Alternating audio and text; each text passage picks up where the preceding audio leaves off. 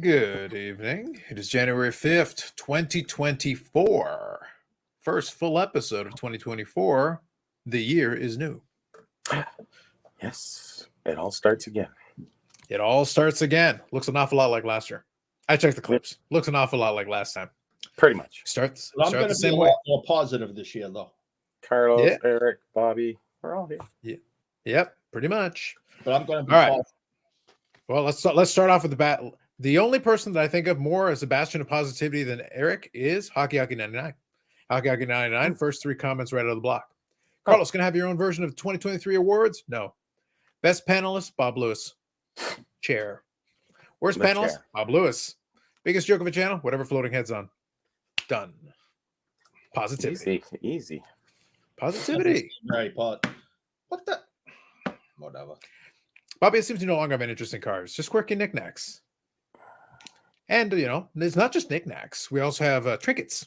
You forgot trinkets. Outrageous. Mhm. Yet you are well reasoned on the hobby. What keeps you coming back? The PIC version of Carvin, just hanging around. Funny enough, we did chat with Carvin after the last episode. So funny you mentioned that. Yeah. Funny. Yeah, it's kind of I funny. haven't caught up on the sleep yet. Yeah. Now you got to Well, keep working on it, man. You got to keep working on it. I touch more cards than he'll ever touch cards. There you go.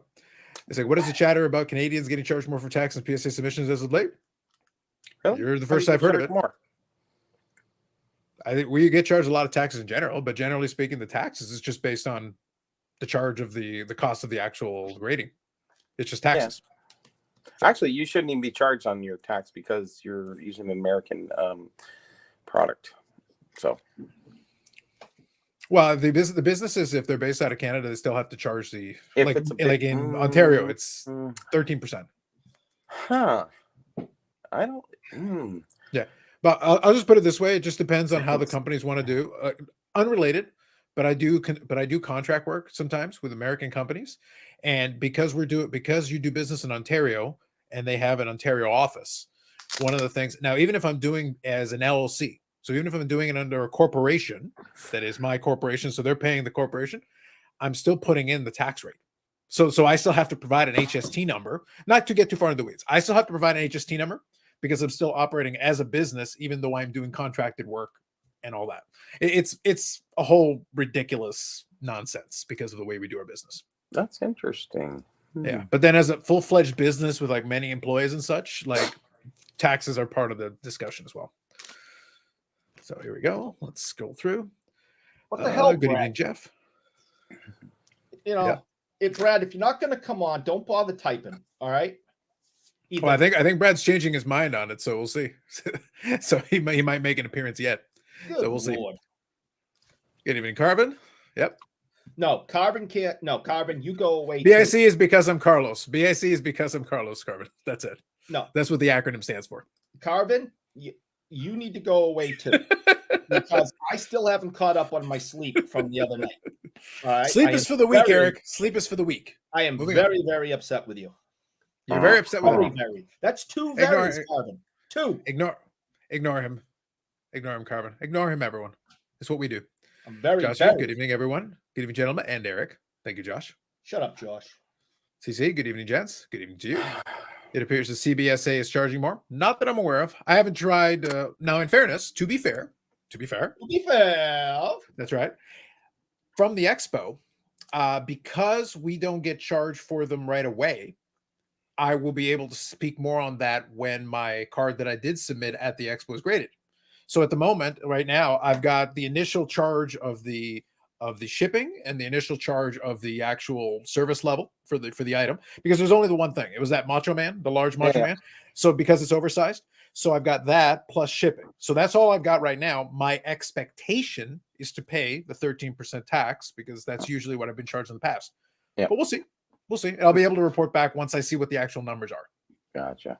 Yeah. and So I've for asked now, you to stop calling me that. was that?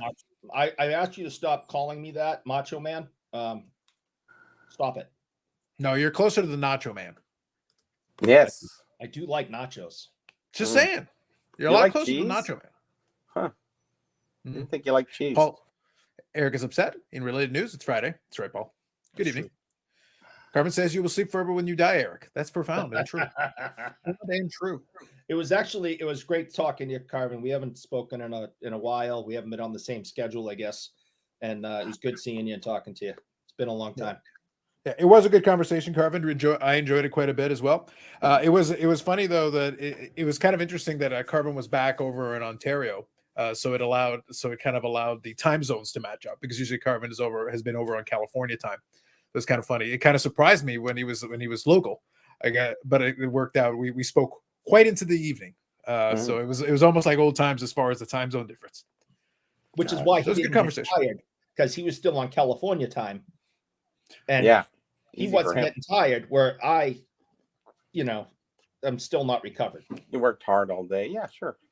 You got to change it up, Eric. I operate on Japan time half the time. So you just got to switch it up. Switch it up. That's true. There you go. So I can see Hockey 99 is asking some questions. So Carvin, up to you. Hockey 99 likes to ask a lot of questions. So if you answer one, you're probably going to have to answer about 50. Your call. I'll leave it to you if you want to respond to the specific questions. I'm still here until Monday. All right. Sounds fair. Well, hopefully you've enjoyed your trip back up here. It's good stuff. So I'll be honest, guys, there hasn't been a lot of newsworthy stuff. To start off the year, it's been kind of quiet for the most part. Yeah. I kind of have a little bit of fun. So I've enjoyed the crossover between the new year. So that's been good.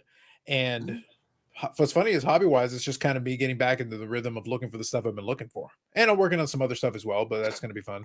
And then I said I was going to start doing some work potentially on the second channel. Not ready for that yet, but I am working on some stuff for it. But it's going to be, I already said it on the video where I talked about it. Are you wrestling with that still? I am wrestling with it. But I feel like it's a good landing spot, though, for me to talk about that stuff more. That's really what it comes down to, is I just want to be able to talk about it more without alienating folks that are here for one thing, and be able to put it where if somebody is interested, then great. Then we'll talk about it there. All right, well, something new that's interesting is I really poked the SGC bear in a recent article I posted, and hopefully that'll get Peter going a little bit. We'll see, even if he reads it. And Hockey 99, there you go. I guess you missed my 4 last articles on hockey cards that I posted. So, Hobby News Daily, check it out. Have a look. You might learn something. I thought it was a great article. I never even thought about some of those. That was about AI, that one? Yeah. Yes, that's right. Yeah, very interesting. It was a great read. And I don't think your digs were that that bad. If they can't get over. No, but I think it's the first time someone really called them out. Yeah, well, it's like, hey, guess you don't really care about the right years of cards. SGCP letting us down. The shame. The shame. So this one here, I did see Hockey and I had a comment a couple of weeks ago, I think, about the Iron Claw. So two things. Number one, I haven't seen it. I'll get around to it eventually at some point. But number two, I haven't done a movie review in years. The Iron Claw. Literally haven't done a movie review in years. What's his name? I can't. I know I've seen the actor. I know I've seen him in other stuff, but I haven't been a big movie watcher Russell in a Crowe? couple of years. No, He's a younger guy, but the name escapes me right now. I think the big thing though for me is that Fist, I think my mistake. Yeah. Iron Claw is the one based on the Von Erichs, so it does have a wrestling tie-in. I'll get around to it at some point. Honestly, I've just been watching season 2 of Reacher on Amazon Prime. They have season 2 of Reacher. That? Yeah, I do. I enjoyed the season 1. I thought they did a good job. Season 2 has been fun so far. Although I thought actually they were dropping all the episodes at the same time. I didn't realize that they were doing it weekly. And I'm like, it's on Amazon Prime. Just put the episodes on. Isn't it like the third Reacher? Because there was Jack Reacher, the movie, Tom Cruise, and then you had the TV, and now you have the series, like different guy all the time. I don't know. Well, no, it's as far as I know, it's only the 2. You had Tom Cruise being Mini Reacher in the movie, and then you've got this other guy who plays. It's season 2 of this one, but it's the same guy in both seasons. The tall guy. Yeah. Oh, I didn't know that he did the new Reacher, because when I saw the preview, it didn't look like him. It looked like somebody else. Yeah, it's the same actor. The same actor's done season 1 and season 2. And he looks more appropriate to like Jack Reacher from the books because I've read a bunch of the books. So physically, he looks the part of the character. That's why the Tom Cruise thing is like Jack Reacher is literally listed as like 6'5", like all muscle. He's this gigantic dude. Now, to be fair, the other guy is totally on steroids, 100%. I don't care what he says, but because he's like 6'5" and super jacked. But he looks like the character that is described in the book. But wasn't that guy kind of just an average kind of actor at one time? He was not even in those type of roles. I haven't really seen him very much until the last couple of years. I know he was in Fast X, and he was there in that one. But it's like, yeah, it's pretty much. So here you go. Alan Richardson admits to taking testosterone in interviews. So I would be surprised if that's all it is. I would be very surprised. Didn't he play Aquaman in either Smallville or The Arrow? I think now you're linking a couple different things. Yeah, Aquaman, the most recent Aquaman is Jason Momoa. Not him. He played Aquaman at some point. Okay, here you go. Do fix backs. Yep, Smallville. Boom! Okay. Nailed it. Nice. We can go back to the Aquaman in the early 80s. I think it was late 70s, maybe. There was a TV show. There was a TV show. It was Patrick Duffy, I think, was the star. He was one of the major actors. I know who Patrick Duffy is, obviously, from Dallas. He was Aquaman. Really? Nice. Yep. I have to look that up. I will say though, that if you do check out, if you do have Amazon Prime or whatever, then you can just check it out yourself, because it is free if you already have it. But if you check out this season, like the villain is what's his name? The guy was T-1000 in the Terminator movie. What's his name? Yeah, I know. Yeah, I know who he is. Yeah. Yeah. The thing is, they actually make the thing is they actually make a Terminator joke in it. Oh, really? And it made me laugh. I was like, yes. You have to include the little. It was really quick. It was really subtle. It was really quick, but I enjoyed it. I was like, you got to make the Terminator joke. You got to make the Terminator joke somewhere in there. It's the right thing to do. I think that's great. I think that's. I believe it. Yeah. Yeah, I don't know that guy's name. Mark something, wasn't it? Or is it? Yeah. So I'll get caught up on the comments here. Both companies should be more creative with restrictions and challenges. Fair enough, Carvin. Appreciate that. Ron Eric, yeah. Many have left the hobby, but how to reconcile the expo being full of people? They're all there to see Eric. I guess we'll know how large it would have been in 2020 with COVID. Who knows? Mm-hmm. Paul's not a big wrestling fan, hasn't seen the Iron Claw yet. Don't give a crap about the Iron Claw. I'll get to it when I get to it. What are your thoughts on SCV's negative opinion on hobby shops? We can get on that here in a second. Robert Patrick. Thank you, Carvin. That's the one I'm looking for. Robert Patrick. That's it. Yeah, that's what it was. So he was the one, and he was the one who was part of that Terminator joke. As soon as they made the Terminator joke, I was like sitting there, like as soon as they made it, I was like, yes, perfect. You got to include it. Brad, if you're good, just give me a thumbs up. I know you're a little under the weather, so I wanted to give you a shot. If you want to come in, give it a shot. We appreciate you giving it a go. I'm not under the weather. The cup opening. Yeah, exactly. I'm still sad. Oh, everybody's sick around here too. I'm just getting over whatever. I don't know. Yeah. Sniffles. No, I was listening to Eric and his lips flapping, so I said I better come on here just to put him in his place. So somebody had to, yeah. There you go. I was hoping it worked. I will say that so actually, since you brought it up, hold on. Let me quickly tie this, Brad, into the promotion, and then we'll also tie it. I'll actually link to the video. I already did it earlier today, but we'll do it real quick. So I already mentioned. Been a friend of the channel, friend of the live stream and the podcast, AMG Collectibles, amgcollectibles.ca, AMG Collectibles YouTube channel.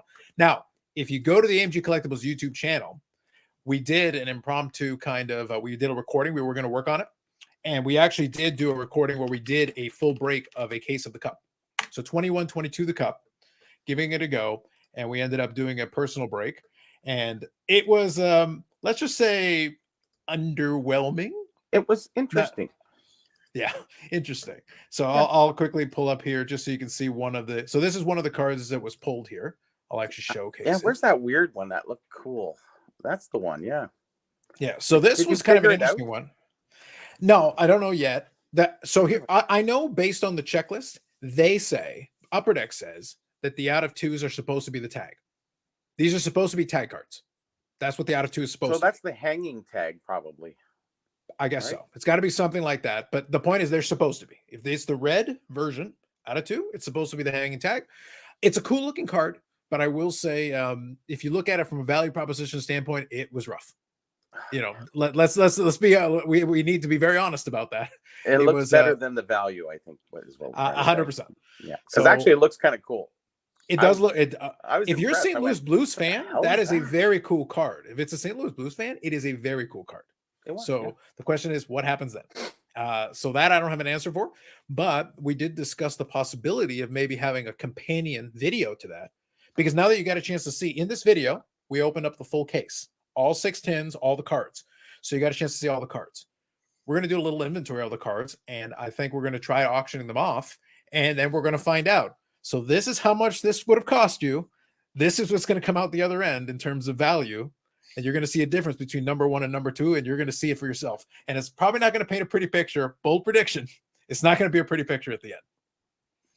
But it's I more found honest. some But it's of the honest. cards You know, good. wait a and minute, some of hold the on. cards You not so don't good. think that Rob Ray is that case hit Rob Ray is going to pay for it all? Only if you pay full market value, Eric. Only if you pay the full market value of what were a cavalcade. I said a cavalcade. This is A the problem, cavalcade okay? of You're SP the signature problem with legends. This this is not hobby, 2021 again. okay? Sorry. It's you're the negativity in this hobby that's bringing everything down. Yes, he knows that. All right, you need to be more like me, who is promising positivity in 2024. You're just egging them on, Eric. And I'm trying to say, hey, look at this great Rob Ray card. You know, this is what a pull that was, and you're being negative. I can't believe it. Can't I believe it. expect you to be right on the front line with bells on, Eric, when the Mhm. auctions run, because we got to be there. Listen, I am committing to making at least one bid on the Keith Tkachuk. I will commit to making one bid on the Keith Tkachuk just to at least get the ball rolling, and I might take a stab at winning it. I do like the card, but I got to be honest, it's going to be it's going to be a tough go. But I'd like to see it. The reason why I said though that I think it'll be an interesting piece of content is, look, I've watched some cup breaks. There have been some good ones. Let's get it right. There have been some good ones, and this one has taken off a little bit, which what we were hoping. We were hoping the people would enjoy it. Look, you're going to see some really awesome breaks. You're going to see some big polls, but sometimes you just get bad luck. The So- Canadians, that's what they're doing to us, Brad. Sending us up the bad shit. Sending us the bad one. Well, apparently one of the folks in the comments section bought a tin from AMG, and they were happy with that individual tin. Apparently they got a decent pull out of the individual tin. So I go, hey, that's great. Then you know what? Brad and Sherry took the bullet for you, and you got the better one. Yeah, They took care of it so that you didn't have to deal with that one. that was the 7th pack. Yes. Yeah, that's right. That's right. And I know, you know, you got to make your jokes, and that's fine. In an entire case, Yes. not one Boston Bruins card, an original 6 team, not one Boston Bruins card in an entire case. I'm not saying it had to be a Bobby Orr. I mean, there wasn't even a Patrice Bergeron, Brad Marchand, Chara, you know, nothing. Not one Bruins emblem in an entire case. It's an original 6 franchise. It makes no sense. But you got Keith Tkachuk in a Winnipeg jersey. There you go. Hey, I think he should be in the Hall of Fame. You I got don't Trevor. know if You got he's Trevor Linden, NHL glory out of 10. Yeah, come on. not. I After don't the think he fact should be is in the Hall of still Fame, but you know, relevant. that's okay. He was a very good player, though. Very, very good. There were a lot of SP signature legends in that poll. That's all There we're was a saying. lot A of lot of SP SP signature legends. But not one There were. Bruins one. It just makes no sense to There me. wasn't many Leafs in there, was there at all? It Well, was. What I'll say. Well, jokes aside, what I'll say is this: out of the 36 cards. So the totality is 36 cards. Out of the 36 cards, you had that St. Louis card. You had 2 copies of the same RPA, the Ottawa Senator player whose name escapes me right now. You had 2 of the same I RPA. saw that. So which actually is like, Different. oh, They were different, but not the same. yeah, but it's like, but that still feels like a bad collation issue for a hand packed product. That's kind of disappointing. The NHL Glory card, I like those. Like I actually have a Medano NHL Glory of one of those. It's a cool looking card, but at the end of the day, it's a medallion. It's a metal medallion of the NHL Yeah, she shield said it was with heavy. an autograph. Sherry said Yeah. it was heavy. Eh? Yeah, because they it's a little mini piece of metal. But what happens though is it's still like it's at the end of the day, it's just an autograph card. It's an on-card autograph. It's a neat looking card, not taking away from the aesthetics of the card. Maybe it's But it's like- cuter. So, but it's like, okay, you know, I'm hoping that wasn't the case hit, because that would be a little. So you had the tag card, and then one of the rookie RPAs was also a tag out of 2, I like the also, tag or out card. of That was 4, or okay. out of 4. Yeah, but the good tag, the tag we like. But that one was a nice one, a nice version of it. But I was sitting there, I kept looking. Let's put it this way: in that case, I couldn't figure out what the case hit was. That's the issue. Oh, So you had muted, Brad. multiple Caulfield. case hits then. No, it was For that case. Well, Caulfield will be. I'm sure when they packed that this year, he was the hot one. So to 25, the auto. Again, it's not huge, but that's probably going to be in the 800, like $800 to $1,000 range. Yeah, Right. but that's Canadian. That's like $20. Oh yeah, there you go. Yeah. Well, I already told you, Eric. Anytime you want, I will give you $20 American for 800 Canadian dollars. Yes. I give you 40. I can make this happen for you at any time. Next At time that I exchange come up, rate. I'll do my money swap. Yeah, with at you. that exchange rate, Brad, I got this. I love We're it. good to go. Next Yeah. show, we're going to be All loaded. The only thing that was Mhm. disappointing to me was obviously we did a complete gamble, not to make money, just to have some fun, but I didn't get one card that I wanted for my own collection. Like Right. that's the only thing. Like I hate when that happens. At least if there was something. Like I was jokes aside about Rob Brave. I was like, oh, you know what? He's a tough guy. I don't think I actually have an autograph card, but I actually do have one. So. Oh, shit. Not even That's the Rob thing Ray could about save hope. us. It's a great thing and a horrible thing. Yeah. Well, I think it'll be an interesting, like our takeaway will be an interesting experiment to see what comes out of it and see what comes out the other side. But I do think in some ways it was good. In some way, it's never good, obviously, when you're paying for it out of pocket. It was a personal break, so it wasn't for anybody else.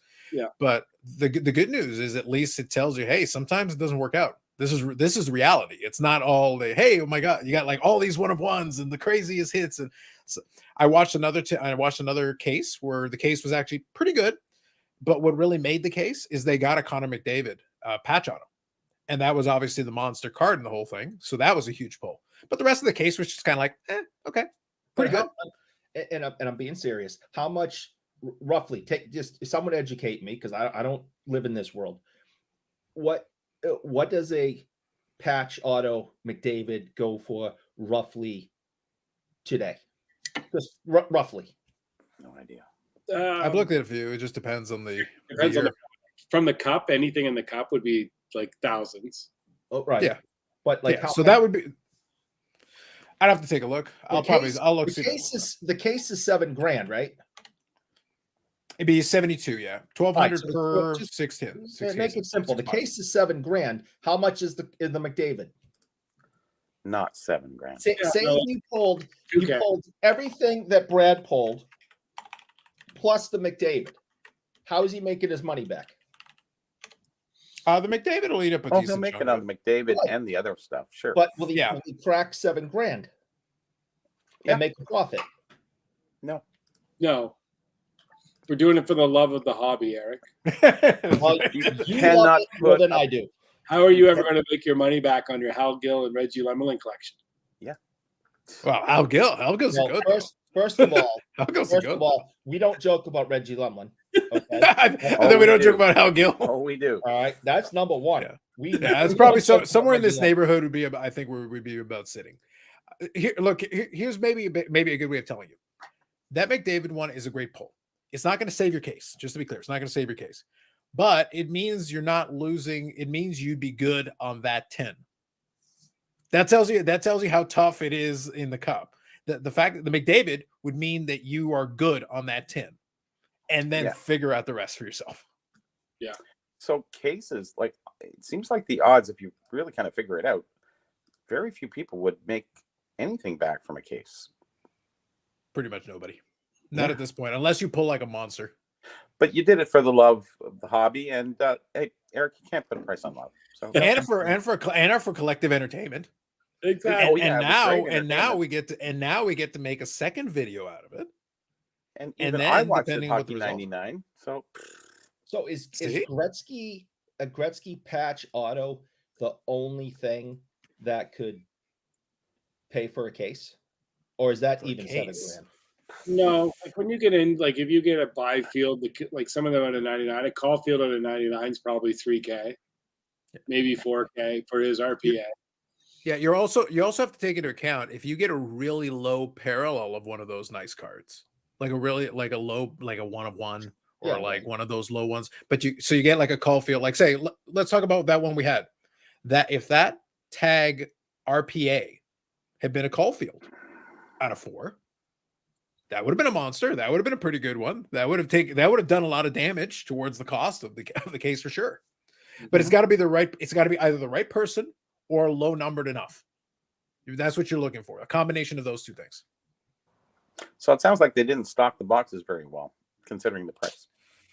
Because I We saw need a lot to, of cards that I didn't like the base cards. I think they were kind of very plain. I agree, Bobby. Some of the other ones were okay. Like you got a 4 patch and it's the same color. It's like, come on.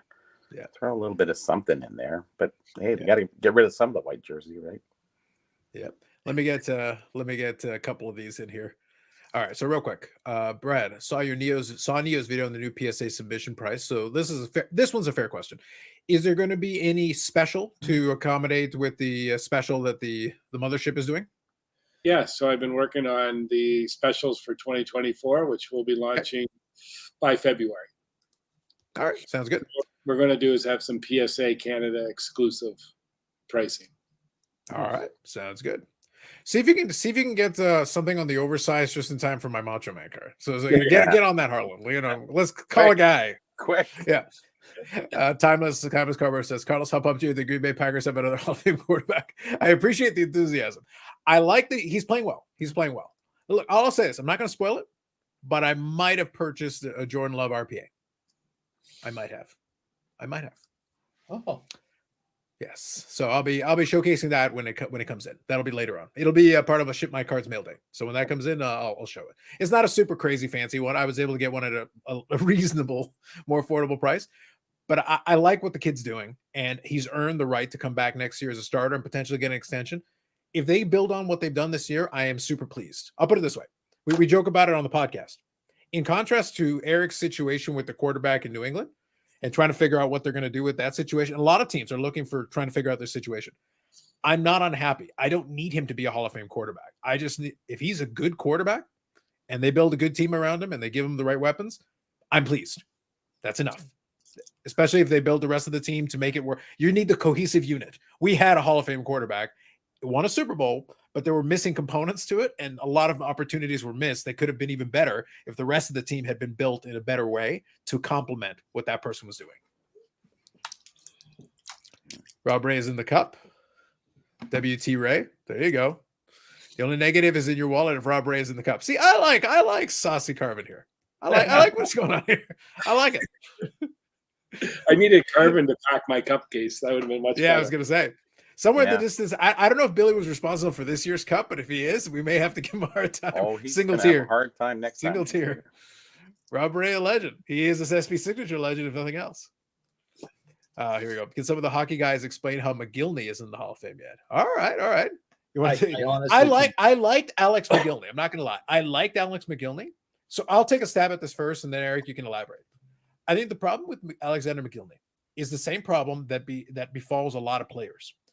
There are a lot of guys who can have these amazing offensive seasons because McGillney, if I'm not mistaken, early in his career, he was like a 70 goal scorer.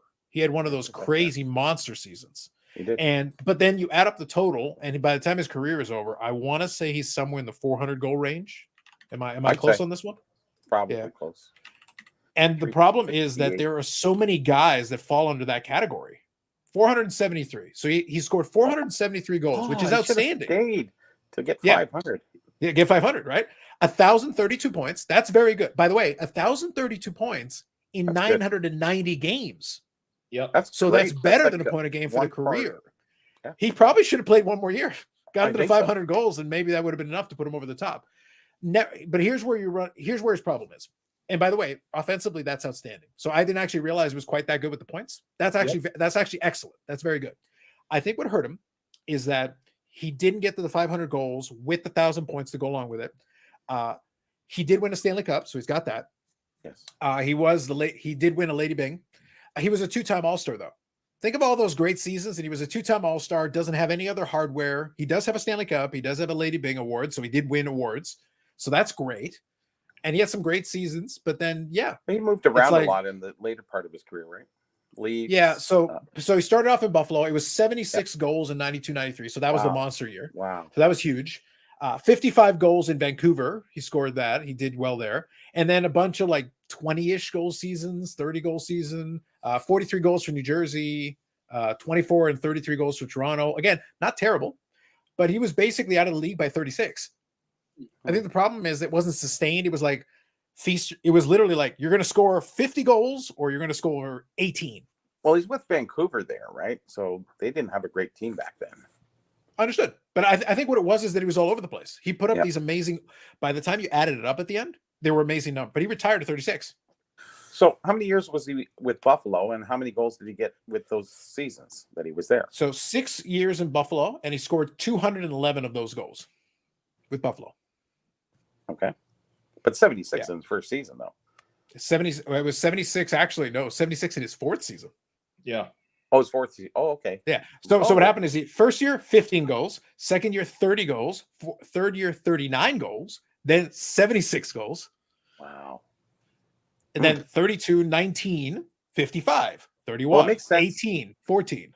Guys hit their stride usually fourth year in. Gretzky, sort of breaking records. His 20s were weird though. I'll say like his 20s were very strange. Like he has a couple of 30 goal seasons, a 76 goal season, a 55 goal season, and it's like it's all over the place. It's all over the He map. might have been hurt or something there. I don't know. But Buffalo went up and down too through that time period as well. So it really depends how the team is. Yeah. Yes, So he do you was. want to add anything, Eric? I think for me it was just that McGillivray was confusing. He was an Like you amazing saw player. this talent. Like the talent's obviously there. He was. Yeah, I think galore. I think he belongs.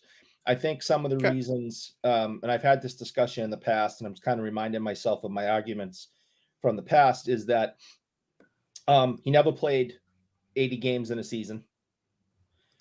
He only broke 100 points twice. He only broke 50 twice, 50 goals in a season twice. And I think his detractors would use that against him. I also don't know. One of the things people might not know about him is that Alexander McGillivray was terrified to fly. He was terrified. Yeah, I think. Ooh, he should have gotten the John Madden bus. And Yeah. so he may have missed games because of that.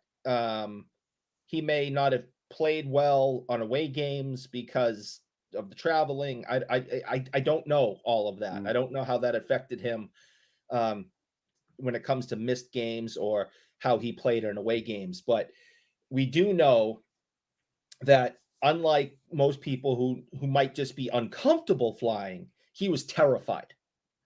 And when your job is we're going to fly all over North America for the next decade of your life, he had a very difficult time doing that. So do you feel that in a similar vein, your dreams of being the greatest cyclocrosser that ever was were hindered by your crippling fear of mayonnaise? Maybe. I don't think that had anything to do with it. I think. So do you think that when the championship is, we'll dump mayonnaise on you, a la the Mayo's Duke Bowl? Do you think that? Are you sure you just didn't recoil in fear and just stay in your lane, away from that lane? If there was a lane that had a mayonnaise Duke Bowl dumping party at the end, I would have stayed away from that lane. I think McGillivray had the issue. I can tell you with Toronto, because I remember watching him, and I really enjoyed watching him a lot. He was such an amazing player. Unfortunately, the caliber player that he was, which is very high tier, extremely hand-eye, outrageous. Nobody could keep up. You get a Darcy Tucker throw the puck in the front of the net, and they wouldn't know how to deal with him. You put Sundin and him together, it was like magic. It was beautiful watching. But the only time they were on together was a power play, because McGillivray was second line and Sundin was first line. So They split them up, and unfortunately, he had nobody on his. These guys didn't know how to pass, but these guys were tic-tacking, towing with Sundin. It was just amazing to watch him. But otherwise, he was just dragging his ass and second, with a bunch of amateurs, didn't know how to play with him. And those European guys, they're really good. His hand-eye was great, like I said. But, I think he was just almost as better than Sundin. He was that good. But he never got. It might be a situation then, it sounds to me, that is a combination. So first of all, Alex, thank you for chiming in here. I think it could be a combination of maybe injuries and also miscast. It might have been just they didn't put the right combination of players around them to complement his skill set. That's exactly right. Yeah, that's fair. So here, Hockey 99. So I'm kind of going back and forth, guys. I want to make sure I cover some of the comments. I did acknowledge Orlando's message. So good evening to you.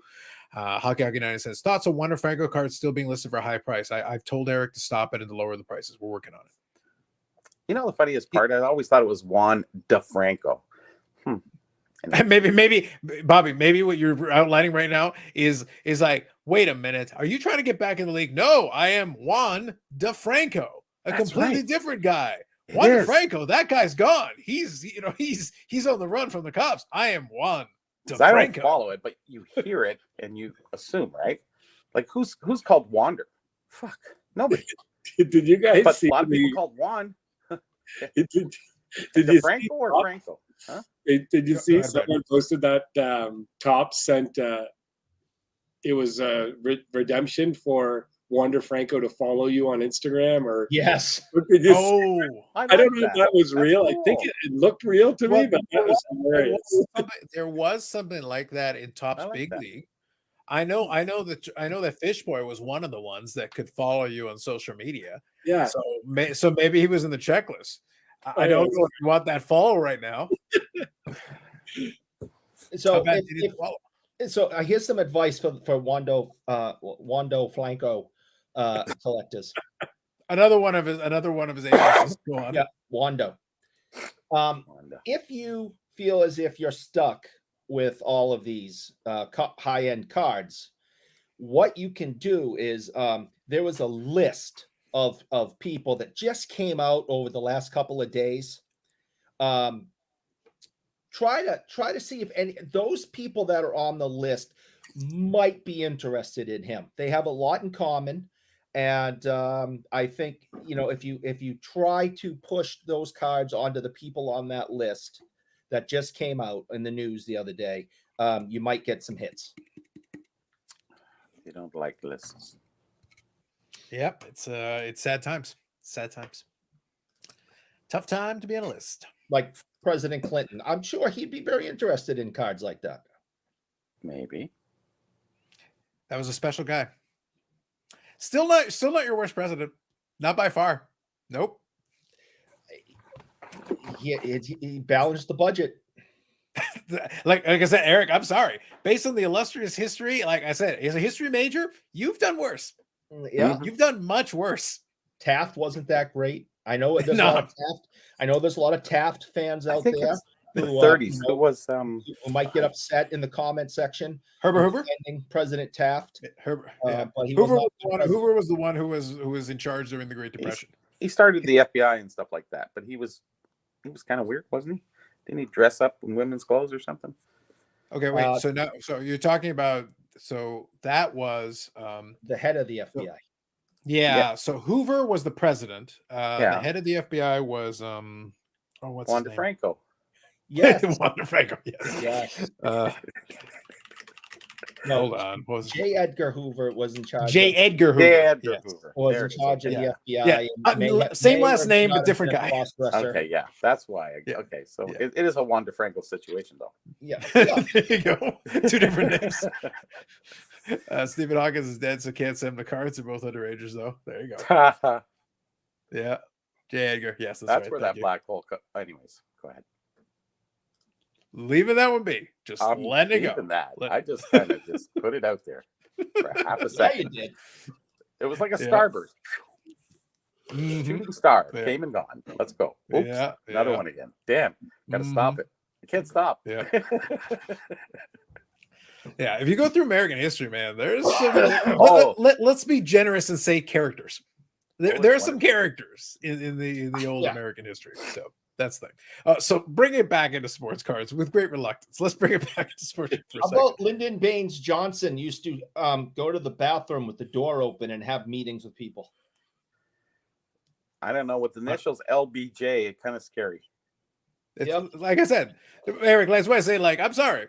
In the grand scheme of things, Bill Clinton's fine. Yep. He's fine. Like, I'm not going to sit there and like wax poetic, but he's fine. I've seen worse. I've Yeah. seen worse. Yeah. Works out Kennedy was a drug addict and he was high the entire time he was in office. pretty much, yeah. And yet America goes on. Oh God. So here's the so Hockey 99 occasionally has a semi-valid question. So we talked about already how you're going to have your own exclusives. So is there any thought of coordination between the two, or is it a decision to keep the two things separate and let you decide? What's the process, not at the HQ level, but why are they not synced up between the two? Yeah, because we're going to do some of the, based upon our submissions that we receive, some of the specials that they're going to be running in 2024 really wouldn't be that good for our marketplace. So we're working on building specials that will be more reflective on the cards we receive. The other thing that you have to think about as well, we've never ever had an exclusive special for any other country. So this is a first, and it's taken us a little bit longer than I anticipated. I want to make sure I get it right. Nah, you'll screw it up. Yeah. Paul here says, BSC, we don't do politics. Also, BSC Clinton was fine. Listen, Bill Clinton has transcended into a way of life. Yeah. I knew someone would be upset about me bashing Taft. All right. I apologize. I regret my Taft bashing for those who I may have offended with that. I know this. Listen, I will have you know that while Paul's point is generally fair, like I agree with his general concept and sentiment, there is no hypocrisy here. I only reluctantly acknowledge that Bill Clinton was even president. As far as I'm concerned, he's a pop culture figure. Hashtag not swell fella. Not a but swell fella. a pop culture figure. And my statement wasn't based on party affiliation. I merely said you've had worse. That's it.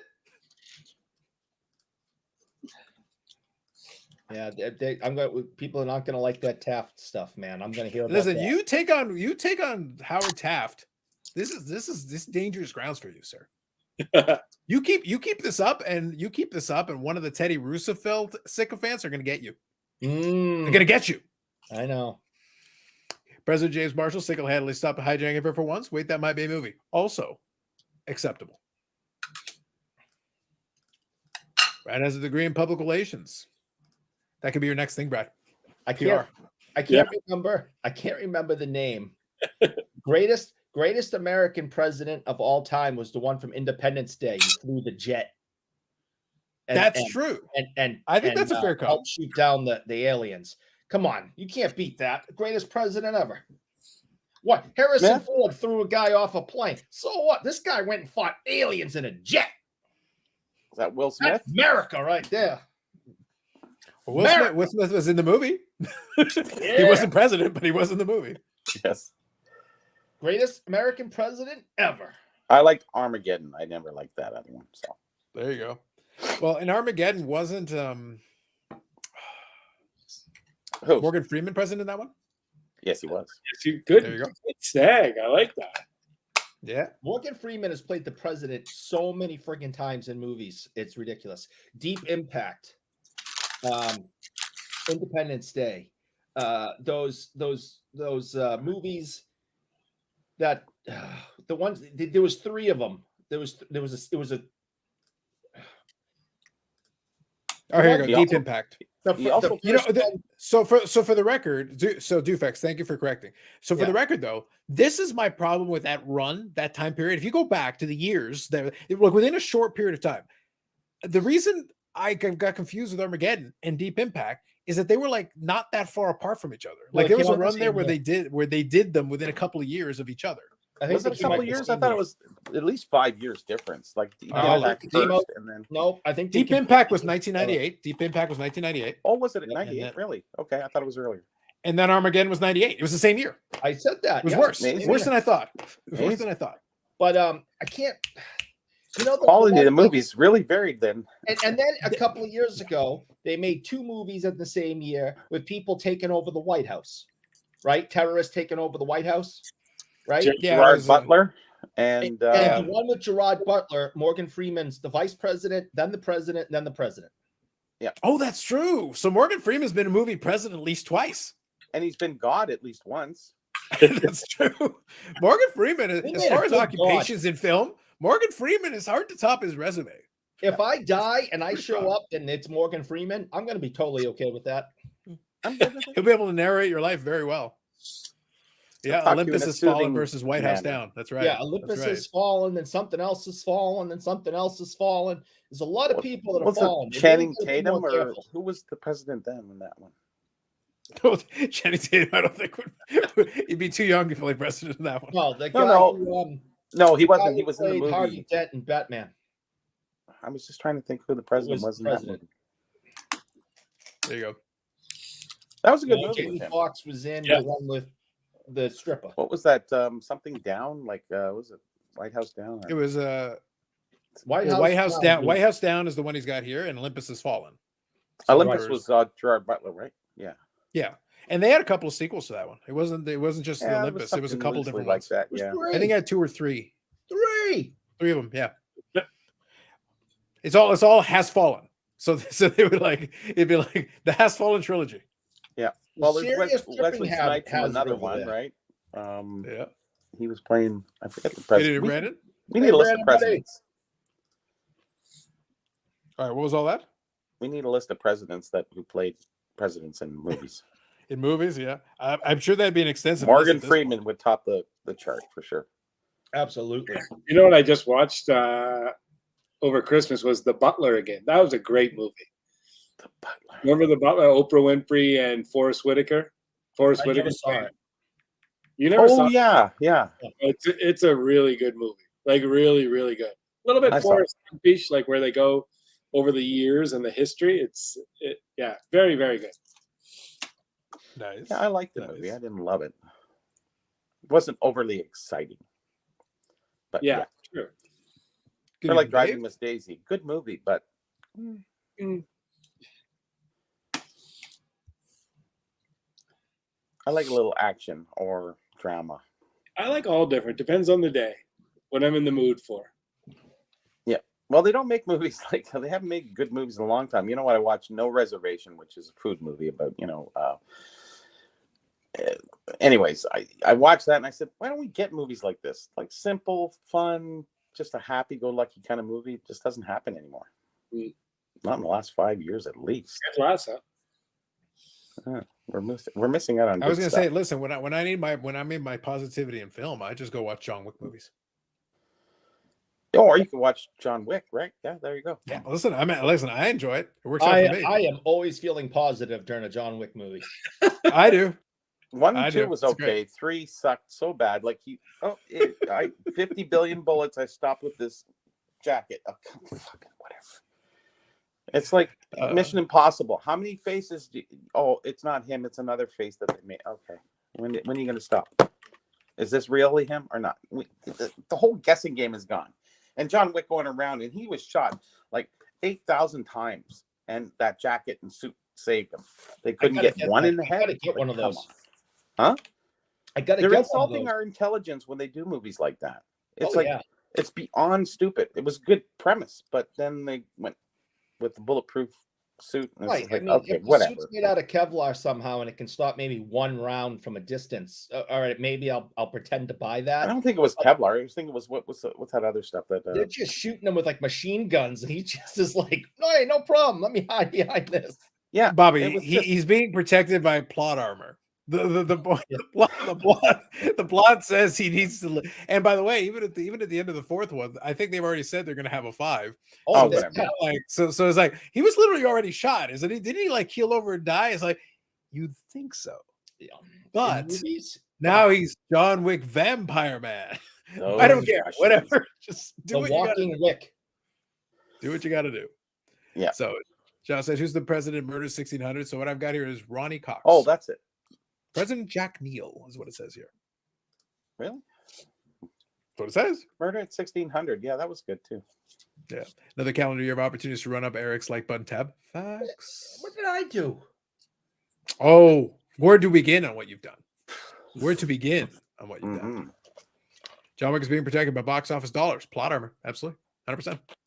And that's where they abuse you. That's why they can't get past a third series and sequel, because they just throw it out in the wind saying, hey, the last two made us money. Let's do something else. They'll Oh, keep you making just them. you just wait. You just wait, Long as Bobby, they make until you get John Wick versus Jason versus Freddy. It's gonna be There you go. fantastic. Think- gonna be just fantastic. Look at the Never watched those anyways. I was never a horror movie guy. It was like fake. I don't like being fake, dude. There you Look go. at- But I'll tell you, I walk around legs very cautiously. There you go. All right. I'll read this one real quick here. Carlos, why do I feel like how I participate in the hobby is different than those in YouTube land? Literally everything you do is different than everyone in humanity.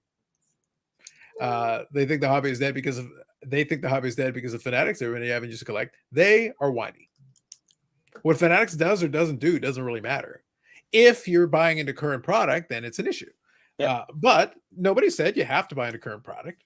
You can if you wish, or you can participate at the singles level, or again, you don't have to.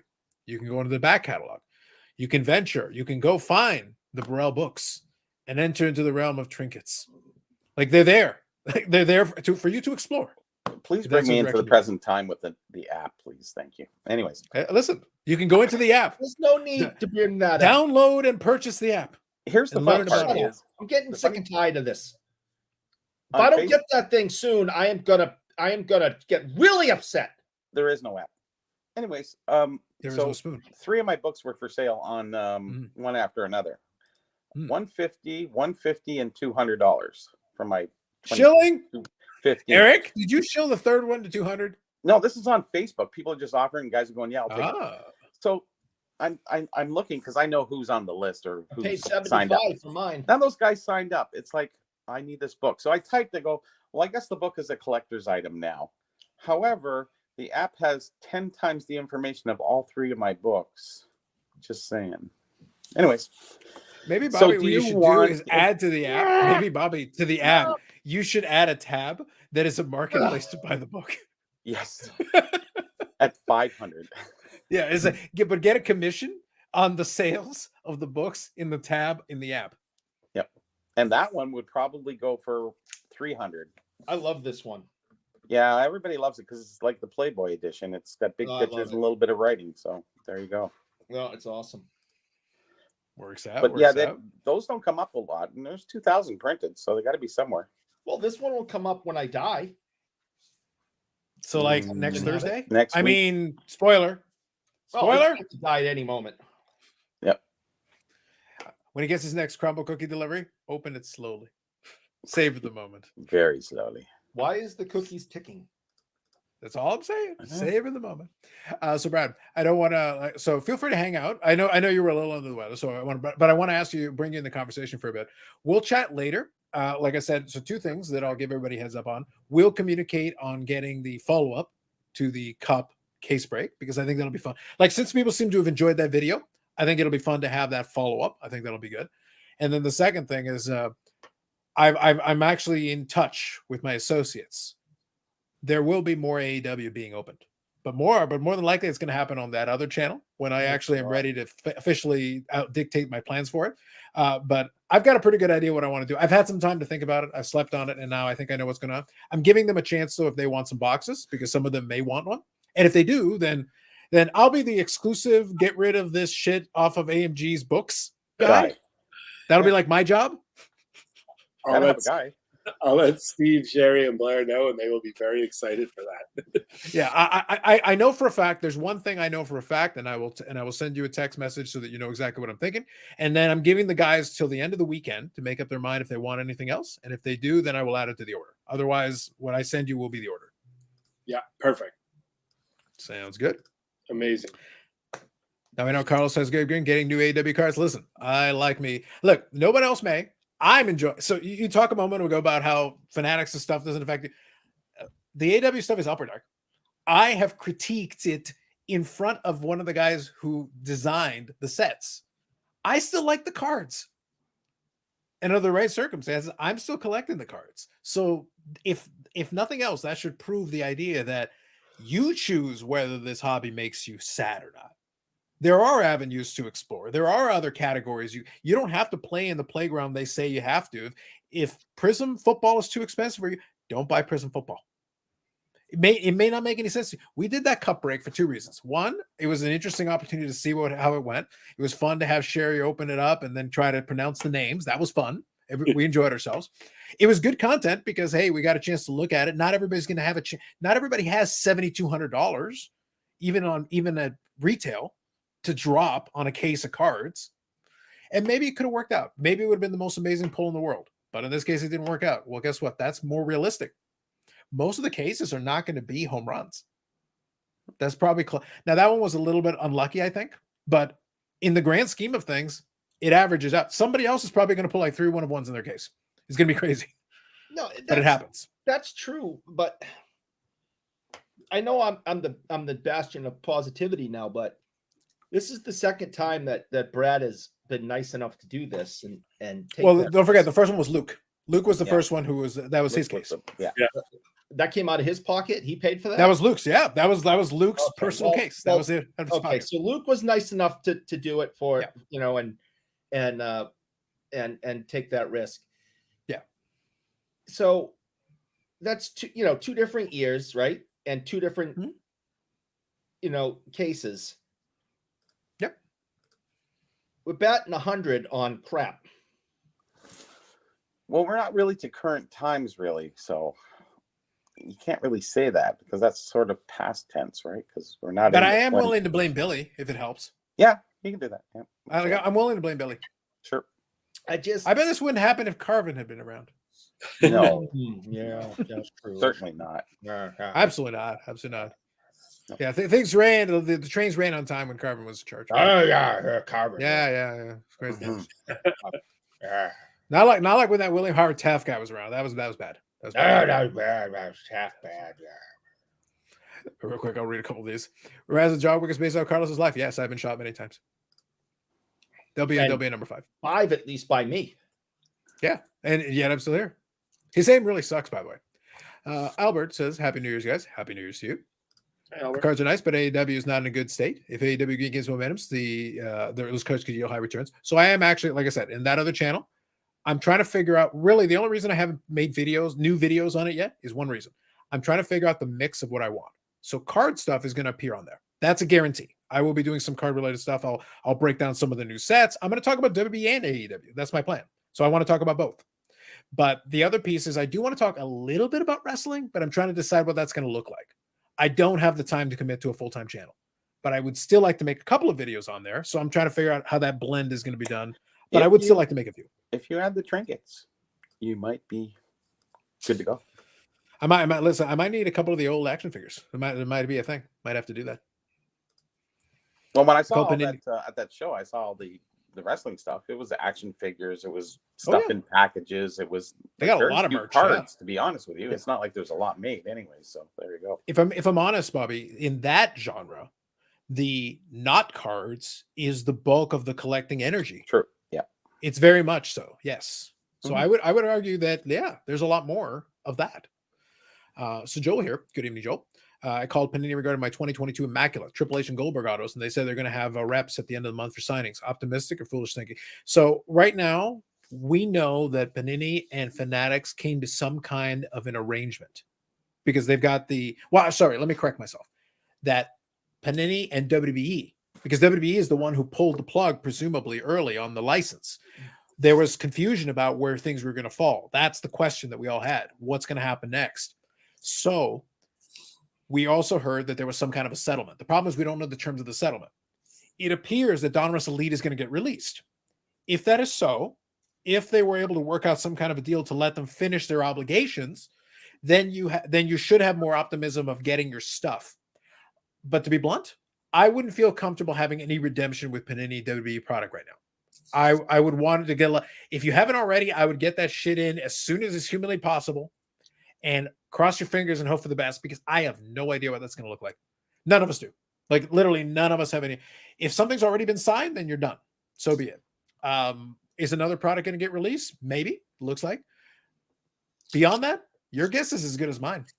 I've got no clue. But I'll be curious. And if I do, I may touch on it on the live stream, but if I do end up talking about that more, then yeah, that'll probably be on that other channel. That'd be like the perfect topic for that channel. And I'm hoping to have some more thoughts that I can share on that. But right now, I know as much as you do. No idea.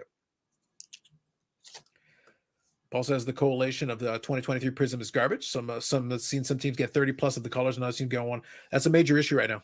And that is not a cheap box. That one is like, so Brad, you know what? The great irony in a certain way, we can talk about the cup and everything, but the way the price of Prism right now is like on par with the cup. Like when you translate it over in Canadian dollars, it's like 700-800 US. So translate that over, and it's like, it might be more expensive. Now, mind you, get more cards, so you can kind of spread out your risk, but Yeah. you could still get destroyed even with those additional cards. The only thing about that one is that, like, if you want to open something, that's, I think, again, we don't get anything when it comes to Prism. I never did. I used to get 3 or 4 boxes when I had AMG, 3 or 4 boxes a year of Prism. But I think the cost on that is only like $250, $300 a box US from manufacturer. I think the first run. Whereas the cup, you know, there's like, we're working on a 10% margin. They're working on, Prism's working on a 400% margin. So the hobby's screwing we're screwing ourselves on that product. 100%. I agree. And what they've done, we've talked about this before. And like I said, we've always been very transparent about this. We joke about the whole AW thing and everything. It only works because I actually like the product, but at the same time, I'm not buying it at retail. And it's not because I don't think it's a good product, but it's like, it would make no sense. Like there's no reason for me to do that when I know that some of those products sit on the shelf, and there's retailers right now that are sitting on it, and those boxes will still be there in a year if they don't adjust their pricing. They've got no choice. At some point, they'll have to adjust it. So as a consumer, I'm like, wait, so Eric, should I pay the full retail price or the pre-sale price when I know it's going to go down with 100% certainty? Only if you are very wealthy. Yes. And alas, the Fanatics overlords have not blessed me yet. So until they do, we will have to be fiscally responsible, which means then, yeah, it's a situation where it works out. Now, in that scenario, let's put it this way for context. In that scenario, a half case or an inner case is closer to a cup tin. Well, it's a hell of a lot easier for me in an inner case to, hey, I'm taking a lot of kicks at the can here. I'm opening a lot of packs and I'm opening a lot of boxes, and hey, maybe I'll pull something cool. I've at least got a shot. I give myself a lot of chances. Maybe I still don't, but at least I give myself a shot. Otherwise, it's all or nothing. Brad, now here's a question, Brad. In all seriousness, yeah, do you think maybe we've reached the saturation point where, like, unless you are absolutely blessed by the cards, you are almost automatically like at that price point for the cup, you're almost automatically losing? Yes. Like 99% of the time. You are. And you look at, did you guys, I think I mentioned it before, but Scotty B did a video on Topps Definitive or Diamond Icons, whatever it was. Like if you bought every case of the cup that was produced and you opened up every card and you sold every card, you would be out. I don't know what the percentage would be, but you will lose money. Millions. Yeah. Right? Like, there's just no, we've reached that point now where it's sad, and hopefully these things will be corrected. I don't see it coming with all the breaks and everything out there, but I love opening boxes. It makes absolutely no financial sense to do so. Any product, there's nothing out there that makes sense to do it. I think that's why Pokemon has the big follow it does, because at least if you buy a booster box of Pokemon for $160, $170, you can get something. You're getting your, $100, $125 back guaranteed. You know what I mean? Yeah. Well, so there's two things that come off of that. First one is, but if you do decide that you want to buy some boxes, AMG Collectibles.ca. Yeah. So that's first. Second, like I'm having a legitimate conversation. I want to have a legitimate conversation here with everybody. The second thing though is, and I'll lead with this. I like gambling. I enjoy gambling. I enjoy playing it. I'm not as keen on it. When I say gambling, I like going to Vegas and I like putting money on black or money on red, because it's not quite 50-50, but it's a little under 50-50. Here's the thing. Those boxes are not 50-50. No. It's not a 40% chance, a 30% chance, a 20% chance. What we're talking about at that price point, I gave a number, but it's like you're like almost 1 in 100. I'm not talking about to hit the ticket. I'm talking about to break even. Like Yeah. it's so far out of whack that it's like in Vegas, I will break even almost 50% of the time betting on red. You know, the funny part of all that is that they could make it. It cost them no more to make the cards more valuable in the sense of, lower print runs. I mean, numbers, 1 of 1, 1 of 5, 1 of whatever, and better stars. But it seems like they just kind of put it in the middle across the board and just kind of went, we'll give you this. And there's the big hit. There's a nice one. They didn't do the math properly, I don't think so. Well, I think at this point it goes back to what we've talked about in the past, and it's something that we kicked around, and I mentioned to Brad and Sherry, and also to Eric and Brandon. So when we were talking about that, I said I think on our next podcast episode we'll talk a little bit about the brokenness. And Brad, I'll reach out to you because I want to chat with you. We've talked about this in the past, but I want to get some more thoughts from you. And maybe if you're available, maybe you can come on and chat with us for a couple minutes. But I want to talk about the brokenness of the distribution system. Like the very, like, it's giving opinions, but the fact is, when you've got the manufacturers, they get their mock-up, the distributor gets it. Now, Fanatics is trying to be more direct, so we'll see how that plays out in the long run. But the previous model had been the manufacturer produces the cards, they mark it up a certain amount and sell it to the distributors. They sell a whole crap ton of it to them, but then the distributors have all this power in the middle because then they can apply a second. So now you've got a second markup applied. So now the dealers are buying from them. And then we're applying a third markup to you as the consumer. You're the fourth in line, but you've already had 3 markups along the way. So by the time you're getting it, the price you're seeing is the third markup on the same product. And you make it harder and harder and harder along the way. And the distributors, if it's a good set, will mark it up further. And you end up, hey, I just bought a bunch of boxes for, $100 each. Now you want 175? What? Yeah. Or they'll run out of stock and then suddenly find a restock, but the price goes up. Yeah. Oh yeah. Well, no, we don't. The magical restock. Right? There's been a lot of magical restocks in the past, and that's what I said. I'm not going to get too far into the seeding side of it, but like if we're being realistic, if you put your ear to the ground, you'll hear these things. They are constant. They're always a discussion point. So real quick, I'll get caught up on a couple of comments here. So Hockey says, Brad, sell your Byfield. I thought you said sell your Manoa. Sorry, you won't have the career that McGillney had. Manoa won't have the career McGillney had either. Nope. Carlos, Michael, no collecting of the 82 wrestling cards or Buddy Rogers. I don't care about either. Is it either That's or why. either? I'm going to go with either. We can go with either. Tomato. But I will say the 82 wrestling cards have a lot of the 80s legends. You can get Jake the Snake. You can get Hulk. You can get Ted DiBiase before he was the $1 Million Man, when he was just Ted DiBiase. So you can't get those guys. Yeah, but they look like, honestly, they're like magazine cards and they look like idiots. The cards are shitty. Now, if you really like them, then by all means, but the cards look shitty. They look cheap because they are. They're made out of cheap material. They're pretty much magazine cards. Mm-hmm. But there are some folks that will collect them. And by the way, some folks have already hoarded them. So if you want to collect the 82 wrestling cards, you're probably going to pay a premium in some cases because certain folks have hoarded certain ones that acquired some value. Oh, and Ric Flair. Ric Flair is another one, another big one in there. Jimmy Snuka. A lot of common names. What are your thoughts on Brian Gray saying? Brian Gray saying something?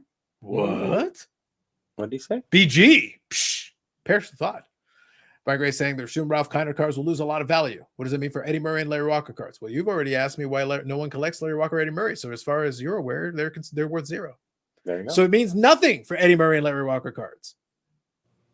That was easy. Yep. Didn't know Kiner cards had skyrocketed. Apparently they had. What it means is the boomers pass, nobody will collect Kiner. I think the people that are collecting Kiner today aren't boomers. Will either continue to collect them or will die. At which point, they will be SB Signature Legends. Problem solved. No reason for anyone to spend $800 for Prism or anything else to print it. You can buy multiple nice-looking pre-war Hall of Famers for $800. Pre-war Hall of Famers. Or I could not spend $800 on either one of those things. True. Whoa! Thinking outside the box. I would go for the vintage. It's no fun just buying the card. It's kind of opening the box, right, Brad? Yeah, I was just checking to see what Series 2 Upper Deck is right now. 300 US a box. Is it 300 US a box? Jeez. Okay. US a box, which is so it's Madness. $450 now for a box of Hobby. Really? Yeah. Well, sounds everyone right. keeps talking about how exciting it is and how much fun it is to open a box of cards. Well, last week or whatever it was, I opened my first box of cards since 1994, and Now we're not counting the blaster Oh. boxes that you opened previously, right? Yes. Forgot about those. I don't know. I allowed you to sell don't the even remember. story, but I'm saying, but I have Did I videographic do footage. something else? I don't of you even opening remember. blasters. Yeah. Lie to us And once, that, shame that on was you. just for the show too. I must have got them from work. I don't even remember doing it. But Mm. the point I'm trying to make is I didn't really have that much fun. Yeah, and- they were Boston Bruins cards. No one would So have what- fun. I what- don't see what myself gear's the doing fun? it again. What gear's the fun? What? Getting the cards you want? Yeah, that's why I go to shows and I go on the eBays No, You're a opening, Boston I Bruins. Wait, Opening. hold on. and I get the Brett, cards that I hold on. want. Before we continue on this, hold on. I'm muting Bougier. He needs to be silent right now. Brad Harlan. Yeah. I want to make sure I get this correct. Bobby Brell in the Gross of Knowledge. I need you to assist me here. I need to understand the situation. I am hearing that a Boston Bruins fan opened a box that contained literally nothing but Boston Bruins cards. There is nothing that is not Boston Bruins in it, and it was $50 ish thereabouts. Yeah. It's like, and he's still bitching about, you know what? It's like, I didn't have a lot of fun opening. Yeah, because they're Boston Bruins cards. That's what happens to the rest of us when we put Boston Bruins cards. They're shit. These guys suck. What do you want for 50 Boubier, bucks? Borg, shit, garbage, trash. Cam Neely, trash. It wasn't The only, $1,200 the only it was Boston 50 Bruins bucks. in history that matter are, in order, Joe Thornton and Hal fucking Gill. And that's it. Nothing else. Yep. There you go. Go ahead, Eric. Answer for yourself. If I don't hear a sound from you, you're in total agreement with everything I said. Yeah. Oh, there you go. That does not. I'm getting no audio. Not a peep of protest from you, Boston Bruins fan. As far as I'm concerned, the 86 Boston Red Sox were the best Boston Bruins team ever. 86 Red Sox. Isn't that right? 86. So here's the question. Hold on, open- one question. One of the questions. So why do we open the box to get the cards we want, or are people opening the box for gambling? I would say that probably 10 or 20% open the box to get the cards they want. The other part is looking for the big kahuna. Oh, Yeah. You nailed it. I would generally agree with you. Yep. That's true. It's 100%. And most of the people that want the cards, they won't buy the box. They'll just buy the cards. Well, that's the The thing. smart people, yeah.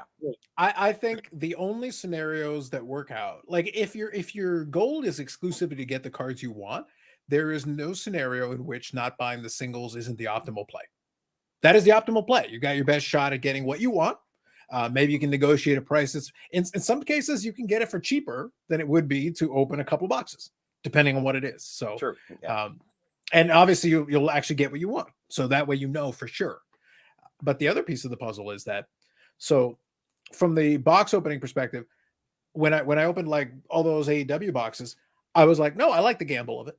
I like the possibility that I might pull something, but there's also a possibility I might pull something outside the realm of what I might be able to quickly encounter in a single. You never know. And I can pull the character or player, depending on what it is, that I want. And if that's the case, well, that's a bonus. So like in the case of the AEW, I did pull a couple of cards that fit in the PC. Perfect. I extracted those and put them in their appropriate place, but everything else then became available for other folks because I understood that, hey, like, look, the likelihood of me pulling a 1-of-1 of my favorite character or player is very low, or such a crazy rare card. It's like, that isn't a high probability. That's a very low probability. But if I did, that'd be awesome. That'd be a fantastic story to tell. Hey, I opened these boxes and I happen to pull an amazing card of the person that I wanted. That's awesome. That'd be an even better story. It would elevate it a little bit, but it's not the expectation. You're going in understanding, hey, we're sticking spin of the wheel. We're giving it a shot. Let's see what happens. And I pulled some good cards. I pulled my first ever 1-of-1 in one of those boxes. In my hobby history, that is the first time I ever pulled a 1-of-1 out of a pack. And it wasn't a press plate, which is even better. So I was like, hey, that's awesome. So, all right, going forward, it's like we're on house money now. We can have some fun with it. And I do know some folks that enjoyed some of the cards, and I was able to get it to them, and they enjoyed their cards too. That was great. But I understood what I was doing going into it, and I was able to get it at a decreased price. I did not pay the maximum amount. I actually paid a more reasonable price that allowed me to have more fun with it. But no, if I was paying full freight and a lot of this stuff, it's like I would feel very bad if I didn't pull something awesome. You know, I was thinking, should I buy an entire box at $100 and something for the SP Signature Legends? But if I do, I'm not guaranteed to get the card I want. So I didn't. And I went on the eBay and I got the card I dreamed about, I desired, I needed, had to have it. And it came in this week. What did that cost you? I love it. This is the SP Signature Legends Hal Gill Gold Holy version. That's so good. Take it Damn. all in, boys. Take it all in. Well, I'd take it all in if it was in a one touch where it belongs. It hasn't gotten there yet. Yeah, I'm gonna try to get one of those big bricks to put it in, I think. Yeah, big screw downs. Yeah. Deserved, yes. I gotta find a big brick. I think that's the only thing that it belongs in. Mhm. I think that's the right thing to do. Congratulations. There's no There doubt you that go. breaking even on a box rip is unlikely, but how much is this due to distributors? A lot, especially nowadays. Especially with UDs, they don't seem to have control over how distributors like DNA sell boxes. So every step along the way, as I said, there is a little bit of a markup. So the end result on the consumer side of it is a higher price than it should be. But to be clear, and I want to make sure we're 100% transparent on this, I don't expect a box of cards to be a break-even proposition. Because like I said, I acknowledge the gambling aspect of it. It is gambling, 100%. You're taking a spin of the wheel. However, my point was that I don't like that your odds are so skewed now that you can pretty much write in the loss to start. It'd be nice if once in a while, I'm not talking about hitting the home run. I'm talking about your odds of breaking even have become astronomical. That's not cool. That's not fun. Like, hey, what about once every 7 or 8 boxes, you get a box or two that are break even a little better? We can't even get to that point. We're not even there. That's terrible. So It if we has to, compare- right? It will correct. It has to correct. Because people are going to realize I'm just not going to keep on doing this. But will fanatics realize that is the question. I think they have to, because otherwise the sales won't be there. There's going to be distributors, there'll be stores, everyone's going to be stuck with all this product that He's going to itself. he'll have Jeff Wilson to sell all the product. You don't worry. Isn't it a lot of Desmond Ritter? A lot of Desmond Ritter. Well, it's like if we put enough Desmond Ritter in here, all you got to do is put a couple of Team Tebows in there, and he'll buy all the boxes. So in 1985, you bought a box, you opened it, you paid, I don't know, how much were the packs then? What was they, like 60 cents, something like that? I don't know. It might have been more like 35. 1985. Yeah. All right, I'll figure it out. Oh, Let's yeah, continue. 40 cents, whatever it is. Yeah. So 40, times what, 48 packs. So, whatever. Nothing for a box. 16, 20 bucks. And then in 92, you opened a box of whatever, OPG Premier, whatever you're opening. How did you feel opening that? At what point, where did we go? At what year did it turn into the gambling part? I'd like to know. More so the gambling than the opening box for collecting. The 90s was cheap enough that you could open a box for 10 bucks. It wouldn't matter, right? So I get it. It became big gambling as soon as they started to put inserts in.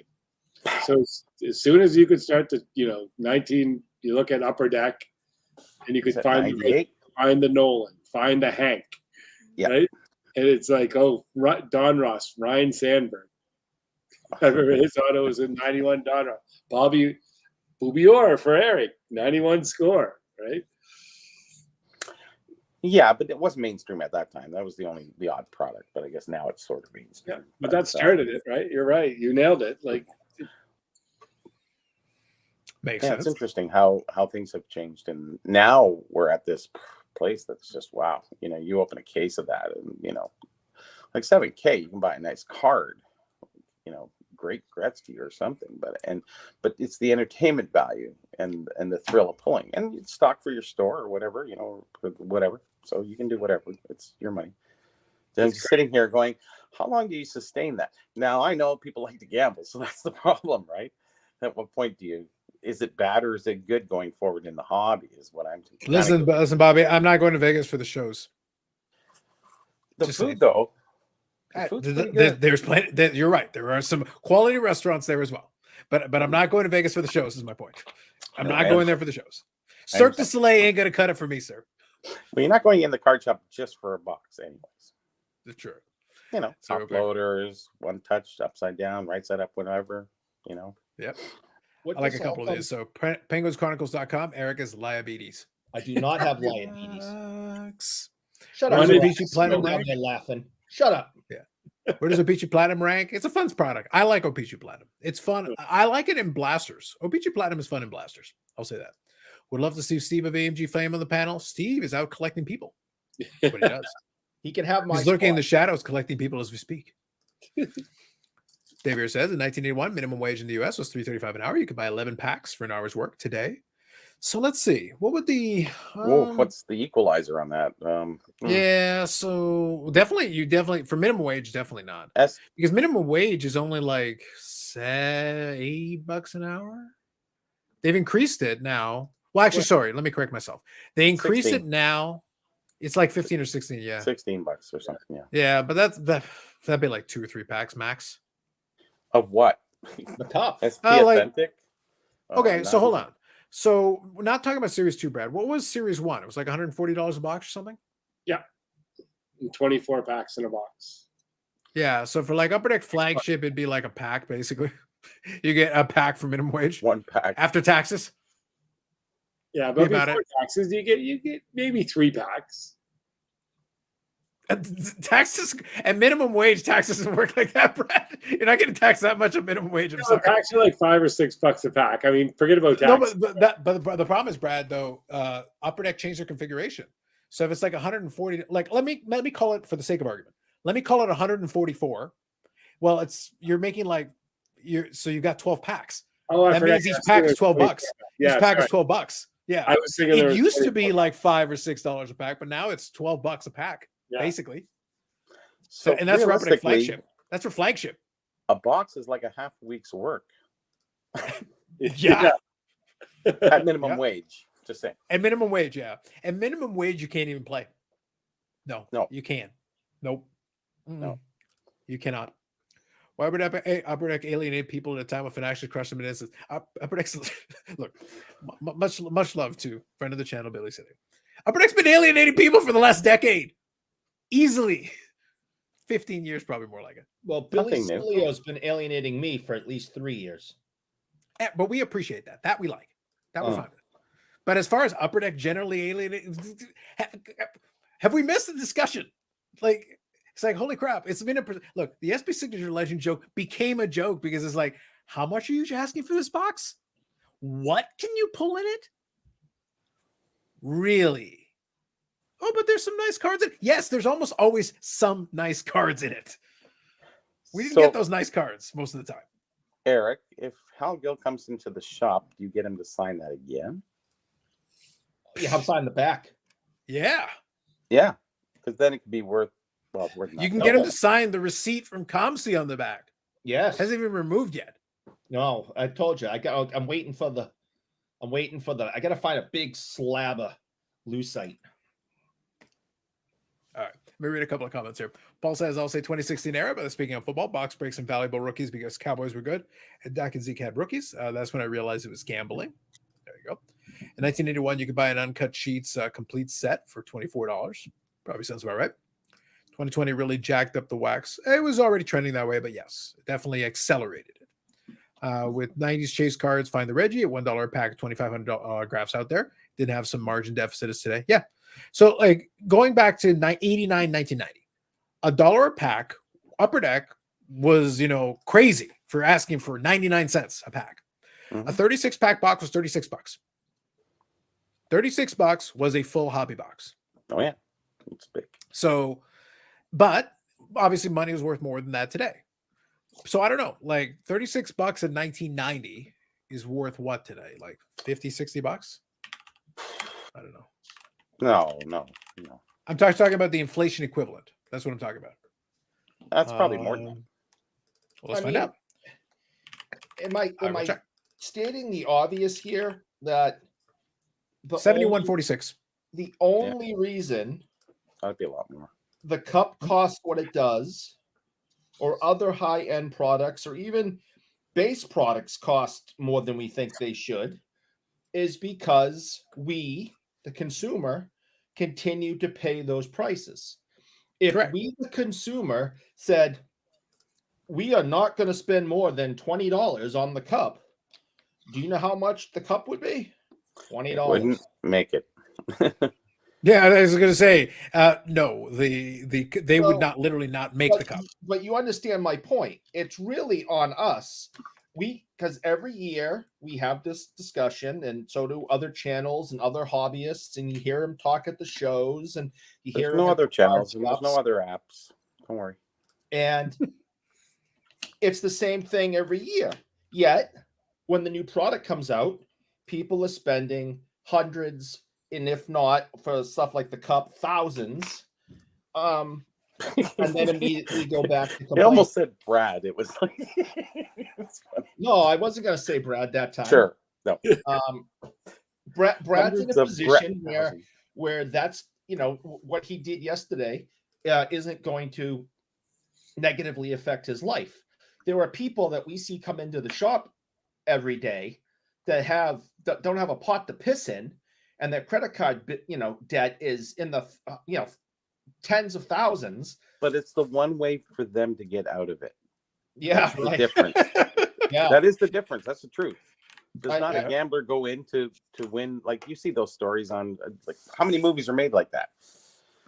I'm gonna go in, try one pull of that thing, and if I get the million, whatever. Anyway, Sometimes I think I work at a casino. you do.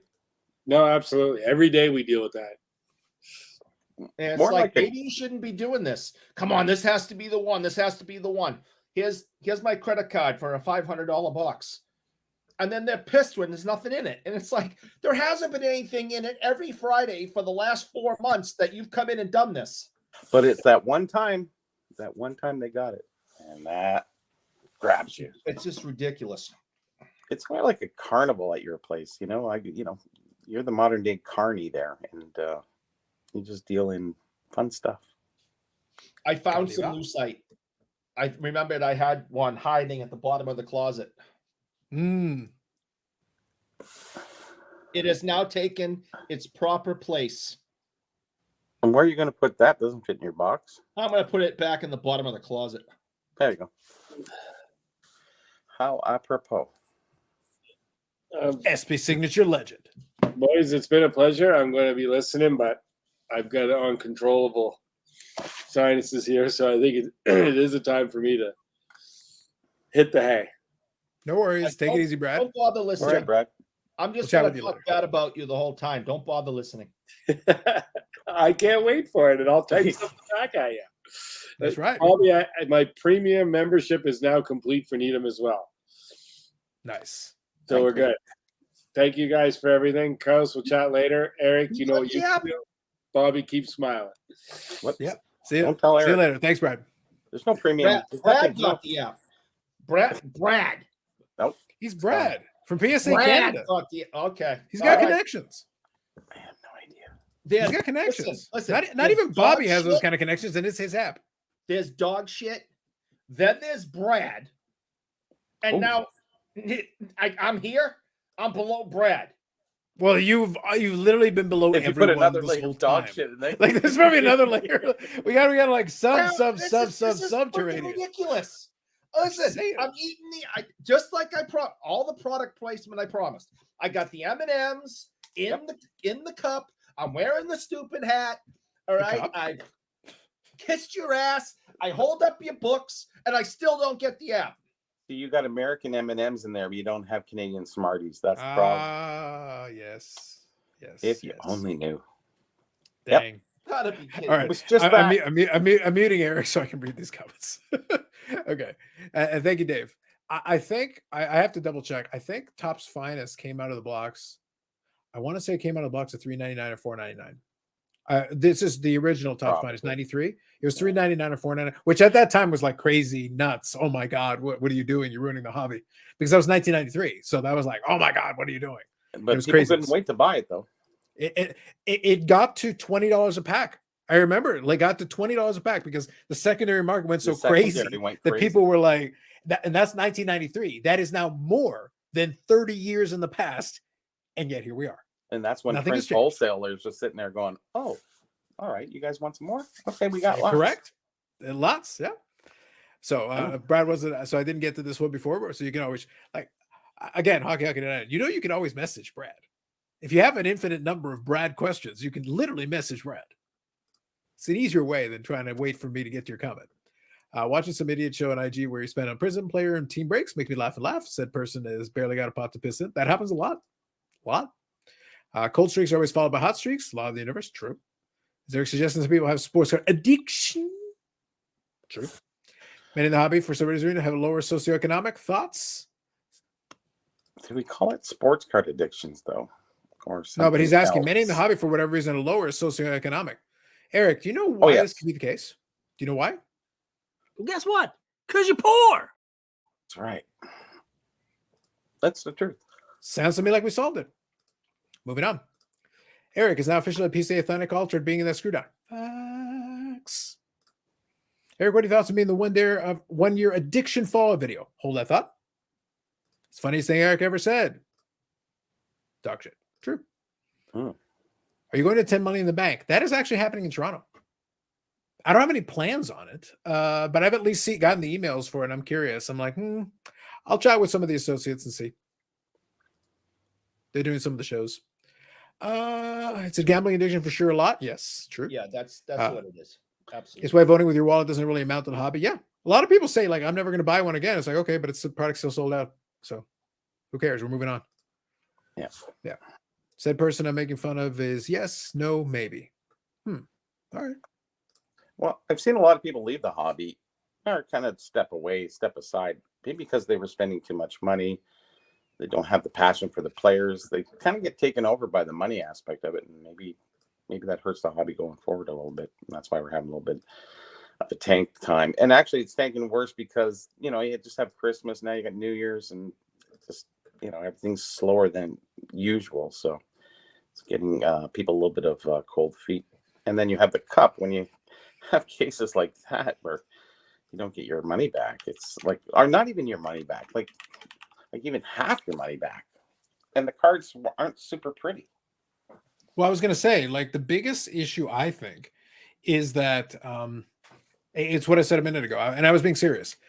I don't care about getting my money back or not getting my money back. You go into it with an understanding that you are gambling. Remember. No, but the thing is, like, if you, even in the past, whenever there was a chase, you're expecting not to get that. You should expect not to get that. No, not but big hit. No, but yeah, something. exactly. But the idea that getting your money back was a little bit tougher was not unusual. No. But the problem is that it's skewed so far that getting your money back is almost a big hit. That's where you've gone too far. How do you like you broke even. Oh my God. That's amazing. That's an up. Yeah. That's actually very poor. It should be a situation where, like, hey, a chunk of people are always going to lose, guaranteed. Like you got unlucky. A couple of people are going to hit a home run. A small, very small group. That's normal. The problem. You can't have people winning here and everybody's losing here, because then it just drops it down. You got to have more people in the middle, and there is the that's the point. We got to a point where the middle stopped existing. You stopped having those, because there used to be like, oh, this box is $100 or whatever. Oh, what'd you get? Like $105 worth of cards, or $95 worth of cards. Yeah, you're close. You're close enough that you're on one side of the coin or the other, that you're close enough that makes minimal difference. But with the cup, but when it's so far to whack, you got no shot. And what harm does it have them putting the cup out with better product or of more value or recoupable value to justify the $1,200? I think the problem is, though, I don't think there's anything left that the cup could do to get to that value with any consistency.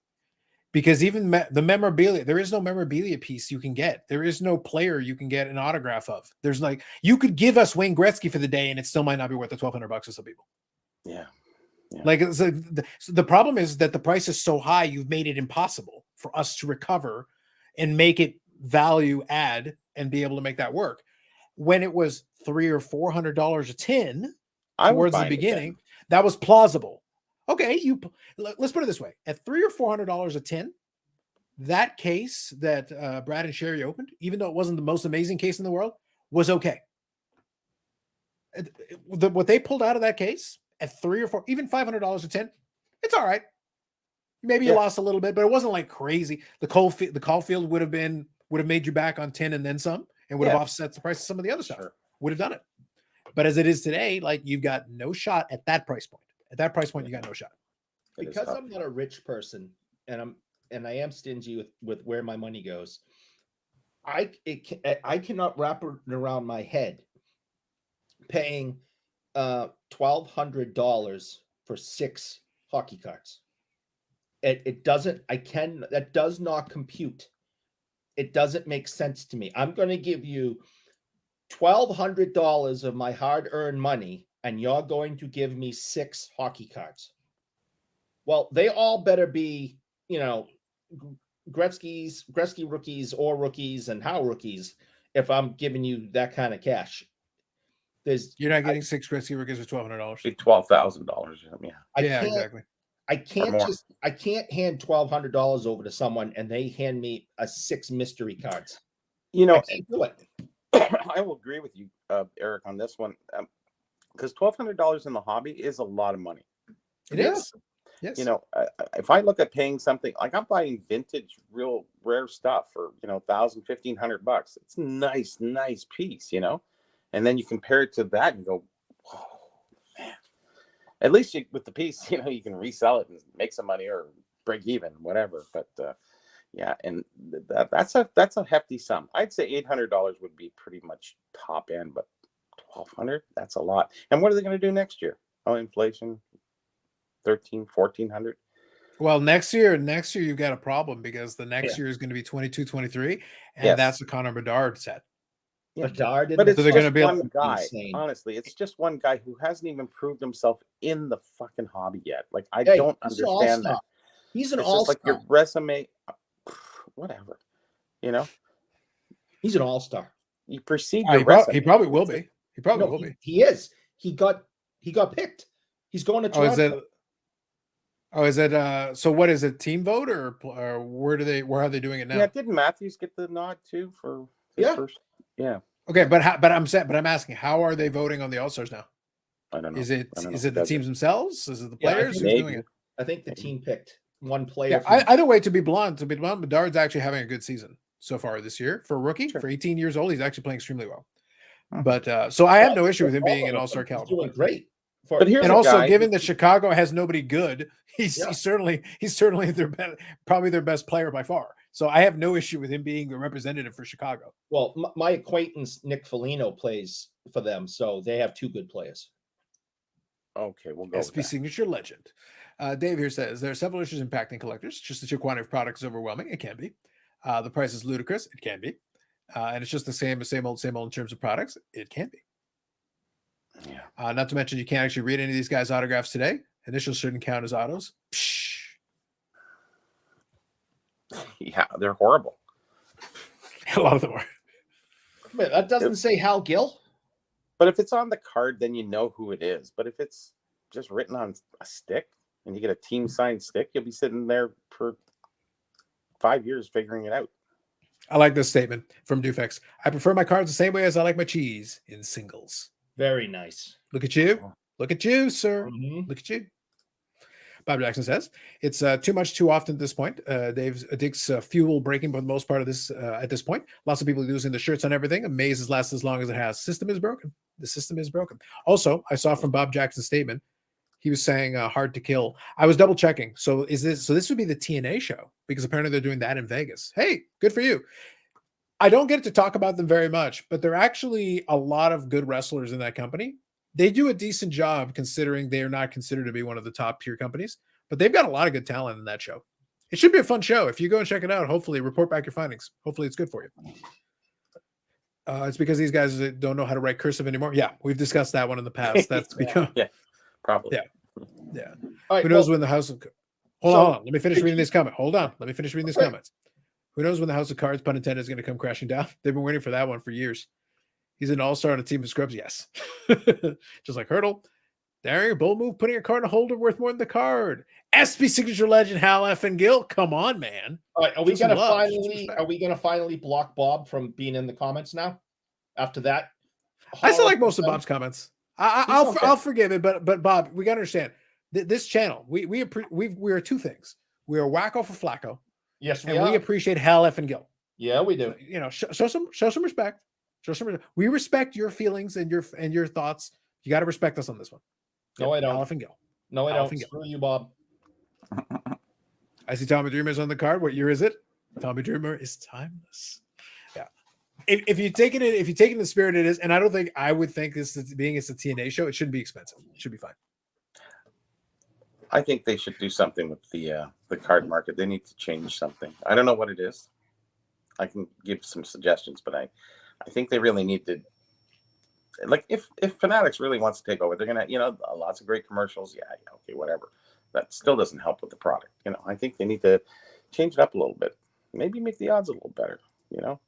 Make it a little bit more exciting in a box. I don't know. I think the only problem, so like in all seriousness, I think the only problem is it goes back to what I said earlier about the cup thing. If you make it so that you get quote unquote more value in a box, it's a catch-22. We've created this expectation. Not more value. I'm not looking for that. If you got to the $80 and $100 box, okay, great. And the odd guy hits the top one, good. Yeah. And then the medium guy hits, $170, but you can't have this like 20%. No, I agree with that. I'm saying I feel like the 30, floor should be 40%. better than it is. The problem is that the floor Yeah. is so low. That's so the low. unfair part. Yeah. I think I would like to see more boxes that are 50, 60%. But hey, you didn't make it all the way back, but you got like 50, 60% of the value of the box relative to it. Maybe in a certain box you get a redemption for an autographed poster of Wayne Gretzky, or one of those things, or something else. Like honestly, Sure. add a little more collect. They own Fanatics owns the shit that they sell, so giving it away is next to nothing for them, right? I don't see why they don't utilize that better. There you go. And you want to get You need to fans involved. That's the way to get fans involved in cards. Otherwise, you're just looking for more collectors. Good luck. Well, at the rate Upper Deck's going, I think their next idea is to get Bougie Eric autographs in cards, and they're hoping that'll make up the difference in value I would pay $1,200 easily. easily. I'm willing to do it in yen or Doge. Listen, putting me on a card with an autograph is not the worst thing that's ever been done in the hobby. No. Well, did you personally take that picture? Because we already know you're into that kind of thing. Mm-hmm. No, He looked like he was awake, though. I only I think take pictures of him when this he's time. Mhm. All right, Bob Jackson said we need to respect the legends like Hal F. and Gil and Stephen Reinprecht. Yes, absolutely. Yep. I wonder if people still lose money if they got cup at cost from UD. Yes, Oh, yes. probably.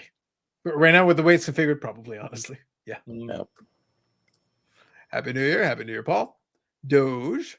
Want to do woos or whatever Ric Flair's crypto is called. I have more faith in Doge. No disrespect, but I have more faith in Doge. Without But I question. think there needs to be a change in the game anyway, so an adjustment, because otherwise it's business as usual, and business as usual is not working. So it seems agree to with be that, yeah. working, but to what degree? Yeah, I think what it comes down to is that maybe kind of playing into what you were saying a moment ago is that the issue isn't that not everyone's going to hit a home run, because if everybody hits a home run, then there are no home runs. If there are only winners, then nobody's a winner. So that's the truth. However, I feel like that when you do lose, it shouldn't be like you got eviscerated. That's the problem that I think we have. The problem is when you lose, it's not like, oh, you didn't quite make it. No, you got demolished, you got destroyed and stomped on. Yeah. To go back to the clips from the end of the year, you got stumped on by the Dutch with their clogs. They just stepped into you like, like vicious. These Dutch are vicious. Yep. There's no mercy.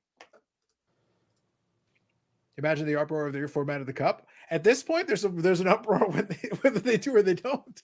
That was part of the fun when we had Billy on. Is like, They occasionally will try to do something and veer off the formula, and it's like, yeah, at this point they're going to get killed no matter what they do. Unfortunately, like whatever it is not working. Yeah. It is the highest tier product. The reason why the cup will get as much criticism as it does, and it deserves a certain amount of criticism, is it's the highest tier product that the Upper Deck can produce for hockey. It's the tippy top. In another, if they had basketball or baseball, or whatever, they could do exquisite. That would be their top tier product. In hockey, it's the cup. That's it. There is nothing above that. That's the max. So when you're pulling, and I think part of playing it what Bobby's saying as well, I think they're not, by the way, they're not going to stop the cup. But I think part of it is that we've been doing it for 15 years. And the problem is now we're so inoculated. And Eric, I think you can play into this. This is a different topic for a second. Okay. Part of the problem with the cup is the same problem as with a lot of these other ones. We have been so bombarded with the same type of product in that way for so long that there was a point in time 15, 20 years ago where you could have put an insert autographs of certain great players or even very good players or all-star caliber players, and people would be like, hey, this is cool. Awesome. Because it was novel. It was a novelty. When I go to the cup, let's put it this way. You may like the guy, you may not like the guy. When we did the break with Sherry and Brad, they pulled an autograph of Keith Tkachuk. Yep. In the 1990s, Keith Tkachuk was a dude. He was one of the guys. He was on the cover of video games, a 50 goal scorer multiple times. He was a star. Now, in the long run, there are certainly better stars and higher stars. And even then, there were higher stars. But he was certainly a notable name at that time. Yep. That's just like a throwaway card almost. I like it. I think it's neat because I was around in the 90s when Keith Tkachuk was a dude. But I show it to somebody else who's like 12 right now. Who the hell's Keith Tkachuk? Oh, that's Brady Tkachuk's dad. Yeah, exactly. Right. I'm not going to blame them for this. I do not blame them for this. Chuck's grandfather. Yeah. They mean nothing. They mean nothing to a kid watching the game today. They might recognize the last name and be able to draw an inference from that. But for somebody who grew up watching hockey in the 90s, and that was kind of your time you're watching the most, Keith Tkachuk was a dude. He was one of the players who got featured in a lot of sets and a lot of things like that. So I think it's a cool card. So like when they put it up for eBay auction, I'll place a bid on it. If I can win it for a reasonable price, I wouldn't mind having it. But the price point is not going to be crazy on those cards. No. It's just not, because we've got 50,000 Keith Tkachuk autographs out there. There's a million of them. At what point? We're at critical mass at that point. I honestly, like, how many more autographs, game used jersey, whatever you want to put on the card? Like, when does it start getting monotonous? I remember this guy who was collecting all the Bobby Orr every signed card from 90 whenever up, and he said, "Yeah, I'm spending thousands of dollars every year just on Bobby Orr cards. The newer cards." Mm-hmm. And I always say, never collect the player after his career's over. So, whatever. Have some fun, but you can't, and honestly, the Bobby Orr cards, how much were they, Eric, back in the top? Like, fuck, it was like $300, $400, $500, $700 a card, Bobby Orr with Gretzky, and it was just in the early days. But that's the point. Even Bobby Orr, even Wayne Gretzky, even the top tier names that you can pull on there. Look, I can go get you a Gordie Howe autograph for way cheaper than you would have thought 10 years ago. It's available in abundance. It is. In the hockey realm, how many names stand above Gordie? There's a handful. That's all. But that's it. Like, Gordie Howe is right at the top of names. That's right. So it's like, if you're looking at that, if you're looking at that and you're saying like, well, you can get it for like $120. Yeah. 10 years ago, you've been like, wait, what? What? Yeah, exactly. $120? What? For Gordie Howe? You're crazy. But now all those Bobby Orr cards have come down to like 100, 150, 125. Correct. Because there's plenty. He's still alive. He's still signing. Like, every day that he signs more, there's more. This is what I don't understand. Is like the next 10 years of cards, you're going to get another. How many more Modenos signed are you going to, Yeah. All Modenos. But that's what's going to happen. I don't. Bobby Orr lives half as long as Johnny Bauer.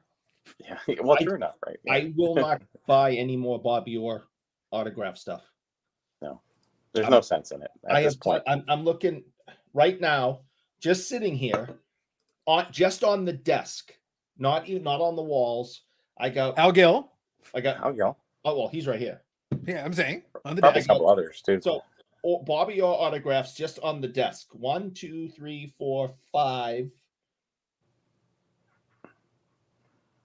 I guess there's just 5 at the moment. But Now, if I Bobby start Orr, going around the room, rewind. if I start going into boxes, if I start going out into the hallway, it's like I'm not If buying. you start any reading more off autographed restraining stuff. orders, I have stuff in binders that are autographed because I have no more room to put them up. And Bobby Orr was I guess through the earlier part of 2000s, is $150 autograph on whatever, right? Not on That's cards. what he's but, charged. That's what he's charging right now to sign and it. he's charging that now. But for Bobby Orr's autograph, it's $50, $60. Depends on what it's on, but like for the most part, you can get that, at a Gordie House, $25 now. Gretzky is still up there. He's holding on, but that's a Right. later. That's why I only generation, have right? 3 of his. yeah. And Wayne has signed a lot too. Oh, Wayne sure. signed a ton. He's There's no shortage. Like, No realistically, there's plenty of Wayne Gretzky. He just hasn't went to a show. autographs. That's about all. The money Yeah. that you can get a Gretzky auto super fast. Oh yeah, But there's more Gretzky autographs Yes. on stuff, and everybody. I see people put hockey sticks signed by Gretzky, and and I sit there going, "What do you have $2,200 on this stick for?" Like, I don't know. It's like a generic stick, but I'm only interested in a Bobby Orr stick if it was in a online video with someone hitting it against the wall in the door against provenance. it was a metal. That might be shelf. worth. It was a that might metal be worth shelf, a little. asshole. Thank you. Just I wasn't even saying who it was. I just said that was the me. provenance It that I'm was looking me, for. and it was a metal shelf. Thank you. You're the provenance. You moving So on. Carlos, you're right, really, in the sense that we've gotten to that point where things have kind of reached. They got to change the game a little bit. I don't know what it is. Well, I do not envy the They manufacturers. say they have stuff coming, but I'd like to know what stuff's coming because I really don't think they have a clue. I look what it comes down to is this. I would not envy the manufacturers because I think almost every gimmick has been tried. It's not even about a gimmick. Yeah, in the card business, yeah, but it's the same gimmick really. Signs. There's nothing like an autograph doesn't matter. Memorabilia, whatever. We've seen it. We've seen it all. Materials, technologies. We've seen almost all of them tried. Technology. At a certain point, it's like there's critical mass. At the end of the day, there's inside of a 2.5 by 3.5 image. There's only so many things you can do, and we have just about exhausted our options within the context of what we've got there with restraints. So there's need for some shift and change, not in the cards, so to speak, but I think in the offers. I think you have to be a little more innovative. Yeah. So Bob Jackson says, people still complain about the lack of game use in Series 1 and 2. Some people still do. And it doesn't make sense to include it in there because people also said those memorabilia pieces were like $5 and they didn't want them. And now they want them because they're like, well, where's my memorabilia? You mean your $2 jersey you're missing it? Oh, good evening. You guys all know this. You can go to a card show now and go to the $1 box, the $5 box, and it's just there's a 5,000 count box. There's a 5,000 count box of all the game used memorabilia you want. Filled with autos and game used.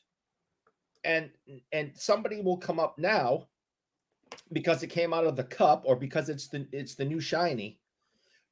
Pay a stupid price for a manufactured patch and a sticker auto. Go to a freaking card show for $5. You can get a player that actually has game used material and signed the card, signed the card. It's in the $5 bin. Why are you spending $150 on a fake patch and a sticker auto? You people are stupid. Because Ambernick told you to. And I like it. Here we go. Up the deck, Zach. Suck a bag of them. I'll go tell that to Billy. So Zach says, good evening. I buy an Eric trading card. Might burn it, but I'd buy it. Valid. I would. How much this falls on league for not marketing, talking about the legends enough? Well, you can talk about them, but it doesn't mean the kids have to care. That's always the thing. It's like, oh, we talk about it. Okay, great. You talk about them.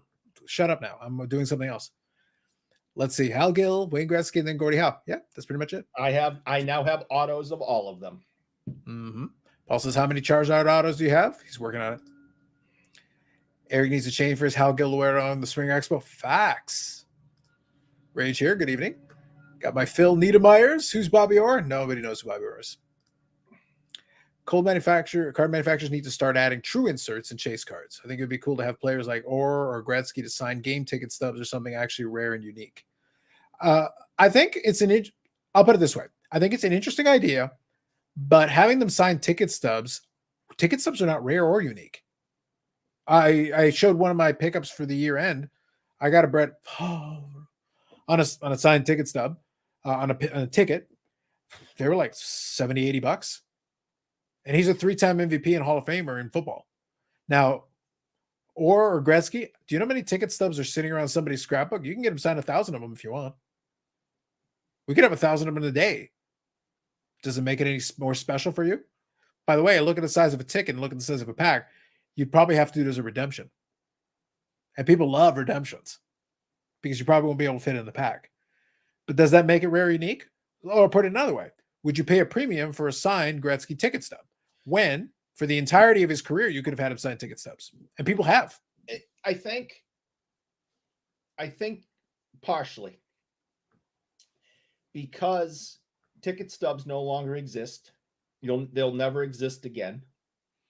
For current players, I'm just talking about the past guys who've had a career of ticket stubs. So, yeah. but yes, for the past guys. So yes, because ticket stubs are now a thing of the past and will never be seen again, people see that as something to collect now.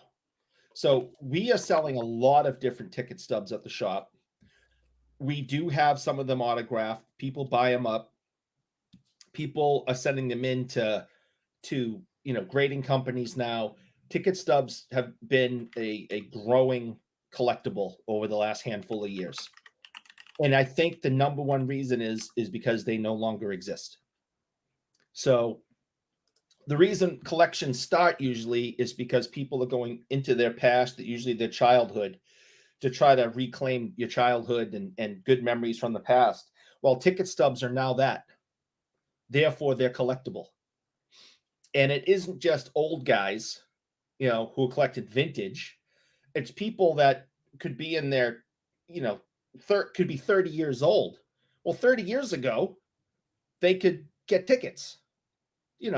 Maybe even up to 15 years ago, you could get tickets. So if there was a 1982 game ticket for Wayne Gretzky that he signed, yes, I think someone would pay a lot of money for that. I think that would be a new collectible. I think it would be something different, and it's a 2-in-1. But the real ticket collectors would get upset because now it's the same thing as sometimes card collectors. They'll get upset because you now damaged the ticket by having the auto on it. It's like some people don't think you should sign cards because now the card isn't the way it came out of the pack. You've now ruined it. Yeah. I'm just trying to see if I can find, because I felt like there was, I want to say that in the 90s, I thought there was a insert where they took ticket stubs, either replica or real ones. I forget what it was, but you could do it like a cut auto. I'll read a couple of these comments, but there was one I was looking for. I just haven't been able to find it. CC says, Eric, can you ask Mr. Big Hat to send you one of those chain holders so you can wear the Hal Gill card around your neck as a chain? Would look awesome. No doubt. I'd have to call Corey at Show Your Slabs. He's the one that's producing those. Problem is, autos went from rare to generic from a production. True. Happy New Year's. Happy New Year's to you. What's coming up? Game worn cup relics. Check out 2223 the cup. Pun intended. I wish dealers would sort value bins by relics, autos, and refractors. There you go. That might require #effort. I hate manufactured patches. Fair enough. Fair enough. Carlos, you see me get under O'Brien Gray's skin in the SCI stream. So I did listen to it. I didn't specifically catch, but I did see that some folks got under his skin. So so it sounds to me like you were one of the folks that asked questions that triggered him into responding. He went off on his own, just deciding who he's going to answer after a bit there. That was funny. I did enjoy that. Let's see here. Let's see. If you had ones that you could stub out into cards and sign them, I can see how the hobby would go nuts for them. So that's like treating them as a cut auto. So I got that. I was referring specifically to significant game ticket stubs. I guess so. I guess it would just depend on the person, though. Like, I'm thinking about it as like a player collector. If you take like a milestone ticket or something, here's the thing. I just don't give a shit enough about it. I guess I'm just looking at it as a collector. I don't care. 39th game, 50 goals in 39 games. Sure. You have a ticket for that he has signed that has been put into a card, Would you have it freshly signed, though, or would you want to get one that was already previously signed? Yeah. but those don't come up all the time, and if they do, they're No, gonna come on. Here's the reason I'm asking. If it was signed contemporary to when it came out, that's one thing. But it's another thing if you went out of your way to buy a ticket for that, a real ticket, authentic, and then you hand it to Gretzky now and say, sign this. So there's one less available version of the original ticket that is in an unsigned format. To your point, some of the ticket collectors would frown upon that because you just took one more out of circulation. On the other hand, for people who like the autograph version of it, that might be interesting to them. I guess it just depends. Me personally, I would love an autograph ticket of game 39. That would be that'd be incredible. That when he broke any of Howe's records, points or goals, ticket stub from that signed in a card, that I think those things would be incredible. Yeah, I guess it just depends on your preferences. Is Eric pumping ticket stubs? Yes. Oh yeah, because I got loads and loads of them. I'm trying to. Just go in the closet. They're probably all there. Oh yeah. 2007 Loaded. top Super Bowl ticket stub autos. They were Super Bowl tickets. Yeah, I thought so. I thought there'd be definitely be something like that. Okay, Gary says, Carlos, how many thoughts have you told the panel hold this evening? More than one, less than infinity. But to be sure, the only way to be 100% positive is to rewind to the beginning and switch it to 1/4 speed and count. Report back your findings. I have a ticket from a charity game that I went to as a kid in 1998 where the Pats were playing the police department and had Vinatieri and Bruschi signed the front and back. Pretty sick. Hey, but you've got a memory associated to that. I think that's great. Yeah. 99 2000 be a player memorabilia all-star ticket swatch cards. I thought so. Recent cup releases had ticket and auto booklets. Okay. And he probably stole them. Accusations. Terrible. What? Yep, you'll hear rage like 6 times, but I hit him with all the facts, respectively. You know me, took my kindness and weakness. There you go.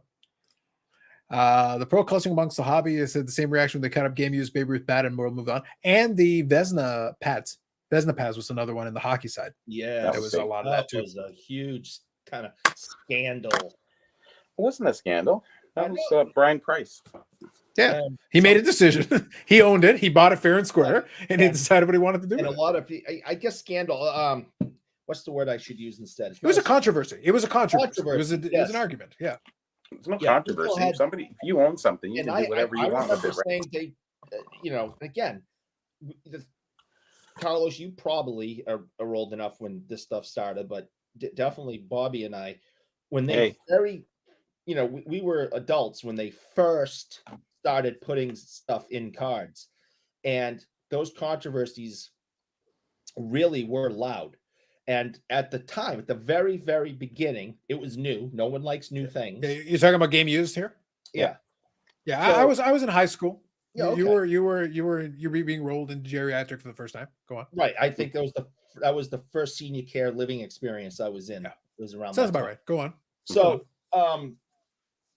I remember it being in the card shop and arguing with people that they shouldn't cut a Babe Ruth bat apart. They shouldn't cut a Babe Ruth jersey apart. They shouldn't cut Vezina pads to pieces. And this is maddening and crazy, and there's no way they should do it. And there's still a part of me that thinks that, because they're not making those anymore. And they should be in the Hall of Fames or maybe even in private collections and see what happens in the future. But you cut up a Babe Ruth game jersey or Vezina pads, you're not getting those back. So there's still a piece of me that doesn't like that. But I've definitely gotten more used to it after, 30 years or so, or 25 years of them doing it. It's now like, well, they're gonna do it. I brought Brian Price a game used Johnny Busick stick that was autographed by the entire 1970 team. Mm-hmm. And I handed it to him. I was the delivery boy, and I handed it to him in Toronto. And I asked him, what are you going to do with it? And he said, cut it up. Mm-hmm. And I'm like, oh my God, what? I'm part of this. Yep. It kills me to know that Johnny Busick game used stick from 1970 is now going to be cut up into little tiny pieces and put into President Choice cards. Does it So- bother you that Brian is going to personally do it with a hacksaw? It's Maybe. his. He can do whatever he wants to do with it, and that's Agreed. There you that's go. life. That But is true. there's still Yep. just a little piece of me that just hates the idea of these card companies doing this. Because I mean, you want to do it to a Sidney Crosby stick, go ahead, because he plays with like 10 sticks a game, and he's going to play for another few years and still have 10 sticks a game. Well, Yeah, but back for in them, the day, they only had one jersey for the whole season. They had 5 sticks for the whole season. They had one pair of skates for their whole career. They had one set of pads that lasted them their whole career. You can't cut these things up. That's what my heart says. that's what your heart says. Yeah. People, most of that stuff will end up in a collection that you'll never ever see it anyways. So at this point, unless you go to the Hockey Hall of Fame and happen to see one of those things there, usually in the Resource Center, so you'll never get to see it. So at that point, it doesn't bother me so much. The Vezina pads, were they Vezina's pads? Tough call. Hard to know, 100%. So, all these things that happen with that stuff, you own it. You can do what you want with it. You want to make origami out of some of the stuff? Sure, go for it. Yeah, And I do. So, but there's no shortage of anything. The Vezina pads, he probably still has one complete pad because you can do a lot. How many cards you can do with the pad? They used a lot. They used almost every part of it. It's not like But any one piece went to part. waste. They used a lot. Yeah, I know. No, but what I'm saying is out of the pad that have they a used. set. If you Mhm. only had one, I'd actually say, again, this is just my heart talking. I'm not my brain. Well, Eric, the problem is Not if you listen to the capitalism. old time hockey guys, they're like the old time baseball guys. If you listen to them, they would say they were skating uphill both ways. Mhm. Like Yeah. maybe if Vezina was a man, he would have used just one pad and then left the other one on the bench to intimidate his opposition. Go ahead, shoot at the other leg. I dare you. And if it was such a strong feeling, the Hall of Fame, or any Hall of Fame for that matter, would have a bursary able to purchase these items. Yeah. The stuff, like the pads, or the Babe Ruth bats. Like there's probably a lot of them, but I mean, the pads. There's probably only one pair of pads, I would say. We can always we'll have Babe Ruth what bats. we've discussed. Hold on. We've discussed having a follow-up conversation where we can chat with him a little bit about that. And that's one of the infamous stories about it because Sure. obviously it was a big thing he was involved in. Sure. But like the point is other suitors had a chance to buy it. Yeah. He was the person who bought it in the end. So like, and this actually is going to lead me, believe it or not, it's actually going to segue into another topic that actually could fit, not necessarily this, but it's the same concept about once you bought it, what you decide to do with it. And it's also kind of a bit of a controversial topic. But overall, though, to your point, we got used to it. Kind of Eric's point. Overall, initially, there were some people that were resistant to it. I do remember the opposition and the arguments about it. Yep. But eventually but the argument on the other side was like, well, you're never going to get a chance to hold one of these pads anyway. Maybe you get to see one in a museum, maybe you don't. But realistically, well, if you're a collector of You appropriate won't means, be able to touch them, that's for sure. yep. And if No. you're a collector of appropriate means, you could potentially buy one of these cards and own a little piece for yourself. Yeah, you could rub a little piece on your hand and go, yeah, nice, Ooh. happy. No, And Eric does on his time all the time. UD Artifacts at the ticket stubs of modern retired players with a blurb noting what player did in a game. True. that's cool. That's fair. How about the Upper Deck Basketball in the early 2000s where they put out game used swatch so you can slide out to view, and had Mello sold it for like $350 last year. I like it. All right, so here's one. Bobby, what are your thoughts on the awkward conversations between the guests and Lane during the vintage spotlight? I think you and Lane could have a good conversation during a vintage spotlight. So this is one of the segments on Old Floating Heads show. I literally skipped it. By the way, during the Brian Gray thing, he had one of these, and I literally fast forwarded through it. But I know he does the bit where Layden comes on and he's like, "Hey, vintage." Well, it was kind of interesting. I don't think it's kind of funny. I think it was the previous show, not last Saturday before last, because I was talking. I asked the question of what Leighton thought about the Babe Ruth $7.2 million sale was, and but I'm doing it through the chat.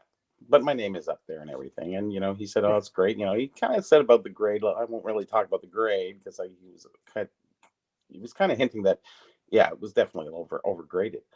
But him and Jeremy both said on that show. I said, well, really, it's not even a rookie card. It's a schedule, and you know, people avoid questions because they don't want to. Everybody agrees behind the closed doors, and going forward, you have to sort of open the doors to really get people talking because they called it a rookie card. That was the first time that anybody's ever really called that a rookie card.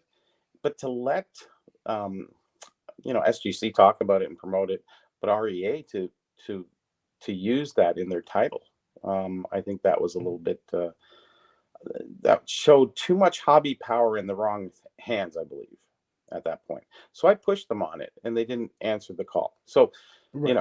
and I think maybe Leighton thought I might have sold him out on that question because it was kind of on the fly, right? So Mhm. I did write him, but he didn't respond back for quite a while. But regardless, we all move on. And I know Leighton from the expo back, 15, 20 years ago. That's where we first got introduced. So we've always been friends in a sense, we all do vintage, but I think his vintage is different than mine. His thoughts of vintage are different than mine. And he did come back. He actually says, well, I know you know a lot about hockey. So he was kind of being, he gave me a little slap in the face, like, you don't know anything else beyond hockey kind of thing. I went, okay, we're fine. We're good. So I wrote a nice little, it was in my article from that I just posted last week there. Or this week, sorry, it was Tuesday. I kind of referenced the rookie card. So, getting to the long story short is, there's certain people that we, and he's more of a dealer kind of, and he's really into the baseball cards more than, and football cards, not too much in hockey. So, our professions kind of split it a certain way. I'm more of a historian, and he definitely knows his history, but I mean, card history, sure. Mm-hmm. Right. So we're not on the firmest ground at this point. Not that I mind, because I have no problem with telling the truth. And the truth is always the right way of doing things. And that's how you progress in the hobby. If you want to avoid the question, that's fine. And as I stated in my article, I said, there's other people who agree that it wasn't a rookie card, but they didn't want to go against the narrative of the hobby. And I kind of threw that in there. Was that a slide on Leighton? Might have been. So, well, I do know you like your slights, especially when they're slights. Yeah, especially when they're slight. Paul here says, by the way, sold through consignment, a Tiki Barber jersey that is now in Jersey Fusion. Live the dream, Paul.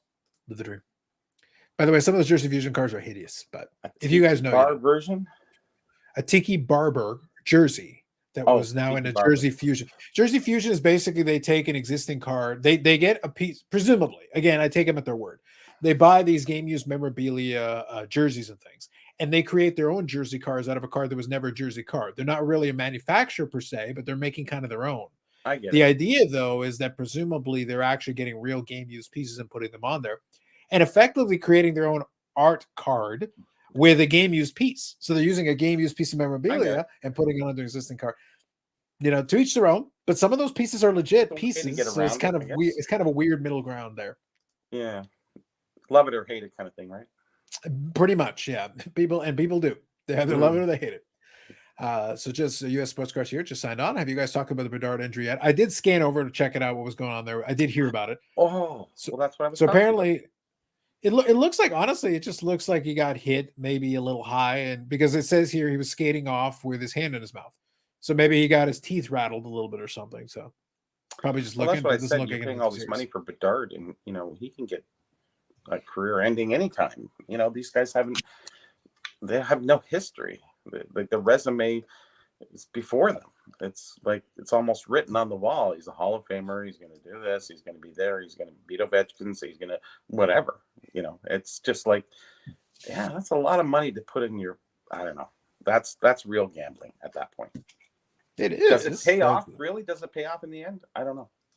Well, but look, I guess for all the ones that aren't going to work, there were people that were speculating on Crosby and Ovechkin in 05. And for them, it worked out because the guys have now had long enough careers where it's like, if you had bought at 05, 06 prices, even though they were high, different. Yeah. But 05 though, if you go back and look at what the prices that people were paying for some of this stuff because 05, 06, there was a lot of hype for those two. And in $05, The Crosby was comfortably over $1,000 for some of the bigger cards. In For 05 some of money, the that was a bigger lot. cards, yeah. Yeah, exactly. But today, that same card is worth many multiples of that because Sure. obviously the career worked out, the Stanley Cups and all the rest of it is added up. And then with Ovechkin, same kind of thing. At Ovechkin, a lot of those were available relatively cheap, even a decade ago, after he'd already accomplished things. And then today they're much more because of the goals record and the current state. But are you looking at the 15-year investment? Like, wow. Well, that's basically what if you go back specifically and go spend $10,000 on Crosby and Ovechkin cards in 05, you'd do well today. But because the careers have panned out and they've done well enough over time to justify. That's if you pick the right two guys, sure. Yeah. And it just worked out. That happened to be the same year both those guys were available in the rookie crop. You would have done okay picking either or both. Most of the time, that is not the case. Most of the time, it's the exact. Most The of the time, it's Calder Patrick winners Stefan. never get. Most of the time, it's Patrick Stefan. Yeah, there you go. You get How a much lot more of that? those. Buck What's that 50, worth today? Buck 50, maybe Maybe. with shipping. Dufex here says Free if you shipping. can't market a 1914 Babe Ruth without calling it a rookie card, you're just bad at sales. True. That's right. Mike Petty says Eric Bedard was injured. No, that's Eric. Eric, Yeah, comma. he does have hurt feelings a lot. He does have a lot of feelings. They hurt all the time. I don't understand the hurt. I don't get it. I'm sorry. Mike Petty has decided that Eric Bedard is Connor Bedard. Okay. Yeah, Bedard has presumably been injured. That was the. I quickly looked and saw. It looks like he may need a dentist. Yeah, that's what I mean. Like it looked like he just maybe got hit in the teeth, basically. And just looking at it real quick, I mean, it looked like shoulder to chin. So Yeah. it looks like he may have knocked. He'll live. The point is he'll live. End up with a He'll live. concussion. He'll live. to score another day. Do not panic about the investments. Do not panic about the investments yet. No, I think everything will be fine. Yeah, I think we'll be all right. We will recover. Play with no teeth. Oh my God. Yeah, we shall recover as a people. He's young. He'll heal. Paul here says, got a Kurt Warner 1/1 Reebok brand logo jersey fusion card. Traded for it. Love the stuff. You get the right patch. Fair enough, Paul. Instead of trying to hook kids on cards, you should teach them the odds and statistics first before anyone is dropping big money at wax. Yeah, give them a calculator. Yeah. Good luck. Good luck, kid. It's gonna be fun. Oh yeah. So this was the one that Hakaku was babbling about. He was whining about this one. Here. Okay, so now we're all caught up on the comments. All right, Eric, 1 year anniversary of the card addiction video. Our buddy Dustin, I haven't watched the follow up. He did a 1 year anniversary of his addiction video. I can't comment on something I haven't seen. I will take a look at it because we spent a lot of time with it a year ago. So I think it would make sense to follow up with that. Yep. Obviously, I take the subject very serious. I've always said that's one thing I won't joke about here. Don't worry, we will. That's your business. So in a fun way. Yeah, I'll take a look at it and see. I had my thoughts and feelings about the original videos a year ago. We spent a lot of time discussing it, and we'd also spent time talking about addiction, and we talked about addiction true addiction within the hobby. It is a real thing in the hobby. Brad and I both acknowledged earlier tonight that at our shops, we see it every day.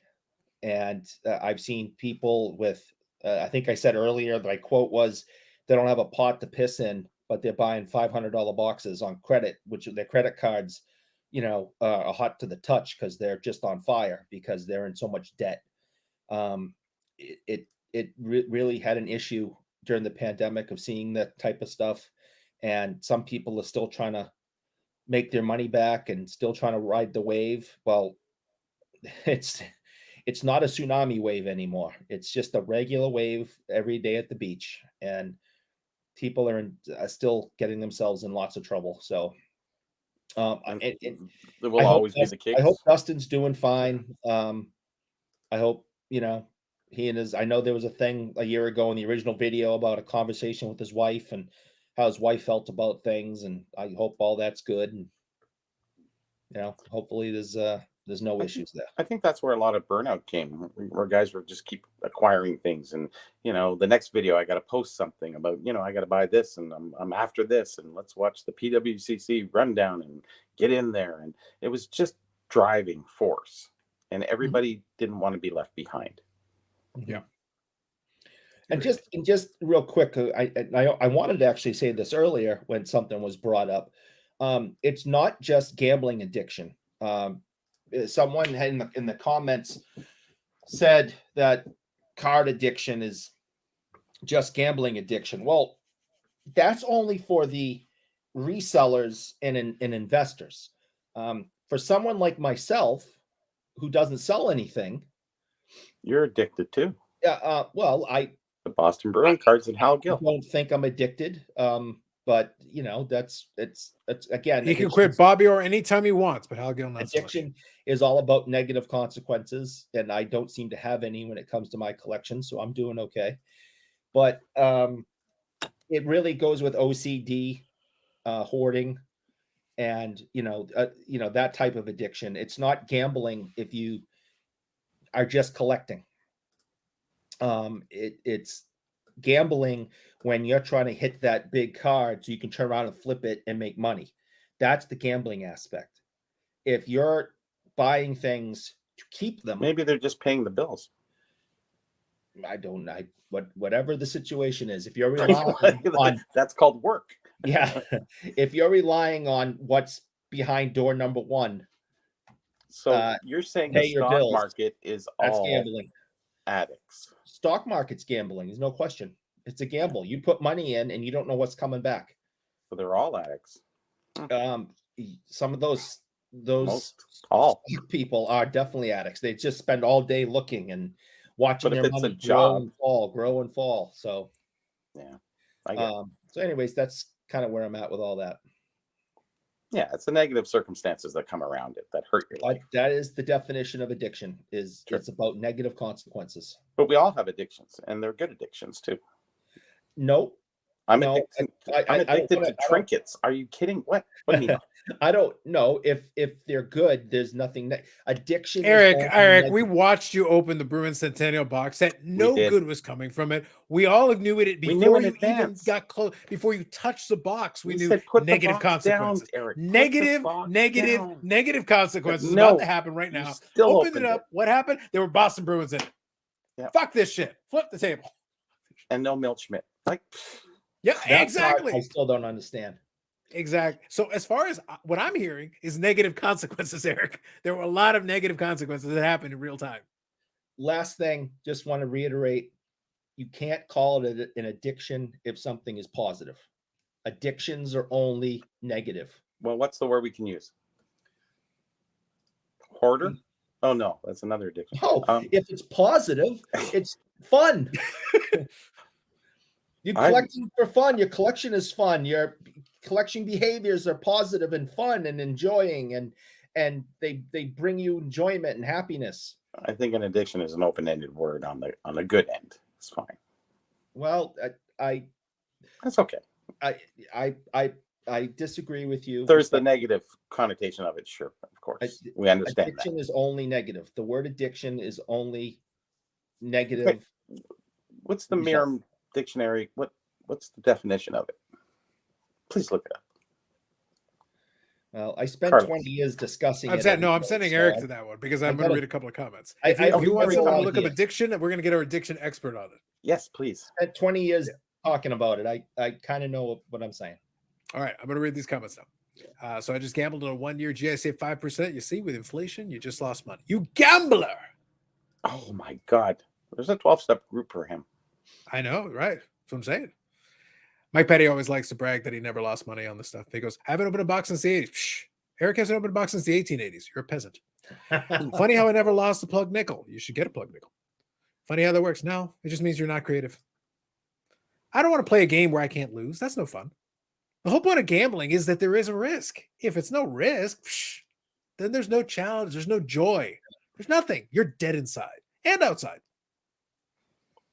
Well, Tragic. That's where the fine line of gambling, addiction, and not comes in. It's very difficult. You look at Eric Meyer's life, like that guy, and then he gets back into cards and speculates, and I don't know. So, well, look, you say what you want about Eric Myers, and I've said things that amuse me about Eric Myers. I've said things. Oh yeah, amuse me about Eric Myers. Sure. But without cards, he would have never gotten into a pour off with Big Hat. There you go. Imagine, like it was legendary. Eric, you know what I'm talking It was about. great. It was the most legendary. It's like I was so poor, and then the big hat goes back. But I was so poor They that had the the dumpster rats were taking pity on me and bringing me food. But they no, had no, the no. dumpster But off. I was so poor, they were subleasing places in the dump for me, and they were literally going back and forth. I'm like, this is the lamest It was the best. I pissing love that. contest I've ever seen. Mhm, mhm. It was hilarious, but I was like, what the hell is this? Yep. This is weird. Yeah, Eric has a really good success story, and but I Yep. consider him a hobby buddy, and he's a good guy. There is nothing that will ever be better than the pour off, though. There is pour nothing off that will was ever legendary. surpass the pour off. It was the stuff of legend. Yep. Truly. No, that the pour off was legendary. Oh, I know. I didn't understand what was going on when it was happening, but after the fact, it's like I still don't understand what's going on. No idea. Yeah. Got no clue. Yeah. Collect what you like to say. I don't like getting my teeth kicked in. Then you haven't lived, Mike Petty. Your life sucks. Moving on. Somebody building breaks totally just chasing a dopamine rush, just slot addicts and everything else. Eric knows what he's talking about. True. Carlos, what do you think about Jason McCarthy's comic being scammed on fake Griffey cards? I think he's a person who's participated in the hobby. I think I saw the video you're talking about, and it's unfortunate, but it does happen. Jason is a very knowledgeable hobbyist, but stuff happens. You do your best diligence. The best you can do is do your diligence, do your study, do your research, but even sometimes you'll miss something. You try to do your best to do it. Jason is not infallible, but he's very smart. He knows his stuff, and he'll hopefully learn the lesson and not make that mistake again. But odds are, if you participate long enough, you will. Yeah. Stuff will happen. Just protect yourself as best you can. That's it. That's all you can do. I played against Pugsy, Doyle Brunson, and Armando Slim. I've gambled my handsome friends. I don't know who any of those people are. I'm sorry. Doyle Brunson and Emerald and Slim are both legendary poker players. Okay. Pugsy Pearson, I feel he's also one. You're not doing it. You're not doing it right though. They're all close to death, if not already dead. So you got to try harder. Mhm. Try harder. No idea who they are, but Poker players. I literally just told you. yeah, I'm just saying. I before you told Now me, you do though. Yeah, and Emerald Slim had a poker tournament that was named after him, if memory serves me. It was like, what was it? It was like Slim Slam or something. There was literally a poker. But he had a poker tournament that was literally named after him. This is before the World Series of Poker was around, but they were only for a while. There were only a handful of like big stake tournaments. Yeah. The World Series of Poker was one, and all those guys were involved in the early days of those ones. And Doyle Brunson was involved for a long time in those. But Amarillo Slim had one that was associated or named after him too. The name escapes me, but he was involved. He was obviously a legendary enough player that it was a namesake for him. Doyle Brunson ended up writing Super System and Super System 2, which were big books on it. But he was also a legendary cash game player for a long time. But he hung around long enough that he got into the TV generation. So when the poker boom happened, Doyle Brunson got like a renaissance. He was always around, but he got a renaissance of like fame, another wave for a newer generation of players who suddenly got to know who Doyle Brunson was. And he was from the days of very colorful characters in those days. Very colorful characters. Weren't those not fake, but just backdoored? If you're talking about the Griffey card, probably, yeah. Wasn't fake Griffey, it was a backdoored copy of the fake serial number. and this goes back. Yeah, it was to something what- like that. I remember something. And this continues to go back to what I said about the future, 2024 and what's going to happen in the hobby. This stuff, if it doesn't stop, people are going to walk away. When's this? Those are 90s backdoor. Those are 90s backdoor cars from 30 years ago. I'm just saying this is the type of stuff that if it's being discussed today, it's one more log on the fire, and people are getting sick and tired of realizing they're being scammed. Are they though? The whole world's a Check scam. with rule number Are you one. kidding? Double check with rule number one. I am well aware of 1 and 2, and we're rife with what was the term? We're rife Corruption. with It was corruption, I think. is rife. Addiction. With addiction, that's right. I want to make sure we get it right. Hold on. Yeah, double check. Corruption one. is rife in the hobby. We Yeah, got corruption. Like I said. Got that. Oh, that's number By the way, Eric, I got to be honest. I was joking with somebody on the Discord the other day, and I'm thinking, how many rules are we up to? 6 or 7? I think that was 7. 7. Okay. Once we get, I like 7 to be honest, but if we can get to like close to 10, Well, 10. I might have to put it on a shirt. We I gotta might have get to put it. 10. I might have to put on a shirt. Maybe Okay, we have to That'd be get good. 10. That's the 10 commandments. 5 on the front, Yeah. 5 on the back. Yeah, I think that's probably what's going to happen. I think it's coming. So It's coming. we're at 7. Would you like me to read them all just so we get brushed up on them? Since All right, hang tight in 2 Sure. seconds. Hang tight. I'll read through the comments and then we'll do it. All right, high-end hobby box remind me what happened in the cruise industry back in the 90s, 2000s. It was good enough just to be able to ship with food and drink. Now they're folding amusement worlds. So I think it's a good comp. That kind of plays into what I was saying earlier. The thing about it, like I'm teasing Mike Petty because Mike Petty likes to brag about all these things. I've seen him in a lot of their chats and things like. I don't mind it. I enjoy it. Listen, I'll be the last person in the world who will downplay the enjoyment that is arrogance. This is the wrong place for that. It's like, we accept you here for this. Yes. But at the same time, no, you're going to get your flack too. Say, yeah, whatever, Doyle Bronson, peasant. Yeah. Unless you have $1 billion, I don't give a shit. You're weak. Moving on. But the thing is that this is an accurate comp because the point I was saying about it is that there's different groups that'll buy these boxes. There's the folks that legitimately believe they'll win. And there's folks that like to play the game. If you like to play the game, you can. But then you better understand what the odds are and mitigate appropriately. Do it that way, because then you can have your fun with it. That's why I say, like, when I was opening those boxes, I'm getting them really subsidized. I'm getting them way cheaper than like a lot of folks are buying the boxes.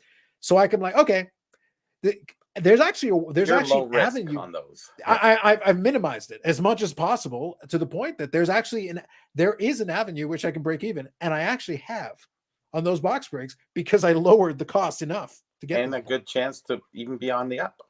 Yeah. So I gave myself, so that allowed me an opportunity to enjoy the process. Yeah. I still got to do some work on the back end though to sell the stuff and clear it. Yeah, your time's But I well gave up. myself a shot. I wasn't dead in the water. With Cup right now, the way it is, I'm dead in the water. Mhm. There is not enough money. I can't buy enough of it to mitigate my risk and flatten it to make it work. Even at Yeah. cost, I can't do it. It's just not gonna, Yeah. the math doesn't work. The math doesn't math. You can't. And now a lot of the cards that would have been really cool. So to this analogy here, cards that would have been amazing 10 years ago. Because there's a lot of cards where it's like, because I've seen breaks of the Cup. They pulled it was the show. It was that subset, the show, and it was an autographed Jerry Cheevers. Okay? Autographed Jerry Cheevers, the show, out of 49. It is an amazing looking card. How much do you think it honestly would go for? Honestly. Gary Cheevers. A Gary Cheevers on a paint pen on a nice looking card. It's just a regular autographed Jerry Cheevers on a nice looking design. Eric, how much would you pay for that? $25. Out of 49. Out of 49? $50. Yeah. Well, If I'm that. an idiot and I collect his stuff, but I would say I'd go with I would say you'd probably get $80 for it on eBay. Okay, cool. But let's say $80 for the hell of it. Why not? Let's say $80. Okay. The box is $1,200. Right. So this is a Hall of Fame. You got an autograph. You got a low numbered autograph on a nice looking card, legitimately a nice looking card, and you're still falling below the average that you would need to break even on the tin. You still are losing. You're still behind, and Yeah, that's a nice card. Modern people wouldn't care so much about Jerry Cheevers. Yeah, but I'm saying, even if I use that number, even if I say $100, you're still falling behind. You're still the problem is the math. You take the 6 cards in that $1,200 tin, it's $200 per card average just to keep your head above water. There you go. It's impossible. It's no way. 65. Yeah, but that's the bottom line though, because the average per card is so high. Oh, it's $100 card. Cool. That means you just lost. You're falling even further behind. The rest of the cards got to be even better to offset what you did. Now, even getting $200 on the rest of the cards, you still lost. And every card below, and by the way, there's 2 base cards in it. Oh, So you're getting a base card on the front, a base card on the back. A nice base card will be $15. So you're falling even further behind when we started. You got 4 cards left to save you. 4 cards left to save you on $1,200. Good luck. And really, only one of those are up to 12 that are realistically, yes. Realistically, you get a rookie RPA, maybe that'll eat a chunk, but you're falling behind every single card as you pull them out of the pack. That's why I say, like, it's bad, man. I was looking at, I don't really know much about the price of those cards and what have you. I was just looking at them going, okay, the couple designs were okay, but I was just sitting there going, well, I can usually tell when it's a half decent pull, and I was going, there's nothing being pulled here. Yeah. You talked it through pretty good, but anyway, it was still fun. Yeah, no, I get it. That means they're still paying 40 to 60 for random team breaks and one box of 2023 Prism football. They're not sick of this at all. Yeah. The Matt says they're not. They're still playing. Can't wait for the Mighty Seven. Yep. Carlos, going by views, I would say those in the hobby that watch content see Geoff Wilson is the go-to. The majority don't seem to view other channels. Could be. Series 2 hockey is turning into high end. It's going to be high. If what Brad said is true, $300 for Series 2 flagship. To be clear, Wow. the Bedard Young Gun, which by the way is going to sell well, but they're one in every 6 packs. What is it? You get 5 or 6 per box. There's 50 in the checklist. How many boxes do you have to break to even pull one? A But lot. they're not even going to want the Young Guns. They're going to want the. They're still going to want. There's still folks that are going to want the Young Gun. Yes. Hold on. They're Yes. not even going to want the Young Guns. They're going to want the maybe not the 1-of-1's reasonable, but like the low number canvas blue stripes Dinosaur. die cut version of Young Guns. Because they're all rookie cards. That's what they're going to be shooting for. Yeah, just add rookie card at the end of it. It'll be fun. So go for 8 rules. Call it the grade 8. As I I'm like it. concerned, he already has a rookie card. It already came out. Oh, there you go.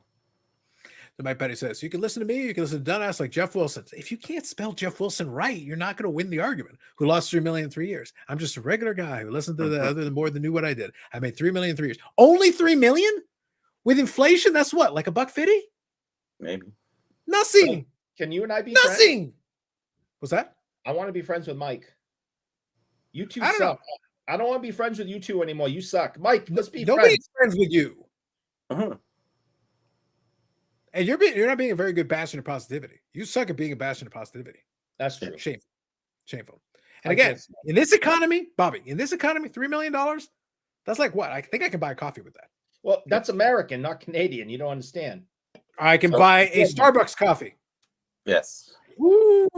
You can go to the high end, the cup Starbucks. I will get an extra sip Latte. of my Frappuccino. I will get an extra pump. Half calf decaf macchiato, sure. Ooh. Listen, I will get an extra pump of the caramel. AGF's is entertaining. It's fun in a different way. Yep. Don't watch for the educational purpose. I would wager, like in all seriousness, if I was to bet and I was to do a breakdown of demographics on Geoff's channel, like 80% of it are watching it ironically. Yes. I think people overestimate how many people are like, oh man, like he's literally jotting down, oh man, the guy's making some amazing points. Oh man. I would. Most of them are like, this guy's a fucking idiot. I go to What the 90. hell is this guy doing?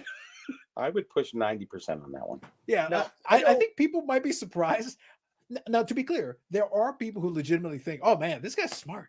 He knows what he's talking about." After this much time, and the amount of like, you're buying Ritter, Desmond Ritter, SP signature legend, Desmond Ritter. It's not good, people. It's not good. I did one video on Geoff, and like I said, I take a different take on Geoff than most people. He does not offend me. He doesn't bother me. He doesn't offend me. I have no issue with the dude. I made a video though where I had my fun. I literally went and took a video where he was talking about, I think it was Lamar Jackson Prism card, if memory serves me. It was a Lamar Jackson Prism card, and he was making a point, an argument about myths in the hobby. It's back. It's in my archive. If I can find it, I'll link it in the description if I can find it. I did video 1. So I took video 1 where he was talking about it. He goes, so you know what happened to the off-season dip, whatever. He was trying to make a point that the off-season dip didn't happen. Okay. And then use this chart. Okay, cool. And then I went to a video 1 week later on his same channel. So in my video, I took both. I took video 1 and I played the clip of him saying it and showing the chart. And then I played clip 2 from the second video. And on the second video, he used the exact same card in an argument and then talked about the dip in the postseason when the team got eliminated from the playoffs. Mm-hmm. So in the first video, he said the dip never happened. On the second video, he literally showed the dip on the screen and talked about and pointed to it. And I'm sitting there like, you contradicted yourself in your own video 7 days apart. I didn't make this up. You did it to yourself. When And you then I'm dip, sitting I there, dip, well, we okay, dip. I don't But the have, point, I But don't have, the point is this, Bobby. The bottom line though is this. I was doing it I was having fun with it, but I literally pointed it. He contradicted himself 7 days apart on the identical card from the identical set using his own tool. And I'm like, well, clearly at this point, and this is on consecutive weeks. It's not like 6 months apart, a year apart. No. 7 days. It was a 7-day difference between video 1 and video 2 where he contradicted himself 180 degrees. After that, it's like, whatever, guys. Whatever, my dude. Do what you're going to do. Have fun. Well, I think the major part of the hobby at that time when things were going crazy and Jeff stepped in, people were looking for someone to sort of follow. And he seemed to have his foot in the right, I guess, whatever trap, I guess it was that people were trying to get into and get the leg up, get his app, market movers. Let's go. Yeah. But, one guy doesn't lead this hobby. It's more of a group effort, I think. If we all kind of, there's a lot of different podcasts out there, and we take what we can from each one. Some here we just joke around most of the time. So, but we have serious for the most conversations part, too, though. We can look. The whole point of the live stream Usually is that it's supposed to be generally, but the whole point of the live stream is it's supposed to be a mix of. We'll have the odd serious conversation interspersed with let's talk about Eric and his chocolate sticks. Like it's got to be it's a mix and a blend of chocolate sticks. It's 100%. That's an addiction. It's negatively impacting his life almost as badly as opening Boston Bruins product. It's pretty bad. Almost, yeah, it's pretty bad. I do like chocolate sticks. Mm-hmm. And M&Ms, obviously. Clearly. Carlos, he gets 50,000 views, where channels like yours, Dustin and Neo get a fraction of this. Yeah, it's true. It can't be all hate watching and curiosity, but I bet there is a high percentage. My point is that it's a high percentage. Fine. Don't take 90% or 80%. It's gonna be a pretty sizable look. And there's a lot of people who are watching it ironically. They're sitting there going like, hey, what's this idiot gonna say today? They're literally like, put on the channel. The clown's about to perform. They enjoy it for that. They watch his show and this show for the same reasons then. All right. Yeah, they watch this show and you for this reason. Yes. Sports Card Radio too. This show and you for the same reason. Yes. Yeah. Ritter is a bum. Yeah. He's not good. And like I said, and also with social media, I take everything with a grain of salt. Whenever somebody says, oh, I did X or I paid X or I did, I have to take it with a grain of salt. Unless I'm sitting there literally confirming that you spent whatever you said. But if I take it at face value, then this moron, and like I said, I don't have an issue with the dude. Other people clearly are morally offended by the guy. I don't care one way or the other. But if I take him at face value, he spent more than $20,000 on a Desmond Ritter 101. Yeah. Desmond Ritter. And we were worried about the cup. Yeah, like we got to get this guy to open up cases of the cup. That's what we need. Yeah, that would be something. Yeah, let's go. Ahead, that'd be Jeff. amazing. Do it. I have no interest in what he has to say and his advice and all that because we collect different things. So I have no interest in what he has to say. What I will say, and a positive thing about Jeff is one, in meeting him a handful of times, he seems like a nice guy. He is. The second would be he's still putting out a ton of content where most of the people that were putting out, multiple days of content a couple of years ago are gone. He's still here. That is true. He the most people watching are gone too, right? So it's done with high production. All right. He's not just walking around with a shaky cell phone. Now he's putting time and effort. And love him or hate him, it seems as if he's putting his money where his mouth is, whether it's buying expensive cards, making high-end trades with kids on on the floor of shows, or setting up this new business in Atlanta.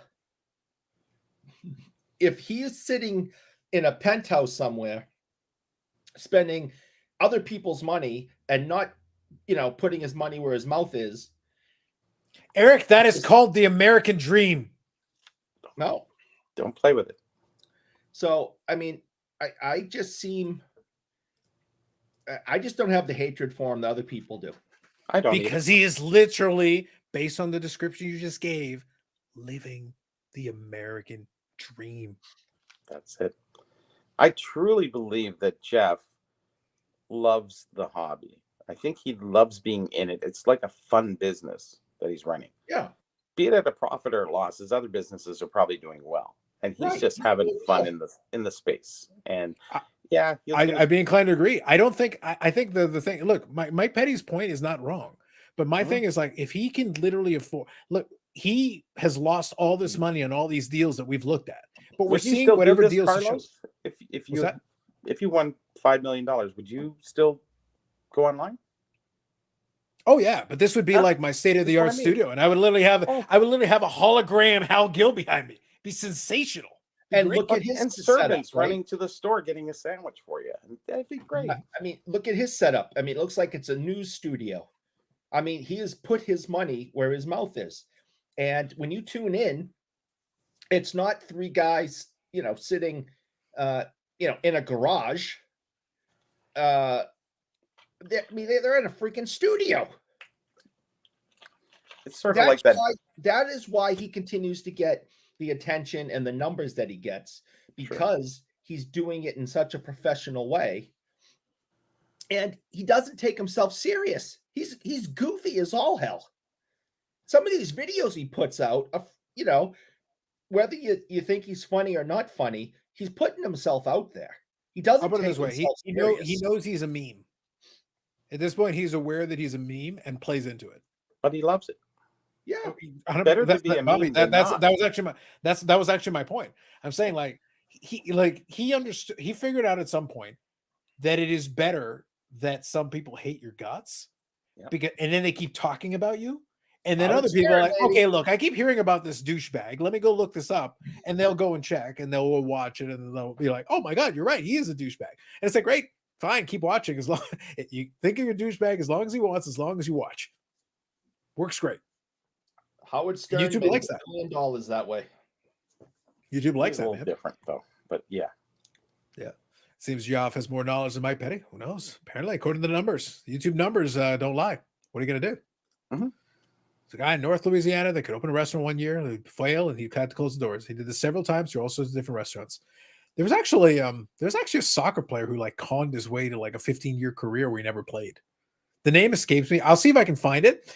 I actually heard about this, and there was actually a documentary done on this guy, and he basically conned a bunch of teams, and he basically apparently it wasn't that he was a bad player, but he knew he was not good enough to actually make the big. So he would basically be good enough to get onto the team, and when he's about to play, he would have some kind of an injury, and then he'd have to rehab it, and then he'd get almost to the point he's about to play, and then he'd have another setback and rehab. And he basically conned these teams over the course of a 10, 15-year period and had a whole career where they kept paying him, and he never actually played a single game for any of these teams.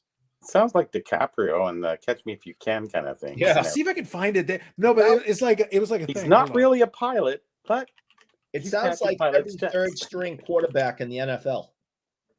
What was his name here? I'll find That's the it. best job. There's no better job.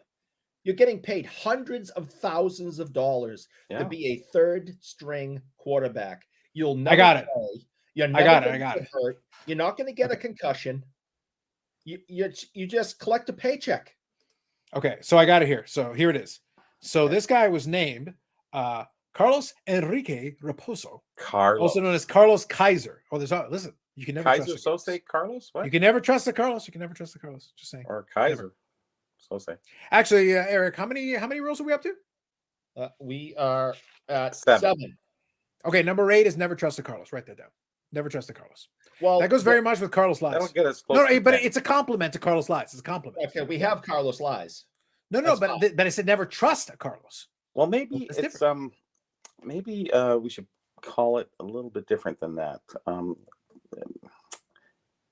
Be wary of Carlos. No, Of Carlos bearing gifts, yes. yes, maybe something like that. Something like that, but more. All right, we'll workshop We'll it. think Just on it. make sure you've designated that there will be a Carlos related rule Just number put 8. Carlos It's coming. first, and We'll, then we'll figure out how to word it build it correctly. We'll workshop the wording. Yeah. All right. So let me give you the quick rundown of what I was talking about here. So he was a Brazilian con artist and former footballer who played as a striker. Although his abilities were far short of professional standard, he managed to sign for numerous teams during his decade-long career. He never actually played a regular game. His closest occurrence ending in a red card whilst warming up. And he hit his limit a bit with injuries, frequent team change, and other ruses. That's a movie. Really? From what I understand, there was I at would least a watch it. documentary done for him. It's I actually would pretty good. watch it.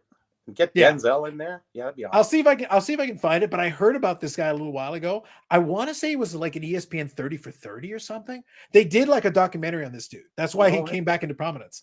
I But in the might have to look 70s, that. he conned a bunch of teams, 70s and 80s, like he conned a bunch of teams, and he managed to convince them, even though he never could play.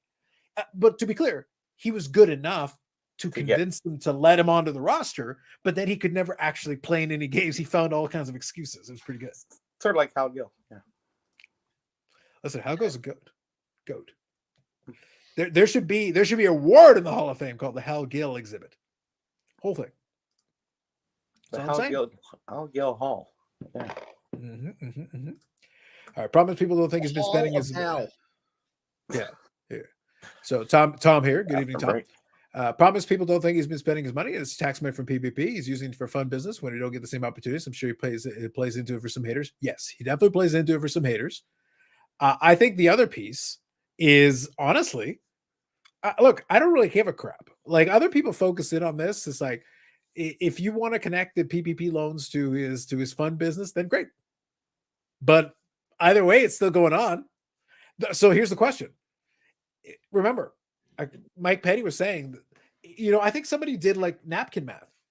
The napkin math was that he's blown through millions, plural. So the PPP loans, I think that this company is associated to is like 1.1 million or 1 million and change thereabouts. Okay, so where's the rest? There's more money, there's still more money being blown through it to this day.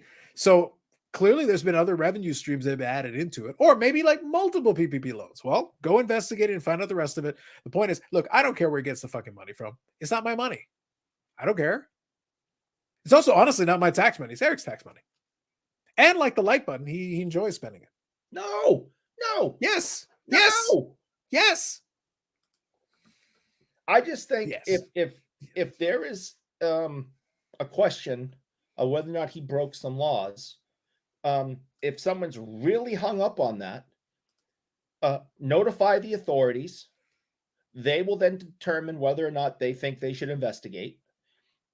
If they choose to investigate, they will decide whether or not he should or should not face charges. Then Correct. a court I agree will with that. decide whether or not he's guilty or innocent. That's that. I think that's fair. I think And that's if he's guilty, I want all my money back. If he isn't, then shut up and leave him alone. There you go. Like I said, launch the investigation. I don't have any problem. I don't care one way or the other. Launch the investigation. Launch investigations. Have at it. Have a good time, you crazy kids. Do whatever you want to do. I'm good with it all. Hobby Champs is being very diplomatic. I do appreciate it. I enjoy all sorts of hobby content. SCR, SCI, you guys, and Jeremy Lee. Who's Jeremy Lee? I know, only floating head. I don't play sides. Everyone has something to offer. I understand. I support the underdogs of the hobby. I ran into two guys who sold him the Dom DiMaggio signed Joe DiMaggio, 41 play ball. They were laughing at the boo behind his back at the Burbank show. Excellent. How much is he off worth? Whatever the government will pay him, allegedly. He's giving financial advice on a hobby he knew absolutely nothing about. He's a confirmed jackass. Well, people give me financial advice in this hobby. Sir, Mike has been around long enough. He should know this. Do you have any idea how many dealers I've heard try to give financial advice in this hobby? Going back 30 years and beyond? Ha ha! I could see if someone paid for his service and so for the last time, Greg Jeffries and Todd Van Poppel are the key to a good retirement. Yeah. Circa I 1990. remember those days. I remember those days very well. If I could understand that if someone paid for his advice and that advice went absolutely nowhere, not even close, and it cost them lots of money, I could see why they would be upset with that and feel as if they've been screwed over or robbed in some sort. I can understand that. Yeah. my stance is, if you don't like the guy because of that stuff, I have no issue with that. Yes, fine, no problem, great. I just can't find it in me to care. That's it. That's my only statement. My only statement is I can't find it in me to care. I'm also not watching all his videos. So if y'all are watching all his videos and you have a bunch of stuff to get mad about, I understand. I watch a video once in a blue moon. I'm not spending a lot of time on them. Hand to God, I have not watched a video since the pandemic. So I have no idea what he has done or said for a couple of years now. Yeah. It's completely fine. There's nothing going on at his channel that concerns me and my hobby behavior. If I was you don't even watch the segment where he's top 5 Hell Gills of the week? It's pretty exciting. No, but maybe I should. I didn't know. See, I didn't know he was doing that. So now I'll start tuning in. Top 5 of the week, man. But I don't do other sports except hockey. He doesn't focus on hockey. He focuses on other sports. He focuses on the ultra modern. I don't have any ultra modern. So it has nothing to do with me. That's not true. The entire box set of your Boston Bruins Centennial set, that's all ultra modern product. It was literally released this year. Well, last year. Yeah. So it could not be more ultra modern. So it's vintage now. You lying bastard. Bobby, this guy is a lying bastard. He literally lies. He lies. We've got it on videotape. Well, I also have 5A is Eric lies. Oh, 100%. Now, Hockey 99 says, what's the beef with Collectibles Guru? I don't know. What is the beef with Collectibles Guru? What's your problem with him? Real estate agent give advice on buying a home too? True. Vaughn Hayes. That's right, Dufix. I don't care, and although whiners get old, but freedom to do so, I understand, but I try to live by the motto. I'd rather have questions that can't be answered over answers that can't be questioned. There you go. Live the dream. Sports card investor, trademark.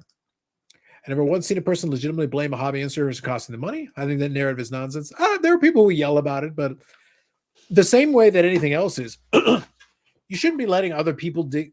A lot of folks came in during the boom, especially. But to be blunt, before that, there were people out there too that are like, what should I buy? They don't phrase it like that, but they're basically saying, what should I buy? Why are you asking me? Listen. Why are you asking me? Don't ask me. People would come into Clubhouse daily. New people would come in, new faces or people that, were new to the hobby, but maybe were around for a little while, in Clubhouse, and ask the group, what should I invest in? What should I do? What are you guys doing? How am I going to flip and all that? And I'd sit there and, of course, I wouldn't have anything to say because I'd be like, buy Bobby Orr cards. All they're going to do is go up for the rest of eternity. I mean, as Bobby we need a serious correction on Bobby Orr cards, man. Eric Wilson. Serious correction. Woo. So I couldn't participate in that stuff because I'm like, they're talking about, rookie baseball players that are in the Dominican League or something. And I'm like, I can't help you. But that was going on all day, every day, that people were giving each other advice and even then started selling cards to each other and doing all sorts of stuff. And then all hell broke loose when certain people had this interest and someone sent money to this. Oh, Jesus Christ, it got bad.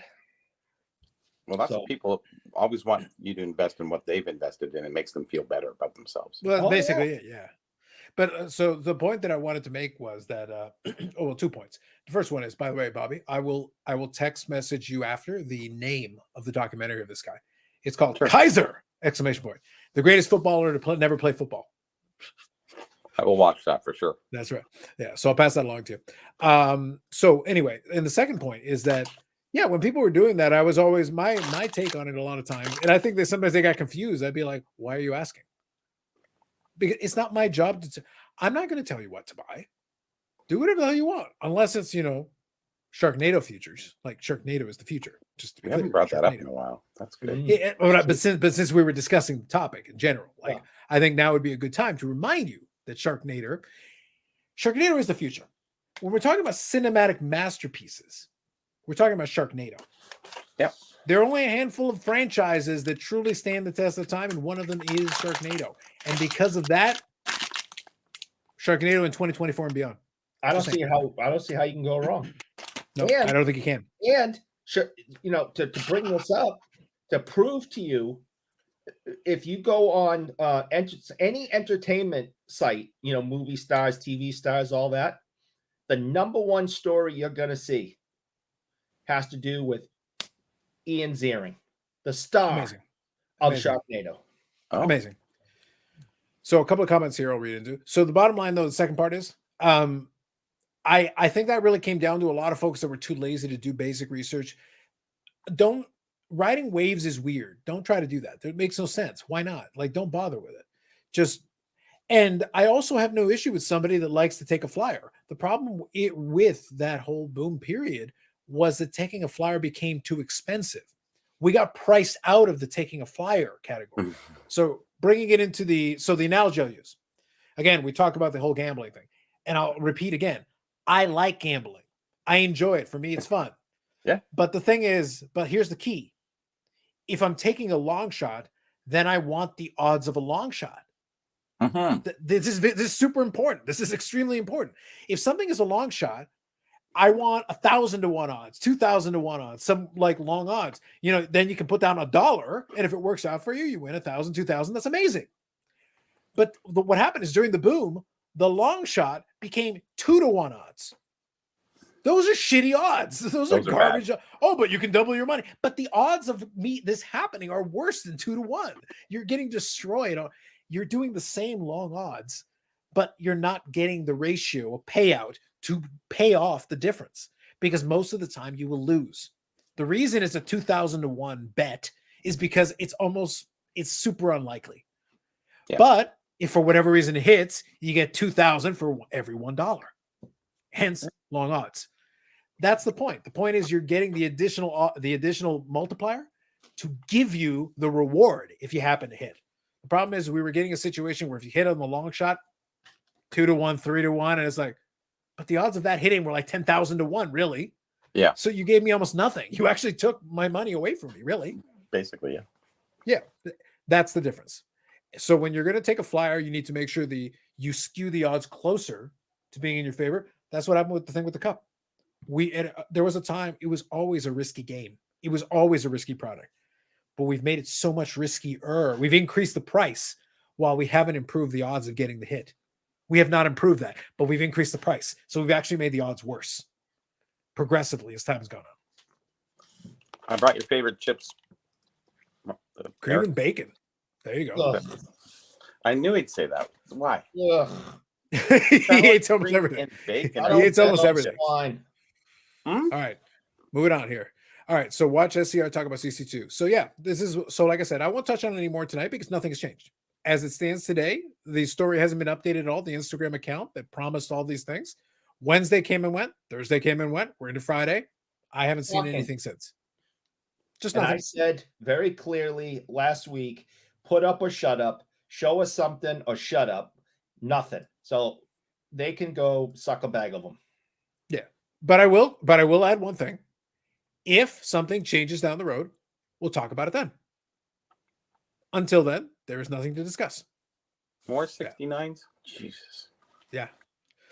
But anyway, so that's basically it. That's all I wanted to add is just if something changes, we'll discuss it. But for now, there's nothing more to discuss on that piece. Allegations are cheap. Allegations are really easy to make. Yeah. We were promised evidence. We haven't gotten it yet. If 2 weeks from now we get that evidence, great. Then we'll talk about it in 2 weeks. Until then, no more is required on that piece. No. Until the next thing comes up. Who are those two Put up cards or there? shut up.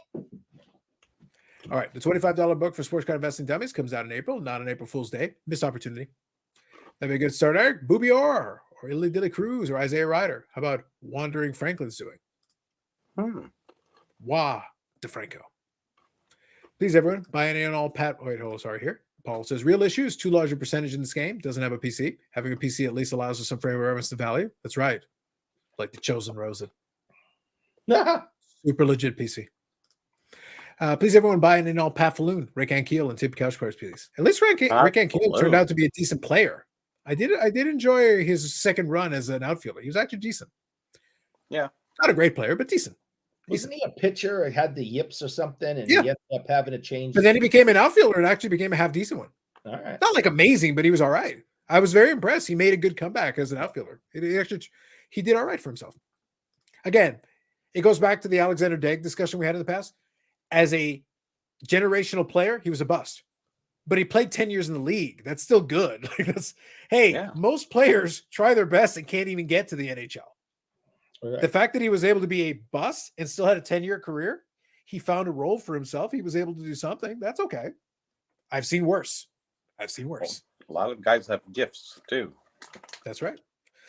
Tom says here, it's the same people who had Gary Vee telling him which stuffed animals or coffee cups to buy at the yard to flip later. Yep. It's easy money out of their expense, not doing work. Lazy entitled mentality. And the thing is, here's the funny thing. Our friend Brendan Bobbles can tell you, you can buy some random shit and flip it. There's some random stuff you'll find, like sometimes, but the idea that you have to automatically find it, that's silly. But there is stuff out there, and sometimes you find the right stuff. Who knows? That's right. I've been doing it for so long. It's unbelievable. You go into Goodwill and you kind of take a chance on certain things. It's amazing. Doesn't have to be sports. Yep. All right. I'm going to get caught up here. Let me get a couple. Thank you all for the comments, by the way. I appreciate it. Tom here says, not all, plenty of nice, good people who love cards found hobby again because of Geoff, as well as those who are asking for advice or asking to take advantage of someone else in the hobby by 10xing. True. Every flip of the page is looking for Eddie Shackrick yard. He's looking for a lot of things, including his soul. On the SCR thing, they absolutely must be seen as entertainment and not news. I think that's fair. They openly admit they throw shit at the wall to see what sticks, so taking them too seriously is a bad look. True. And again, but I say that with a lot of channels. Just take it for what it is, you know. And also, I did direct you guys at one point to an interview that SCR did with Waxback Hero, I want to say. I forget. But I had directed you to an interview where, so Mike Summer. So I directed an interview. Waxback Hero. Yep. Yeah, Waxback Hero. So I got that one. Okay, perfect. So anyway, so they did an interview, a 2-part interview with them, where they talked about the methodology and the thought process behind the channel and the approach to the channel. It answers everything you need to know. If you look at it through that prism, it all makes a lot more sense. Just take it for what it is. Take it at face value. Let's see here. Yeah, it's good. Like I said, if something changes, we'll talk about it. Until then, there's nothing more to discuss. Listen to SCR for a few minutes of time now. Or just the least attitude they have. Find it funny. SCR is always calling the viewers sheep. Yeah, well, that's part of the shtick, man. I like that he's included. I think it's supposed to have a bunch of emojis, but there's a whole bunch of them here. Like you can see every single piece of text on the emoji. But anyway, so that's the beauty, Eric! Exclamation points. And a lot of emojis in written form. I don't think he likes my cards. Literally no one does. Bobby, why did you pivot from cards to trinkets? And to be honest with you, I really was never into cards, so to speak, hardcore. I was into packs. So they are cards, you know, if you open them. But yeah, my first love was really the display boxes, the wrappers, the packs. You know, I had a lot of full boxes and what have you. So I was collecting that. The odd card set from, you know, 70s. But that was my real thing. So I never really changed. And then I realized, you know, I started documenting other things, and that interest level rose quite high because every card has basically been documented at that point. And I just went, wow, there's all this other stuff that nobody really knows about. And then you start discovering stuff, and then you realize you can make a few bucks from it. And so I've been making some great money, you know, just documenting it and turning it around, getting the right information to people, and they enjoy it. Like I picked up these at the last show. Yep.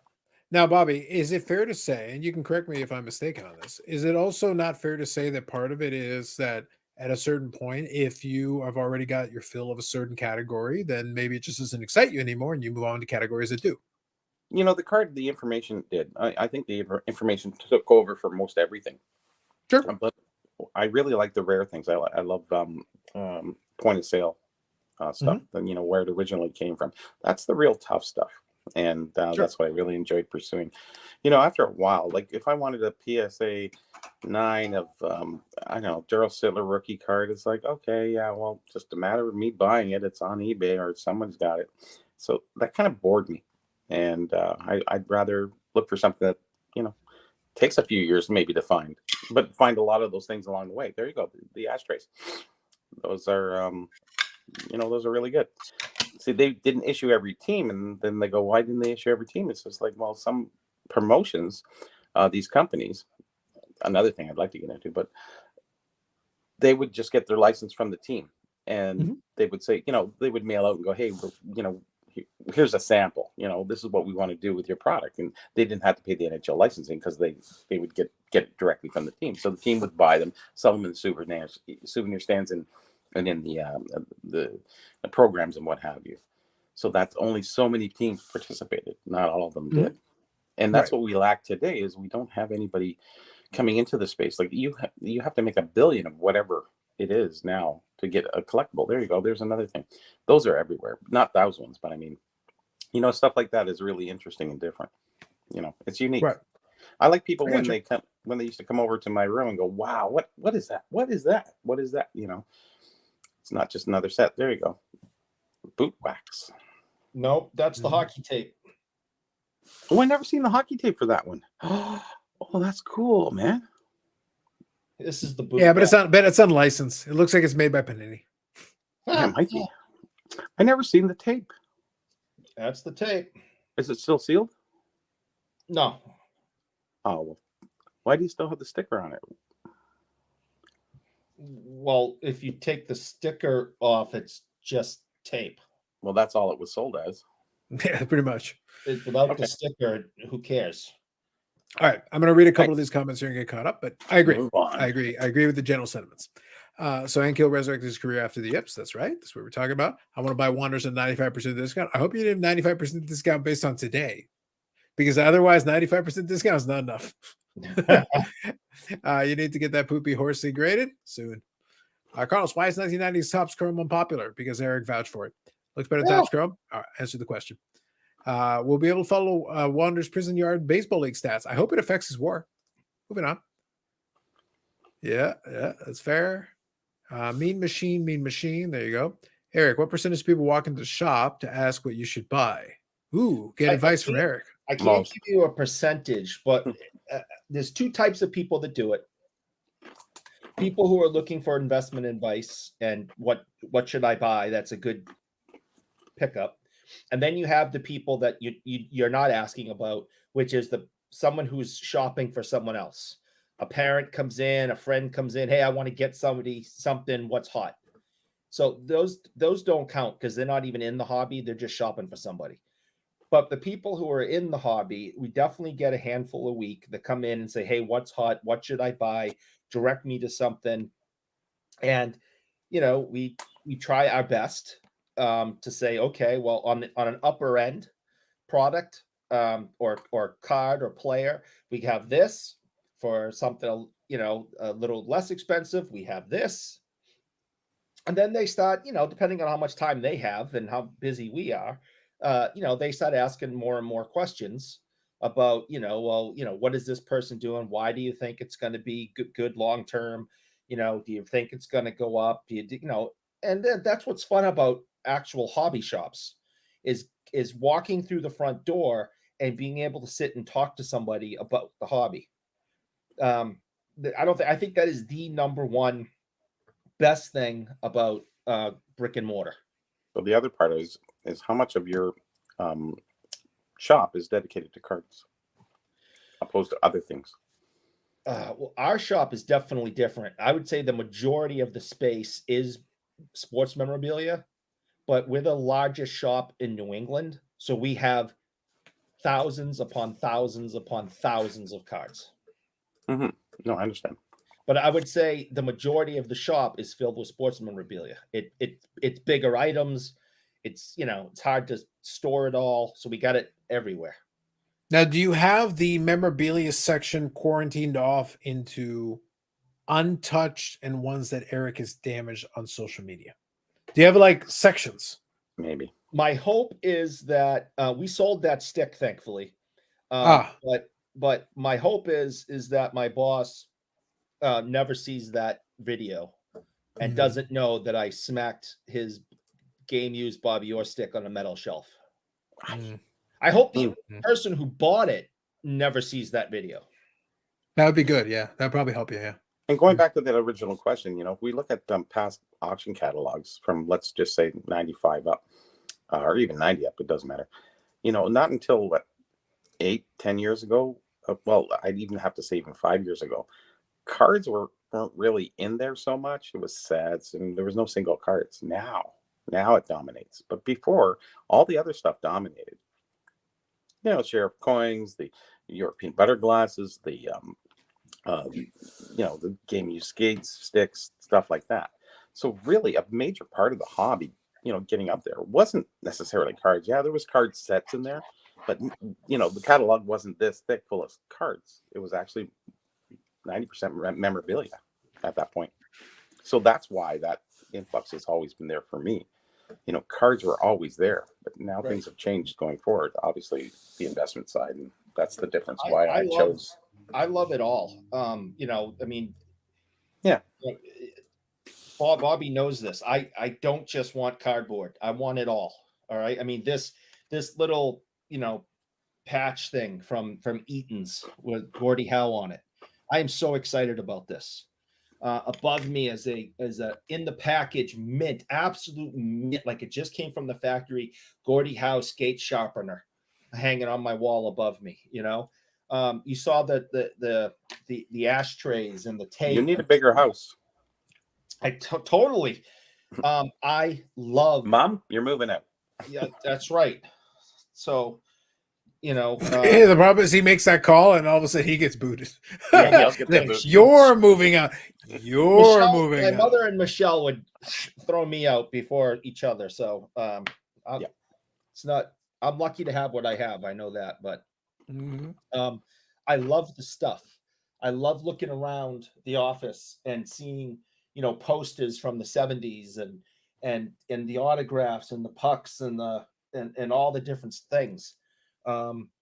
Most people don't display cards, right? But stuff you can display. Yeah, and I think that's the big thing is that you can always have cards and put them in a closet like Carlos does with his extras and what have you, and it just kind of sits there. Or, some people have a room, or they want a den, or the basement, or the attic, and they want to decorate it up with some stuff. So it's nice having those little, trinkets around. So Yeah, I love stuff. It's just, All right. I mean, there's so much. I have so much of it. I'm looking around. I have all the McFarlanes up here that are all. You signed. can't even see the Marcel Dion shrine. okay, with the McFarlane's spot take it too for- far. What? Listen, I think the key here is that you can't see the Marcel Dion shrine, It's in the including corner. the spot for Marcel when he puts him into the lucite holder and literally screws Marcel in. Is like, no. He He goes fought soon, hard. Marcel. He fought me Soon. hard in November, but I'm like, dude, you're coming home with me. You're going in. You're Yeah. going in. All right, Yeah. I'm gonna read a couple It's like comments here and Han get caught up. Solo in Jedi. All right, we'll get back to your creepiness here in a second. Hang tight. All right, read a couple comments here. How do you obtain so much card knowledge when you're mostly like packs? Impressive. Not enough historians like Bobby. Eric is next in line. There you go. Saying Eric's old, which is valid. That's fair. We're going to be kidney stones. Eric's next acquisition. French and Muse slice your card. Also his next acquisition. I love that tape. Used it on my sticks. There you go. Nice. There was a Power Puck commercial starring Bobby Hall in the early 90s. Anyone have this? We've talked about the Power Puck before. Yep. Buy one piece, TCG, sell Arcana, live the dream. Eric, I don't like being asked if I need help in the LCS. Let me look and see if I need help. I will seek it. There you go. Tell them buy 9 pocket pages boxes and don't open. What was that? Oh, I said, Word. okay, I'll keep that in mind. I won't ask. It's good to you. know. It's good to know. If you come in, I won't ask you. And if he does ask you a question, it's probably a fake. So punch him in the face. So Mhm. Anthony wants Bobby Orr auto. Booby or All right, and he wants Willie O'Ree and Ray Bork, who I am lucky to have access to, and I've had him sign hundreds of things for me. hundreds. hundreds.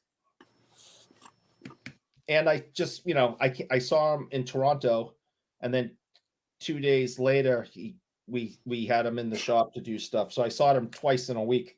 Sorry, I saw him twice in like 4 days. Does he know who you are? He knows who I am. He will not. I'm sure he doesn't remember my name, but he knows who I am. Yeah, when Hundreds of autos. Well, in fairness, Eric's pretty forgettable. If his name wasn't on the thing underneath it, I'll be like, "Hey, listen, Jerry, No, Larry, he has no idea Leonard, what my name is, but Johnson." he knows me. But Hello, we're my not name friends. is Eric. You I need don't to have his phone number. Yep. Why do the men with live-in significant others always get the smallest room or space in the house for their hobby space? Oh, it's worse. It's a rolling truck in Manila. True story. I go nuts over cars of women wrestlers. Live the dream, buddy. Live the dream. I know Dude, someone that else board, does too. Amazing G. No, that's not true. Just one who happens to be a dentist. There you go. Bork. Yep. Can you get Affleck? Ben Affleck? No, Affleck. Yeah, maybe. Insurance. Not to my knowledge. I don't Yeah. know. I'd Yeah. have to ask around. I mean, because he's local, somebody must know him. So, somebody must know somebody who knows somebody that could get a hold of him. So, like, maybe, I don't know. Somebody. Nice. To the answer to the question, packs, how do you have to get to know about cards? Well, I had to know about the cards first before I got the packs. And then just doing the history research and getting back to the 20s and looking up the companies. It all fell together from there. There you go. Then I got True. to know the OPG employees and talk to them and get a little bit of inside information. And then, before you know it, 25, 30 years go by. And like I said, I never planned on being a historian. It just happened through osmosis. So we all gain knowledge over the years. Even though you don't have to be studying it, you can just take it in and you're still well versed. Well, yeah. Look, we've talked about this. Okay, so being serious for a second before I get back to making fun of Eric. What happens a lot of times is you can be reading material. That's one thing that can help you.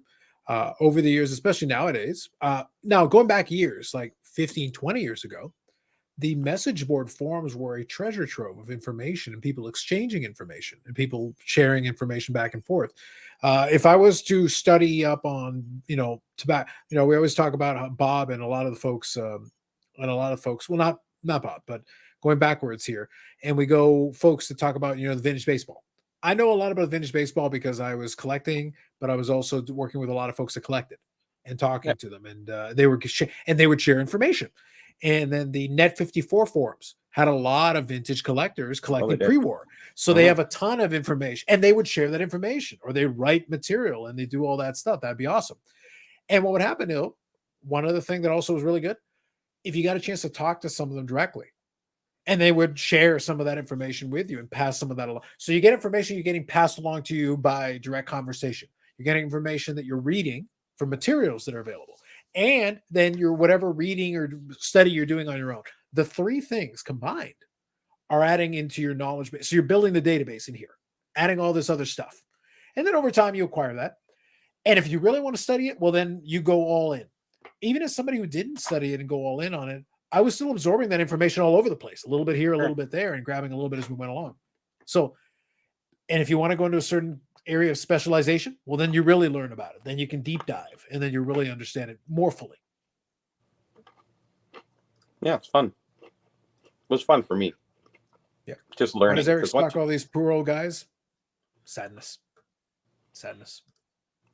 Don't stop. I heard OnlyFans has said coming out soon. Eric's on that.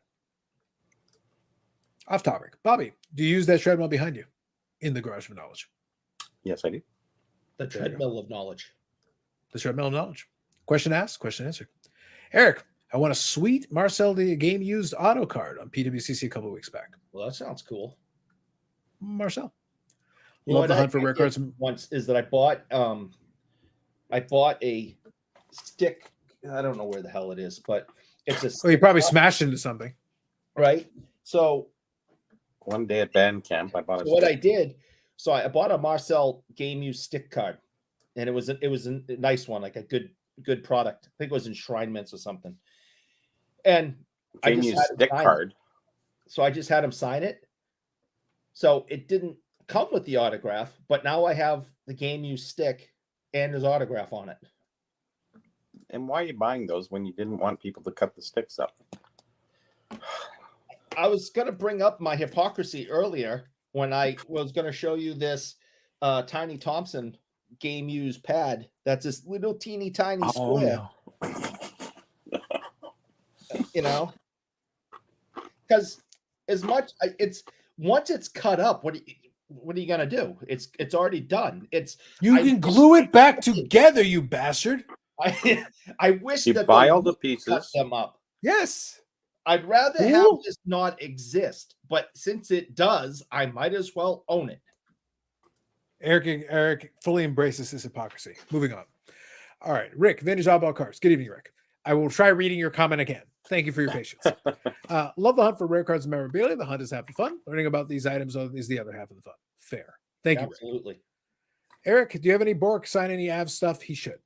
I hear they're a lot more valuable, no doubt. Okay. I learned so much yes, from Net54, and and I like to buy yeah. on there.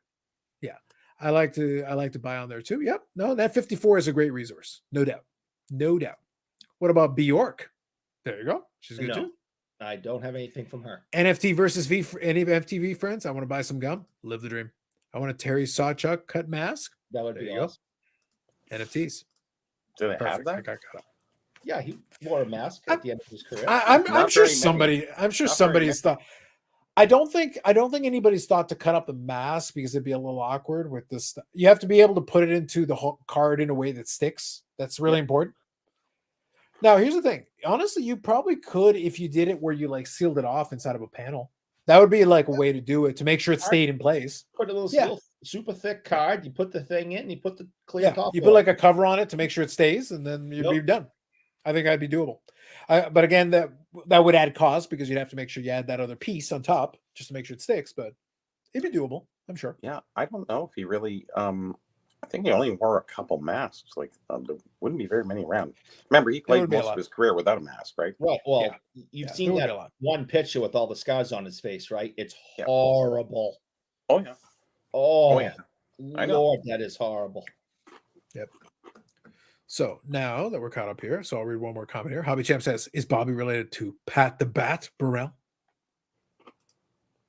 He was a baseball player. he was a baseball player. I remember him. I think for the Phillies. Yeah, he played for a couple different teams.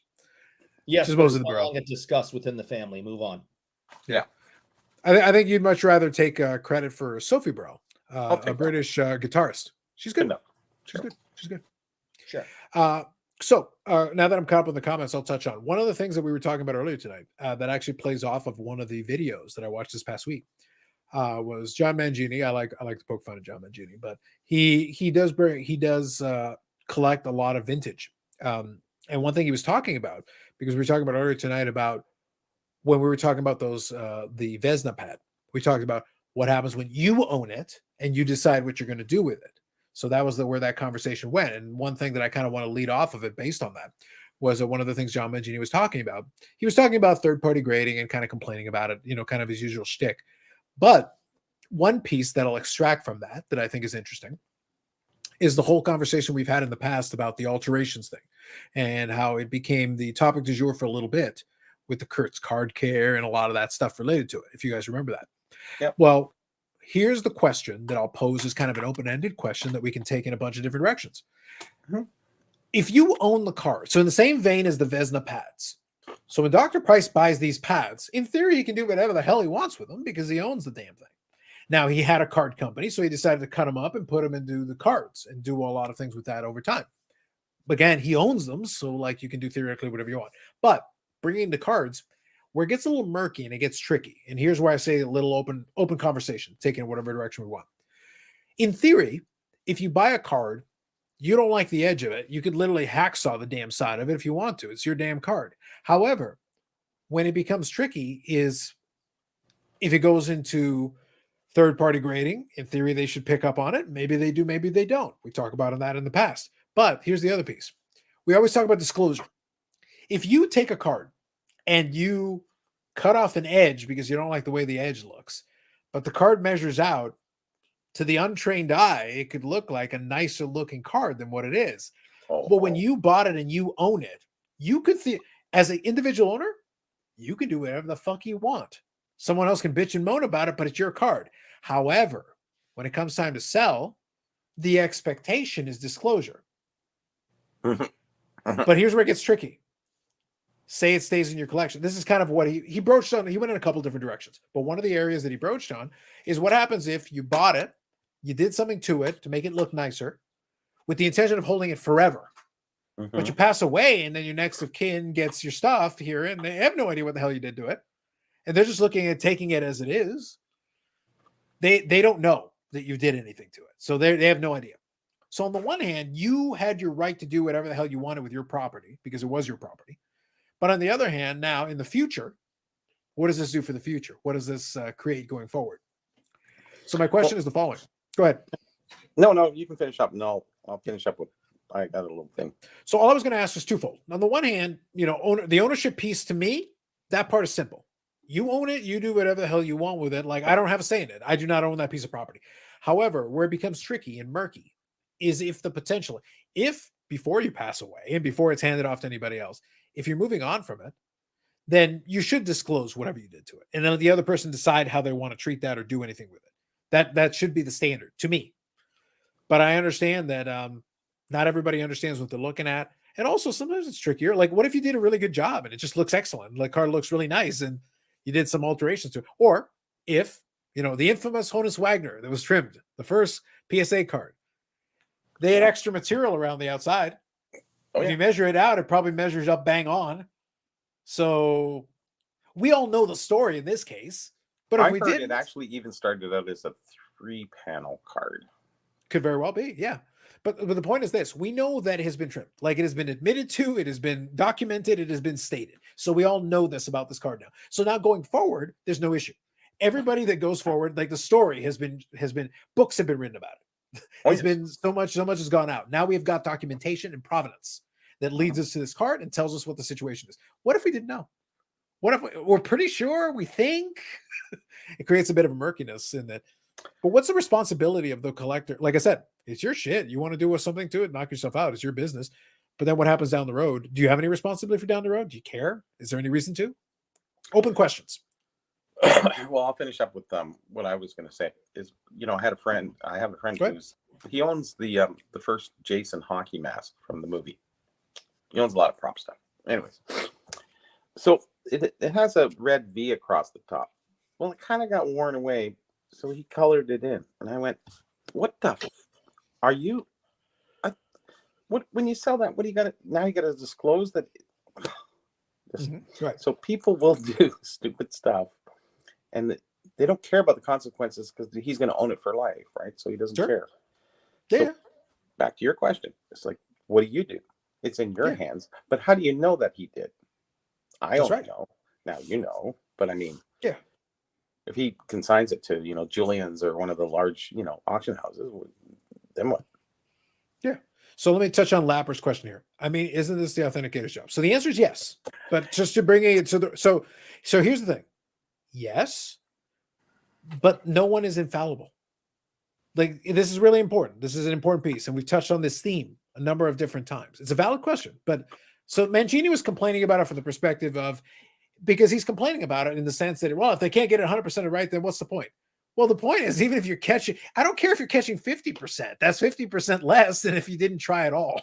Like, that's still an improvement over the alternative of just leaving it open-ended. Back in the olden days, you had to listen to this dealer who would, oh man, it's fine, don't worry about it.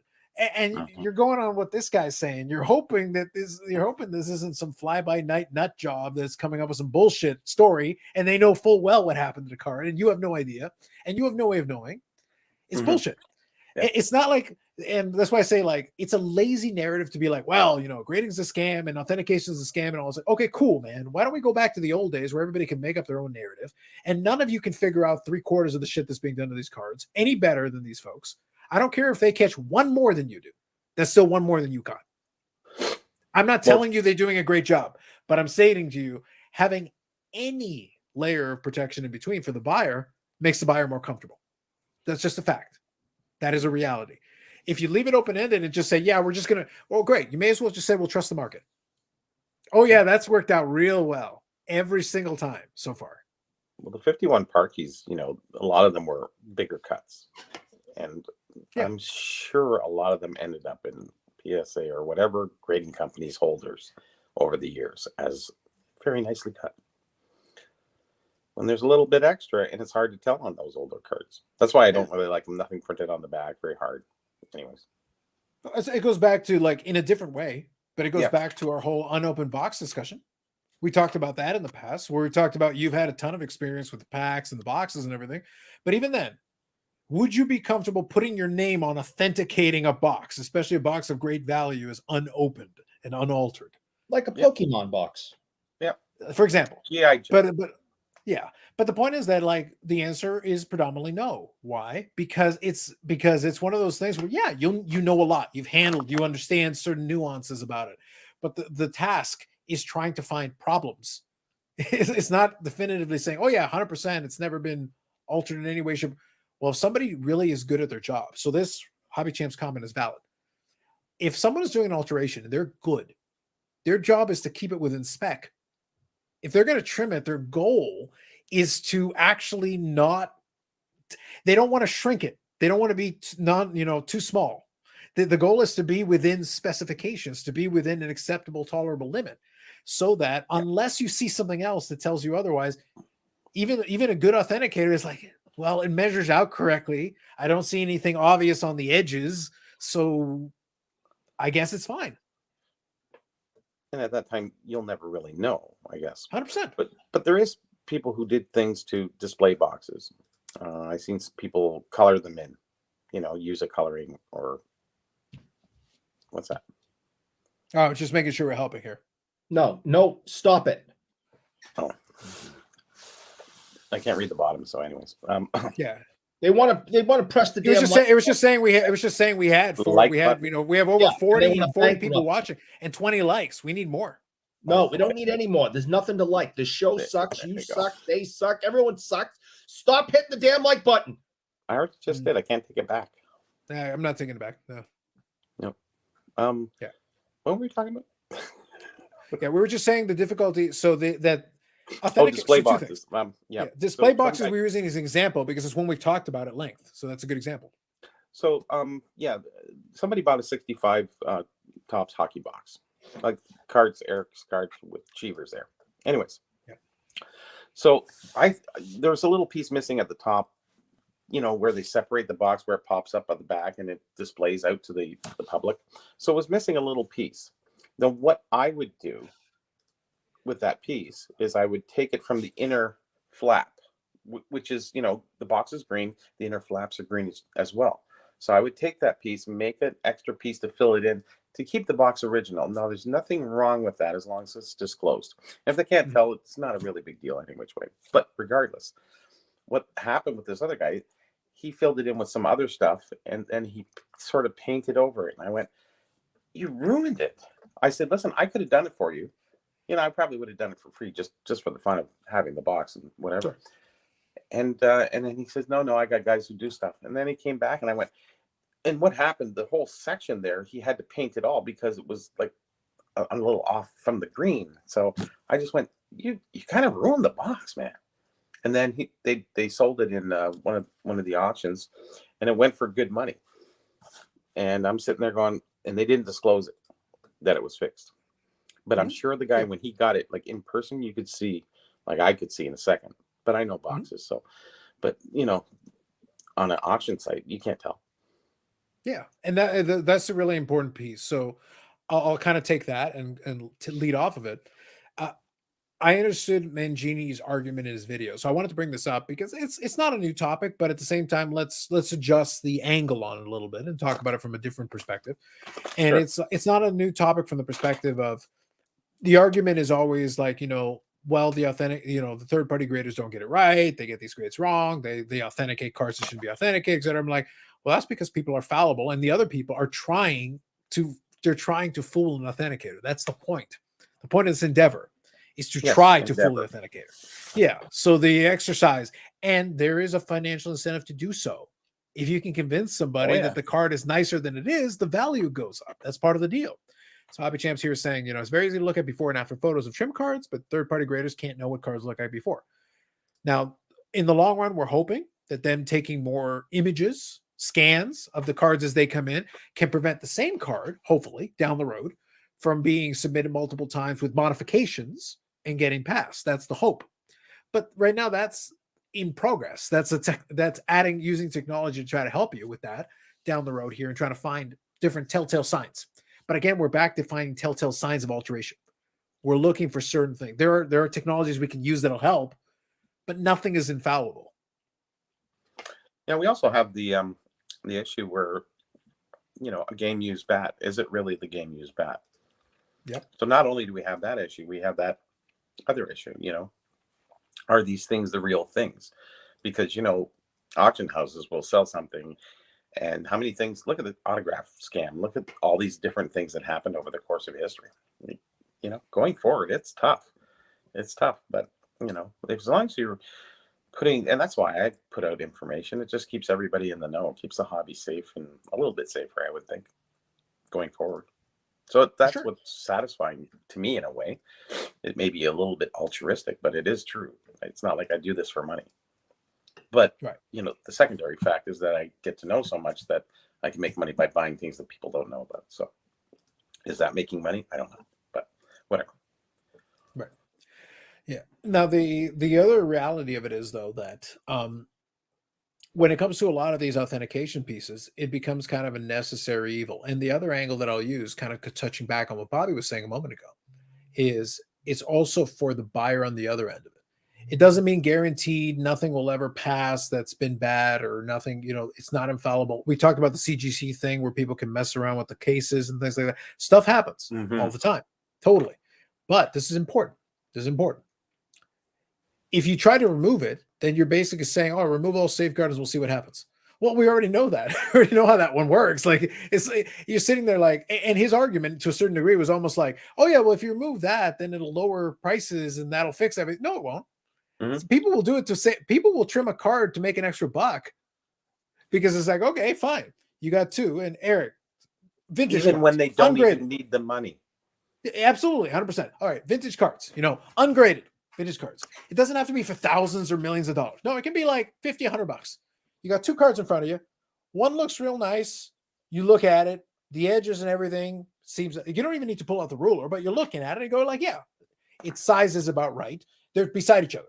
One has got like we talked about the whole thing with the rough edge. All right, we got a jagged edge. We got a bunch of messed up things, but it seems real enough. The other one beside it is the correct size. It looks nice. Here's the thing. You're offered the two. Which one are you going to pay more money for? I'll pay more money for the old peachy than the top. Sure. Yeah, but here's the thing. You're probably, if you're just collecting for your sake of your collection, you're probably going to pay, as long as you're not asking 10 times as much, you're probably going to pay a little bit more for the nicer looking copy that seems to be the correct size. You can't visibly see any direct signs that looks obviously altered to you. But you're hoping that your experience with this issue and everything will guide you. You're hoping that Bobby Burrell's voice in the back of your head will be enough information that you'll feel comfortable buying it. That does not mean that someone didn't look at a card that was a little oversized and make it look a little nicer. There is nothing preventing them from doing that with or without third-party grading authentication. Yeah. We were talking before the show about how this one's too long. But Nothing, that's a particular reason why. and it doesn't fit into the standard, case mag holder. I have a paper trimmer. You just square it up and slide the thing down. Then it'll be short. And then my point is nothing stopping me from doing that. No. It's mine. I own it. I don't plan on selling it. If I want to trim the edge and make it fit into the mag holder, I can do that. And that's what you get, a card like that, and it tilts like this.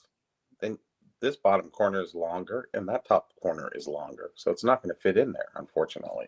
It makes it a longer card, but although it's perfectly cut in the sense that if you measure, it's 3.5 and measure up top, it's 3.5. How did that happen? Yeah, it's kind of an optical illusion in a sense. You can see some cards, you ever see them in a PSA holder, an older card, and you kind of go, what the hell? Why is it, it's just playing with you. It doesn't look straight, even though it is straight. And yeah, a lot of those cards like that. That's the biggest year for it, though. I don't know what they were doing. That's poor cuts. I think it was the alignment, because there's markers along the sides of the sheets. And if those markers aren't hit properly, especially with a small bordered set like that, a little off is a lot off. And you can that's tell what by the happened there. back, because if you look right here, you can see the bottom of the card that was on the sheet behind it above But it. you Rather. can't see it on the other end. And you know, I it's probably too small to see here, but you can see a little bit of the card that's on top of it on the sheet, and over here there isn't anything. No. So yeah, it's cut at an angle. Yep, That's why you got a good deal on it. that's right. All right, so here, so you're hoping. Hoping Santa Claus comes down by Jimmy this December. You got to have hope there. But here's the thing: Mike Petty, I know, is one of the guys who doesn't like the third-party grading thing. And here's the thing: when I look at a lot of the longtime collectors who've been doing it, so he's talking about here's diamond cut 52s. Unless you've had those 52s since 1952, there's no reason they haven't already been trimmed. Well, people don't realize As far- it's really been trimmed out there. But Bobby, this is my point. I'll listen to a lot of the longtime collectors go, unless you personally pulled it from the pack in 1952, I'm going to assume every card you have is altered.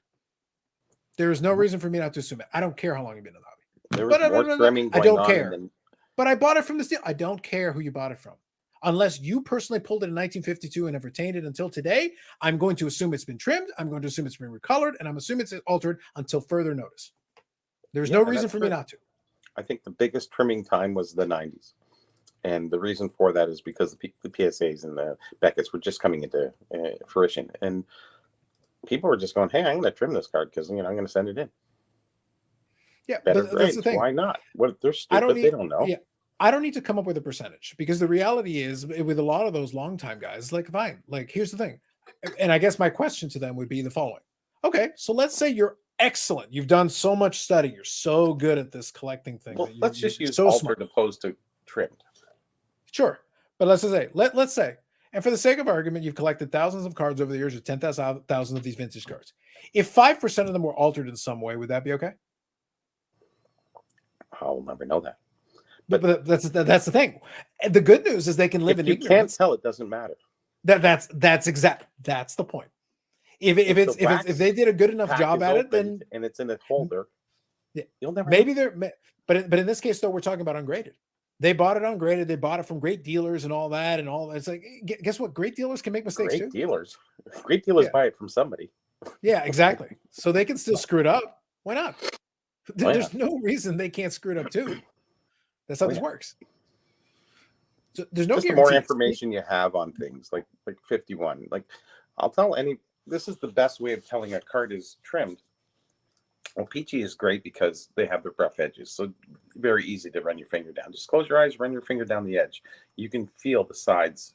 If it's trimmed all around, then you have a hard time. Then you got to get another common or something and run your finger down. You'll feel that bumpiness that should be there.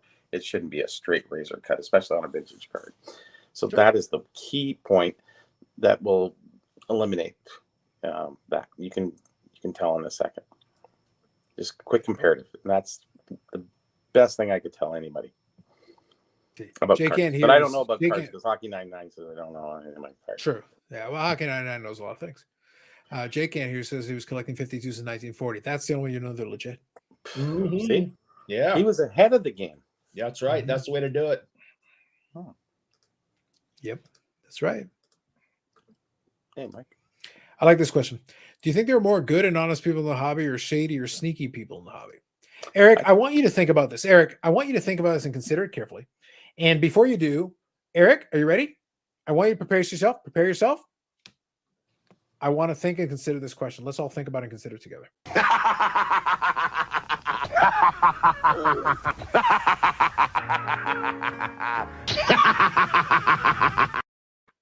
Your answer is there. Yeah, that one. Yeah. And $1 Million is Man that has one. an answer for me. and rule number 3. Could you recite rule Corruption. number 3, please? Corruption is rife in the hobby. Thank you. Is there a percentage? No. Some people are extremely moral. Other people will get away with maybe a little fib or two, how they acquired things. Auction houses will lie a lot.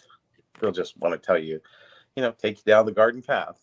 And it's just the way it is. I think it's a 7. You think it's a 6. I'm selling, you're buying. Other way around, it's a 6. You think it's a 7. It really comes down to the money factor. I just want people to be happy with what they buy. See, grading is not so important when we talk about trinket items. because they're not. It's not predisposed to having to be graded and authenticated. It's hard to repo a box. Honestly, I've done a few, and they look really good. I could fool the average person, but you can't fool the hobbyist too long, right? So I gave it up and gave all the money back, and just saying. Well, the super glue and the duct tape kind of give it away, but It was the green duct tape. I know. yeah, It was well, too much. The green tab was too much. Yeah. But to the layperson, they don't know that it's not supposed to be there. Mm. Oh well. Labrador says 100%. There are more good and honest people. However, it takes a few dishonest people to dramatic impact. Oh, he's talking about the hobby. Sorry, I thought he said good and honest people in life. Sorry, mathematically, actually, you might Yeah. you might want to do a little recount off. on that one. And You might want to do a recount. I've been trying to talk to him about being more honest too, because it's I think people are honest at heart. Yeah. When everybody Opera, is. you But know, when you when need money to- comes into the game where you can sell something for 1,000 or maybe get 3,000, that little bit of the devil creeps in the back. It says, Now, Bobby, the important philosophical question: does it count as a lie if I believe my lies? no. Oh, then I'm good. Yeah. Eric, I'm pure. He yeah. is. Manifest. If you think you're telling the truth, it's not a lie. Yeah, that's Beelzebub. Yep, he's there. Produced by Marvel Legends, toys that Toy-Con used to use them as, and Van Damme sell a bunch in the early 2000s. Not sure what that has to do with anything, but good to know. Well, I know see that. Virgil and pertains to Ted. That part I got. But the Marvel Legends toys at Comic-Con used to sell them in Van Damme a bunch in the early 2000s. Interesting. All right. Every week I get out, probably sometimes more than a week. Do you know anything? Does this look real to you? Is this any good? Is this like some guys make homemade pennants? They make them with old teams and unique looking things. And I look at it and I go, I don't know. And they go, well, yeah, I think it really is. They almost want to talk themselves into it so bad. Oh, they definitely want to talk themselves into it. It's like, I said, dude, like, if there's a fucking snake there who's going to bite you, don't even fucking go close to it. Jeez. It's hissing. Yeah, we get people coming in all the time, and we have to break the news to them that what they're holding isn't real, and they sit there and argue with us, trying to convince us, and it's like, this is what we do. We've been doing this a long time. Your Jordan card that you brought in today that you think is going to get you $10,000 isn't worth the paper it's printed on. It's a reprint. Yeah, and Right there in the they don't shop. want to hear it, and they're trying to convince you. And I'm like, and a couple of times I've used the line, I used to use it in my last profession, is, are you trying to convince me or yourself that this is real? I'm glad I wasn't around in your other life. Anyways, so how many people do you have that come into the store that is a scammer? Like, they're trying to pull the wool over your eyes. Well, maybe, do you know you got duped is the question, I guess, at that point. You're talking about like you got duped to greed? Well, here's something. I made a reproduction box for a guy. It was a Yeah. rare football box. It was a Canadian box. And I told this guy, Rick, I said, Rick, I'm going to make it for you to fill in the empty gap. Not that Rick. Another Rick. Okay. Anyways, and he says, no problem. No problem. I said, I should have stamped the bottom or did something. And, so I did such a good job on it. He put it in his collection. And then the years went by. And then his collection got sold. Got sold to Chad down in California, the guy who was a super millionaire.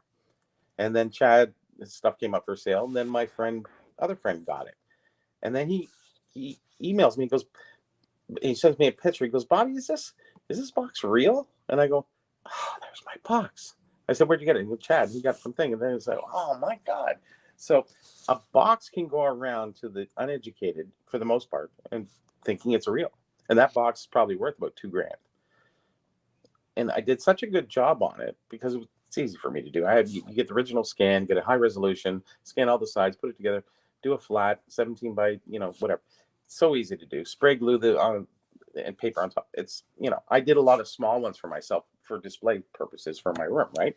Because having the real boxes, I didn't have like 50,000. Anyways, so this is what can happen. And you can fool people in the hobby. People can bring you in stuff that you don't even know.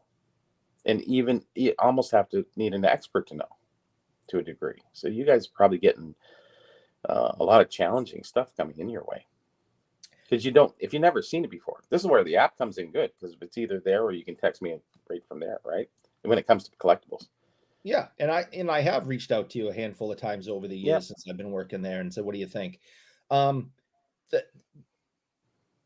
we don't. The original question was about, do we have scammers?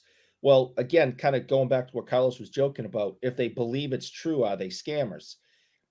You don't. I can't. No, always, I didn't mean those guys. I don't always know if they know this is garbage and they're trying to pass it on to us, or they don't know and are trying to pass it on to us. I'm talking I about try more to people. give people the benefit of the doubt. Sure. Um, I'm talking but- about people who come in that kind of questionable kind of guy, Oh, we definitely have some questionable people coming in that try to move stuff. and they're always trying to move stuff.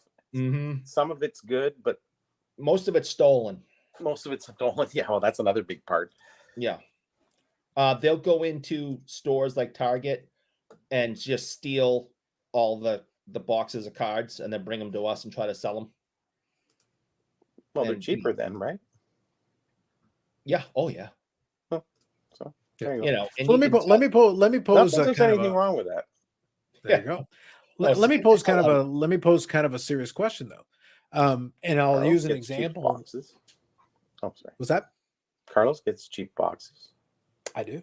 Now I'll use an example though of kind of what we're talking about here. And this is where, like, do you want to give the benefit of doubt or do you want to? So I'll say we know mutually someone who is a bulk submitter who receives certain cards in volume and in number. And what happens is, so what do you do looking at it hypothetically, of course, allegedly. So what do you hypothetically, if you've got individuals who will submit a certain amount of cards, a lot of vintage cards, especially, and other ones, and they submit them in great volume. And over time, you notice that a lot of them come back, min size. Not all. Some get through. So here's a question. You're sending in like 50 cards and like 30 of them are coming back min size. But then you get another batch of another 30 or 50 cards, another batch of 30 or 50 cards. And you're getting like a situation where it's like half of them are min size or 2/3 are min size and half are min size. After a while, it's like, I'm cutting you them got off. quite a bit of bad luck there with the min size, don't you think? Mm-hmm. Kind of Yeah, interesting. I'd say I'm not comfortable doing business with you anymore. Yeah, but think about that. But there are people who will do this. They will submit, and here's the thing: if it comes back not min size, okay, who's to stop you from cracking it out and trying it again down the road? Oh, I'm Who's to sure. stop you? Well, didn't that guy? He was all the Beckett cards he submitted. He kind of got all the black. Well, that's a guy who worked at Leaf. That's a different conversation. But do you get my point though? In this scenario, that may or may not be true, totally alleged, whatever. But if that's happening now, if you're the person on the receiving end submitting this, you're looking at it going like, alarm bells are going off in your head. You're kind of wondering about it. Yeah. But at the same time, okay, so now here's a question: what do you assume? Is it that this person doesn't know and they just happen to have a lot of cards that fall into this category, or are they the ones doing something? I would say, well, you don't know. You don't know definitively. That's the problem. But at the same time, you look at the numbers and go, after a while, you know what? There are just so many cards. It's like the edges on these all look pretty nice, and it's like, I have questions. You got to start asking. You the just have to question, right? say you have to start submitting them yourself,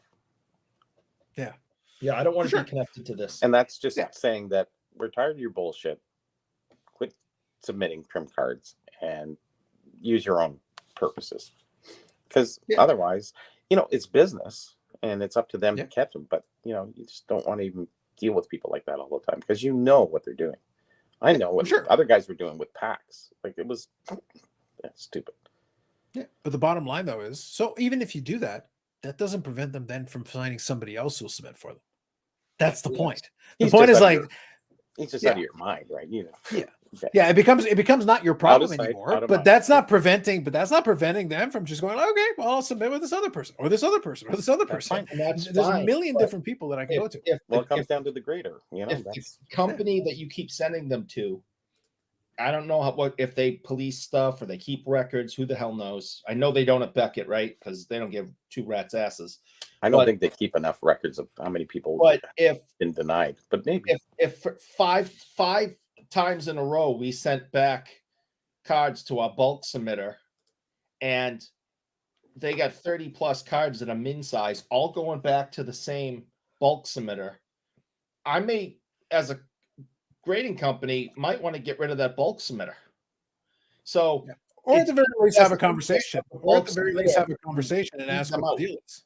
Yeah. Or at the least, have a conversation. What's the Yeah. deal with it? so you'd want to weed them out yourself and say, dude, you keep sending me stuff. They keep coming back min size. I'm going to end up losing my spot here, and I enjoy doing this. So I'm cutting you off. yeah, there is certain cards like there's the 50 what's it 55 Parkhurst, the orange backs. They're all minimum size. It's like they were cut at a different company, maybe somewhere else, not by Parkhurst themselves. And most of those are minimum size, but they're you can tell they're straight from the pack. I mean, like they're good, but it's just the way they were cut. And then you have the 73 O-Pee-Chees that those ones are min size too. The vending was min size because the vending was cut at a different place. So you end up with those circumstances, and I'm sure that's just a couple in hockey. Let's talk about baseball, football, basketball, whatever.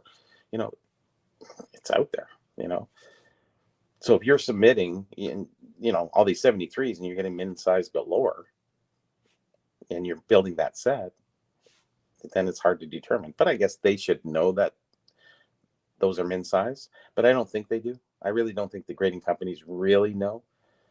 I know it. Now you guys know it. Now, going forward, they have to know these things. And that's another thing that I said in my article. They don't have a historian or somebody who knows the hobby that detail of each hobby, each basketball, football, because usually you need a specialist in all of them that know these little quirks and little things. As much as you have my app, whatever. That That's what we detailed get. information. Just saying, that detailed information there. Something you can read it, but to know it is another thing too. So it's a tough world out there in that. And we can get into packs, and it's just like, wow, geez, one guy. So once Steve's out of it, then what do we do? Then what do you do? And how many of the packs are real? Nobody can tell 100%. So I don't know how Any of that the guy packs still has real. a business. Because honestly, the honest answer is because there's too much money invested in folks that already have a lot. That's the reason. Look, the reason why I like Self-supporting. pushing back and poking fun at a lot of these folks is that they complain and complain and complain about third-party grading, third-party authentication, all this thing. There is too much money now stuck into it. Oh yeah. There are too many people who are like, because if you broke the whole thing down, like serious question, serious thought. Yeah. Okay. We know that Steve Hart can make mistakes, a lot of them. We've seen it. Like we've seen high profile, like the highest profile possible in this genre. Yeah. We've seen it. The biggest screw up he could possibly do with the most Oh. eyeballs possible. And the business still exists. Why? Because if it doesn't, then all the stuff that's sitting in those BBCE wrapped boxes, millions and millions and millions and millions and millions of dollars worth, suddenly become worth a fraction overnight. We snap our fingers and suddenly they're no good. Those folks are like, fuck that. We're keeping Steve Hart propped up. If he's weekend at Bernie's, he could have died, and we're putting a stick behind him and tying it so he stays upright. We just need the illusion. We don't need the reality. We just need the fantasy. Yeah. Yeah, the That's all that only thing matters. is that was a Pokemon case, so it was tape case. It wasn't had to do anything with a wax pack. So he had saving grace on that one. Now He then screwed up everyone- wax packs too. He screwed up boxes, wax packs. Oh, I all know. sports I all know. the time. We all the know time. this, but Yeah. I'm just saying that was the biggest screw up, but it wasn't even Sure. really something he should have even indulged in. Yeah. But and then the 86 Fleer box, was it Yeah. or wasn't it? I don't think it was. I think it was fine. Box Yeah. appeared to be fine. I don't know Fleer's seal. That's the unfortunate part, but it seemed to open as it should. The packs, because I was watching There's it. no the pack Johnsons. open. Johnsons. There was no Johnsons and Johnsons and Johnsons. There was, Johnsons. I don't know. That's Yeah, still I my think- all-time close. favorite. That is I my think all-time favorite scam right there. defying the sequence that has already been so firmly established for that product kind of like is screwy with that one. And they're all named Johnson. That was awesome. That's Yeah. the best one. Doesn't have to call me Johnson. You can Yeah. call me Ray. But the bottom line is though, like he could make 50 more mistakes and it would be glossed over because there's too many people with too much money vested into the boxes and into that for it to work. And on the other side, for the cards, the entire economy of moving like today on eBay, a lot of these same guys that talk about all the same stuff, they talk about their wonderful collections they built up. Well, they had to buy it from somebody. Oh, I bought it from fellow collectors. Cool. Where did they get it? Unless they pulled it out of the pack originally, I don't give a crap. As long as there's been another set of hands on it, there's always a chance that somebody messed with it. Long run wise, go ahead. Yeah, Steve Hart has he has weatherman privilege. So, the weatherman will say, it's sunny today and it's going to be beautiful all day, and it rained. Yeah. He's still going to get a raise at the end of the year, even though he's 50% wrong. Pretty much. But so he has that status that he can. Yes. He can get away with that because it does happen. Yes. Just as long as it's not repeating happening, and it's so hard to tell because a lot of guys who open packs or reseal packs, they will take the one card out and put another insert in there. Another card. If they put another sport in there, then we're talking. But shit happens. So it's really hard to tell, and most people won't open their wax anyways. But That's the thing. Exactly. The breakers will never go that deep into the older vintage wax. Very few. Yeah. So the other side of it is that ignorance is bliss for a lot of these categories, and the reality is, as I said, good there's too much business to money be in, isn't it? It is. It's pretty much. It basically props up itself. Its very existence props up itself. It's magical. It's beautiful. It's magical. Yeah, but the point is that if we suddenly tried to, the analogy I would use here is that these people who complain about it are trying to push the toothpaste back in the tube. You can't. It's too late. It's what we've come too far, because now you try to go back the other way. Oh, well, we could just go back to raw. Really? Because there are not unscrupulous people who would sell you garbage raw cards that are way overgraded and messed up and all. Please. There'd be no hobby. On eBay, imagine trying to do imagine you're sitting there, you're one of those people who fixate and you want it in a certain condition, you're trying to get a certain, and you're relying on eBay scans, and that's the entirety of what you're relying on. Yeah. Good luck. Oh, I know, it's horrible. Is it near mint? Is it excellent? Is it VG plus? I don't know. They allow you to take 10 pictures, and when I was running the eBay part of the business at work, they allowed 10 pictures. Most of the time I took 10 pictures, and we took close-ups of every corner. We took close-ups of half the card, the other half of the card, the back of the card. There's 10 spots there. I took good, clear, high def, every inch close-ups of this, so nobody can then turn around and say, oh, you didn't tell me there was a ding on this right corner. And it's like, it looks right there. There's the right corner, close up. You can see the ding. So go F yourself. Well, you screwed it up in shipping or something, man. Oh, man. I want my $3. Obviously. Back. Oh, Bobby, I can't tell you how many people have done that. $3. They sent to Canada. You don't sell cards for $3. You should never sell it's cards. Like you're going to bitch about $3. $3 isn't worth my time. No, but some people just love it. Complaining and throwing temper tantrums. Yeah. Well, look, I'm gonna read a comment here. I'm gonna read a comment here from Refractor Joe's, but just before I do, I got a message on eBay today, this morning, early in the morning. I was up, of course, but I didn't bother to respond until later because I'm like, I'm not gonna indulge this right now. The message was for one of the eBay lots that I'd sold, and they said, when can I expect it? And I sat there and I looked at it. I go, well, this one looks familiar. So I click on it. I had shipped it on December the 30th. Oh. December the 30th is a Saturday. Mm-hmm. The 31st, there's no postal service. January the 1st, there's no postal service. January the 2nd is the first possible day that anything could be going on with that card. So he wants they messaged me. They messaged me on the wee hours of Friday morning in Florida. And I'm sitting there like, and literally my response is like, we are on the 4th business day after a holiday crossing borders. And eBay- Florida takes longer than any other place. Seattle, does. Didn't have and tracking, Florida. so they could track it California's themselves. good though. The card wasn't worth tracking. And like Yeah. I said, it was 4 days in. But I'm sitting there like eBay themselves say January 8th to the 16th. And I'm Yeah, like, right. why don't you get back to me if we haven't gotten it by the week of the 16th? Yeah. I'm literally like, dude, calm down. But I'm That like, scares me. what is wrong with you? Yeah, I'd like be what is scared. wrong with you? Is this Yeah, guy There is, gonna say he there's never no got the card magical, there's no magic that is suddenly going to make this card appear in 3 business days after Because a holiday. people suck.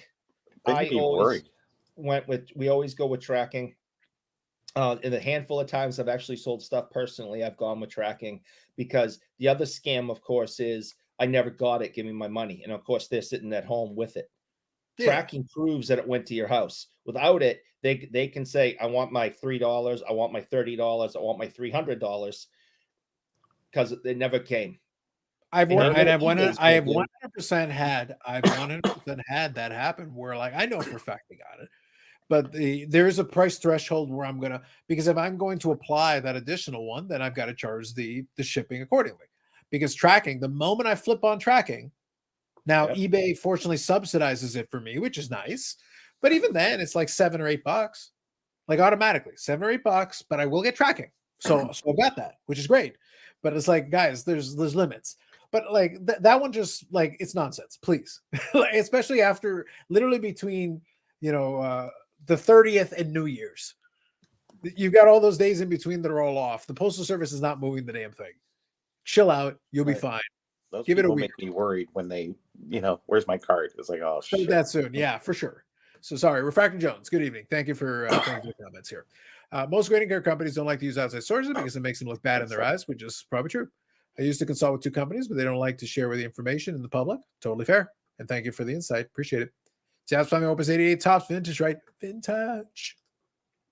So when am I getting that lot? That's right. Sorry, I don't control the postal service. Hope it arrives soon. Yeah.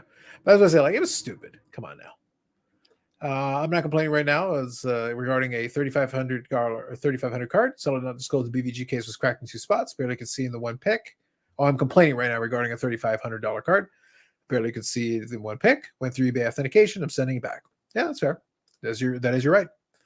Felt for not marking it on the second. Yeah, it's true. But I like to mark it when for my record keeping purposes, I like to mark it when I've actually got it in the post office. It's the postal service. Someone scam me at $2, Matt. Yeah. If it's a small enough amount, I'm not going to waste my time on it.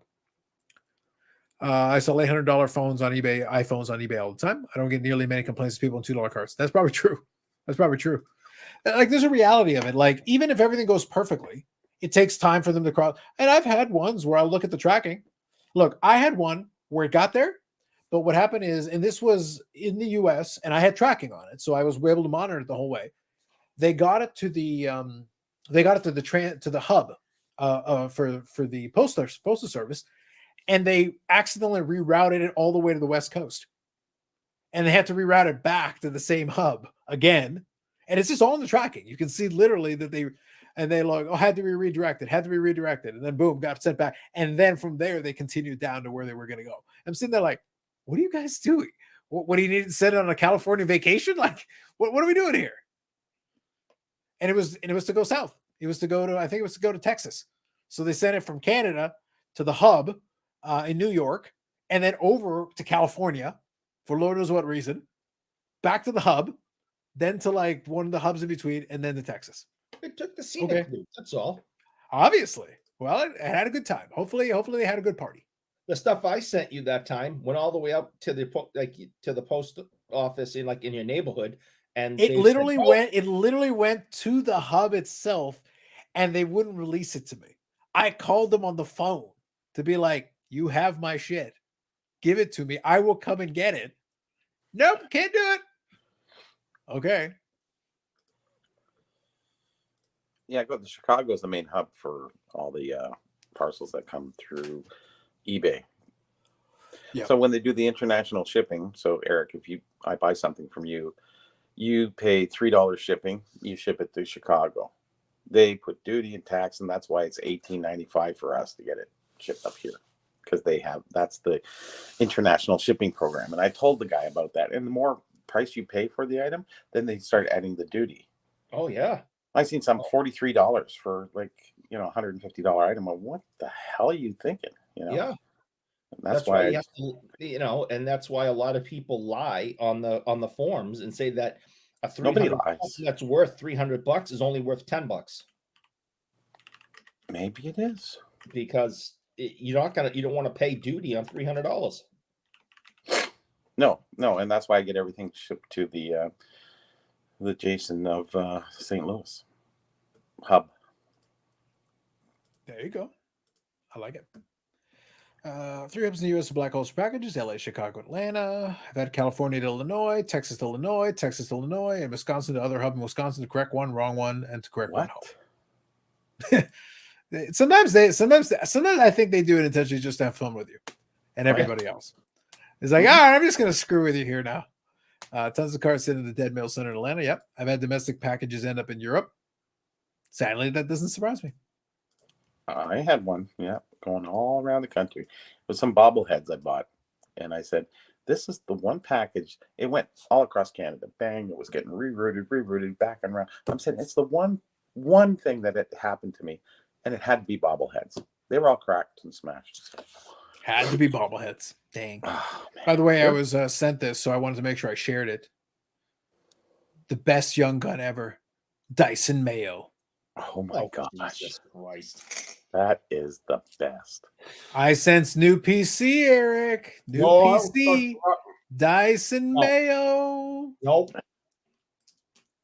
So if you were sick, you wouldn't go to the Mayo Clinic? On principle, I wouldn't do it. He accepts death. Okay. Paris, Texas. I'd Yeah. go to a different clinic. I've had packages sit there for a week before we went along. The Dead Mail Center used to hold auctions twice a year. Right. Or like dying for some mayo. Look at you, Bob. Look at you. Became so popular that now outsource. Fair enough. Thank you, Rebecca Jones. Appreciate that. All right, folks. So I want to get any last comments or thoughts from you. Feel free to share them with us. Like I said, it was a bit of a slow news week, but I thought we would have a little conversation on it. I wanted to have I never worry at this point. Like, I know for a fact we can find ways. And also, we had a couple of things we could play around with a little bit there. We had a couple of topics we could sink our teeth into. And I did want to have a little conversation with, like I said, the Mangini thing brought up a couple of interesting things. I know John, Wade Boggs fan. So if any of you want to check out Wade Boggs fan, check out that channel. He did his own commentary on it. I didn't want to go through that much trouble with it because sometimes with the Mangini videos, it's kind of in one ear and out the other with me because I'll sit there like, oh, you're just complaining for the sake of complaining, dude. I'm tired. If you like grading, great. If you don't like grading, completely fine. I'm cool with either way. It doesn't matter to me. But if your argument is let's go back to the dark ages where dealers made up conditions, I'd rather not. Let's not and say we did. Yeah, we all lived in that place. I forgot about something. There was a great interview. Was it last week or the week before? I can't really remember. So Mike Monahan and Nat Turner. Did you see that one? Oh yes, I did. Yes. It was anything in good. particular about it that struck you? Yeah, actually, towards the end, with the way Nat was talking about the ultramodern cars and how he was feeling about them, I went, "Whoa, wow, okay, yeah, right on." Well, he's CEO of Collectors. People forget he's CEO of Collectors, not PSA. His job is to look at the overall picture. Like as a collector, he can have his own preferences, and it makes sense. Why not? But he said that, yeah, and for the position he holds, I was going, "That's cool." Yeah, kind of very Elon Musk-ish. Well, it doesn't behoove him. Like I think people forget, it doesn't behoove him to lie about it. He's not a card manufacturer. But your card's grade too. At the end of the day, if we're being serious, most of their business is ultra modern. So the new price sale, the new grading sale that PSA has done. Sorry, the pricing special. That's what I was looking for. Yeah. The new pricing special is ultra modern. Uh-huh. Why? Well, because that's a good chunk of what they grade. They also grade almost 50% Pokemon. So if somebody's going to get a special, who is getting the special? The Pokies and Ultramodern. That's it. Oh, but what about the vintage guys? You guys don't offer them enough money for them to care. Yeah, like it's over. Yeah. You want to send it in? Send it in. But there's no reason for them to offer you a discount. Yeah. On a percentage basis, the amount of cards in that category are much less. So there's no reason for them to cater to you. You don't make enough money. No. Do they have specials for the people who have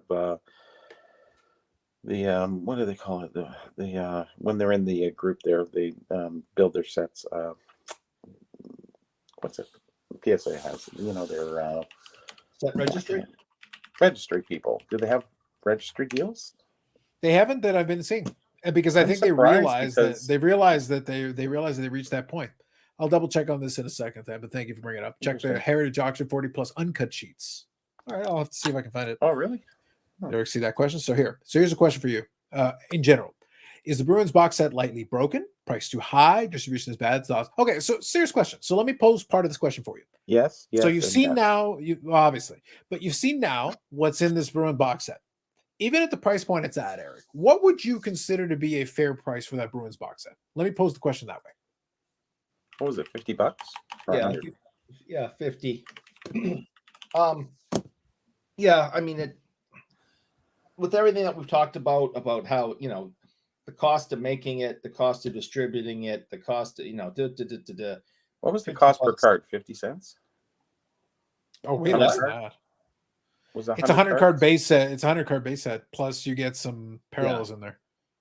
It was $50. Yeah. Okay. Yeah, $50. It's about right, and that's what I said when they asked me, a year ago, what would you think it should cost, and I said $50, and they kind of poo-pooed me and said, well, we're thinking more like 100, and the one that we did in Toronto is going for 100, and I go, all right, then make it 100. Just make sure that it's worth 100.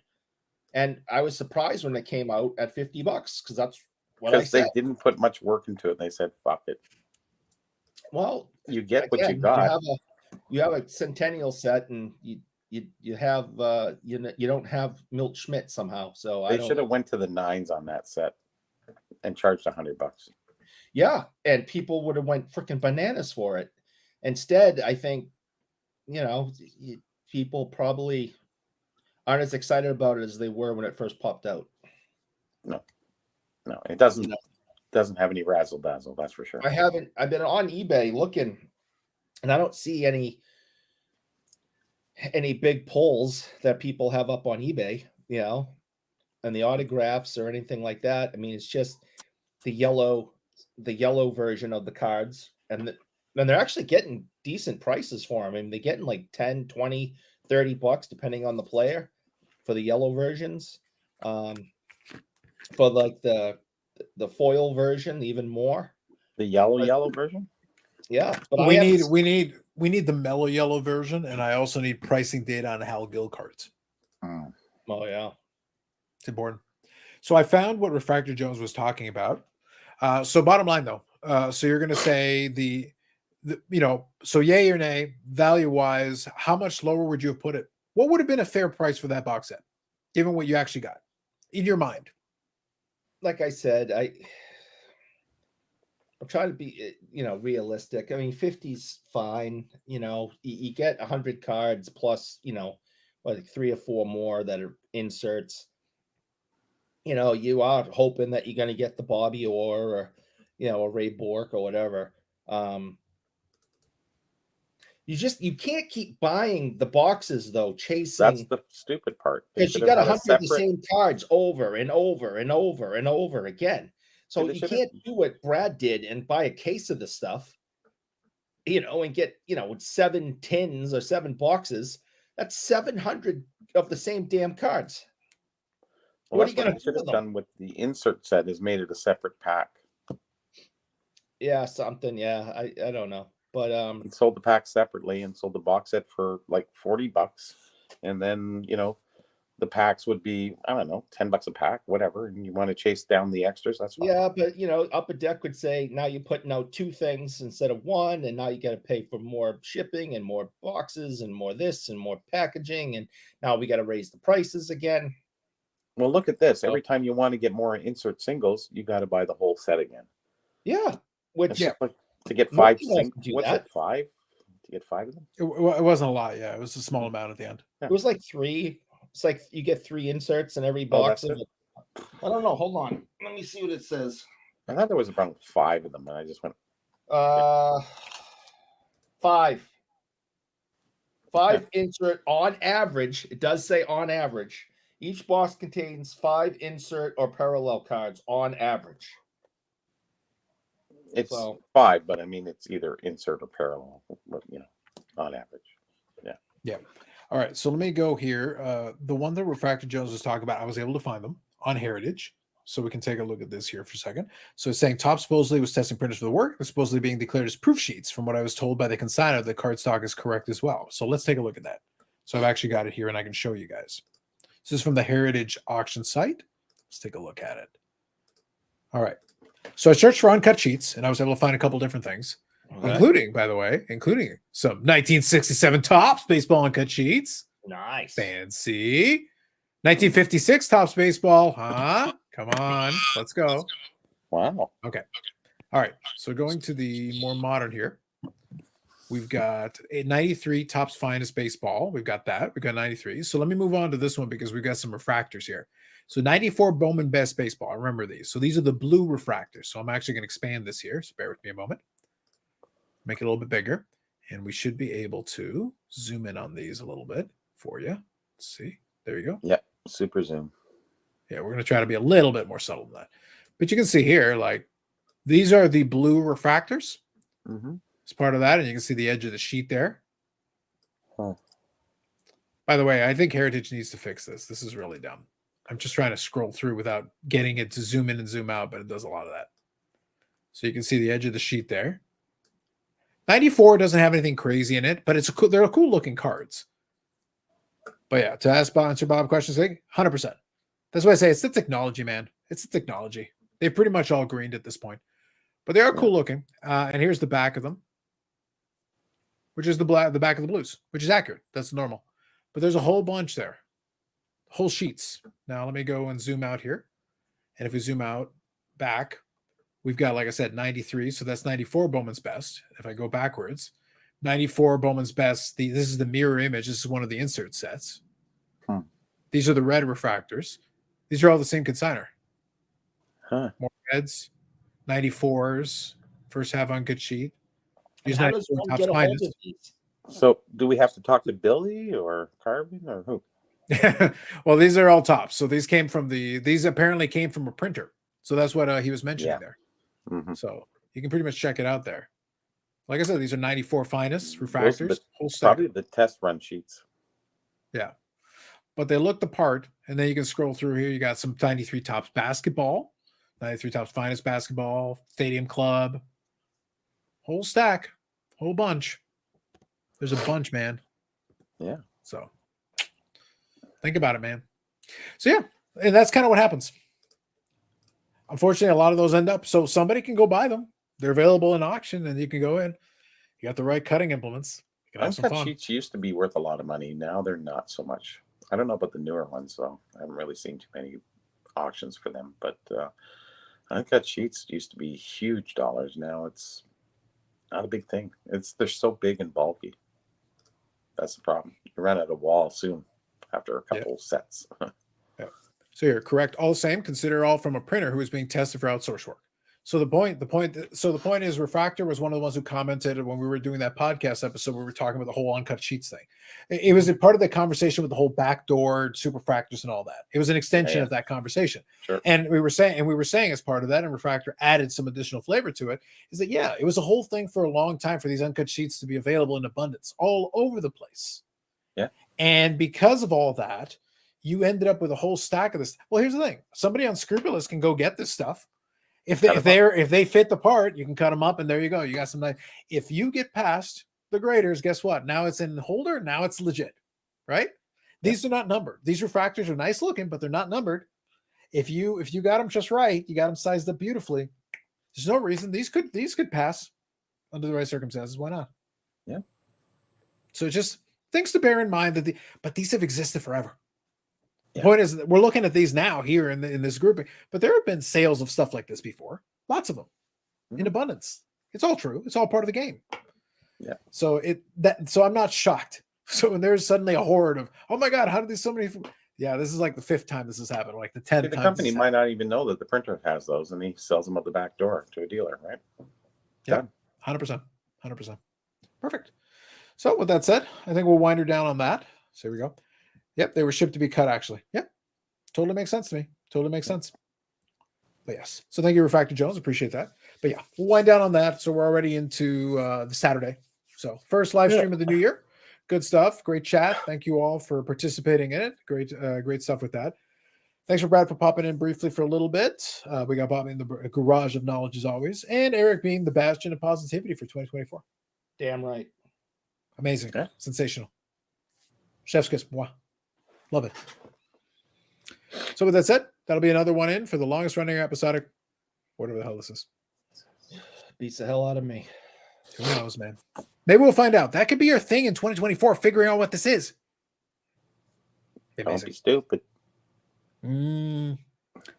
Absolutely. whole Have a good night, bucket Jeff. of Dumb. What?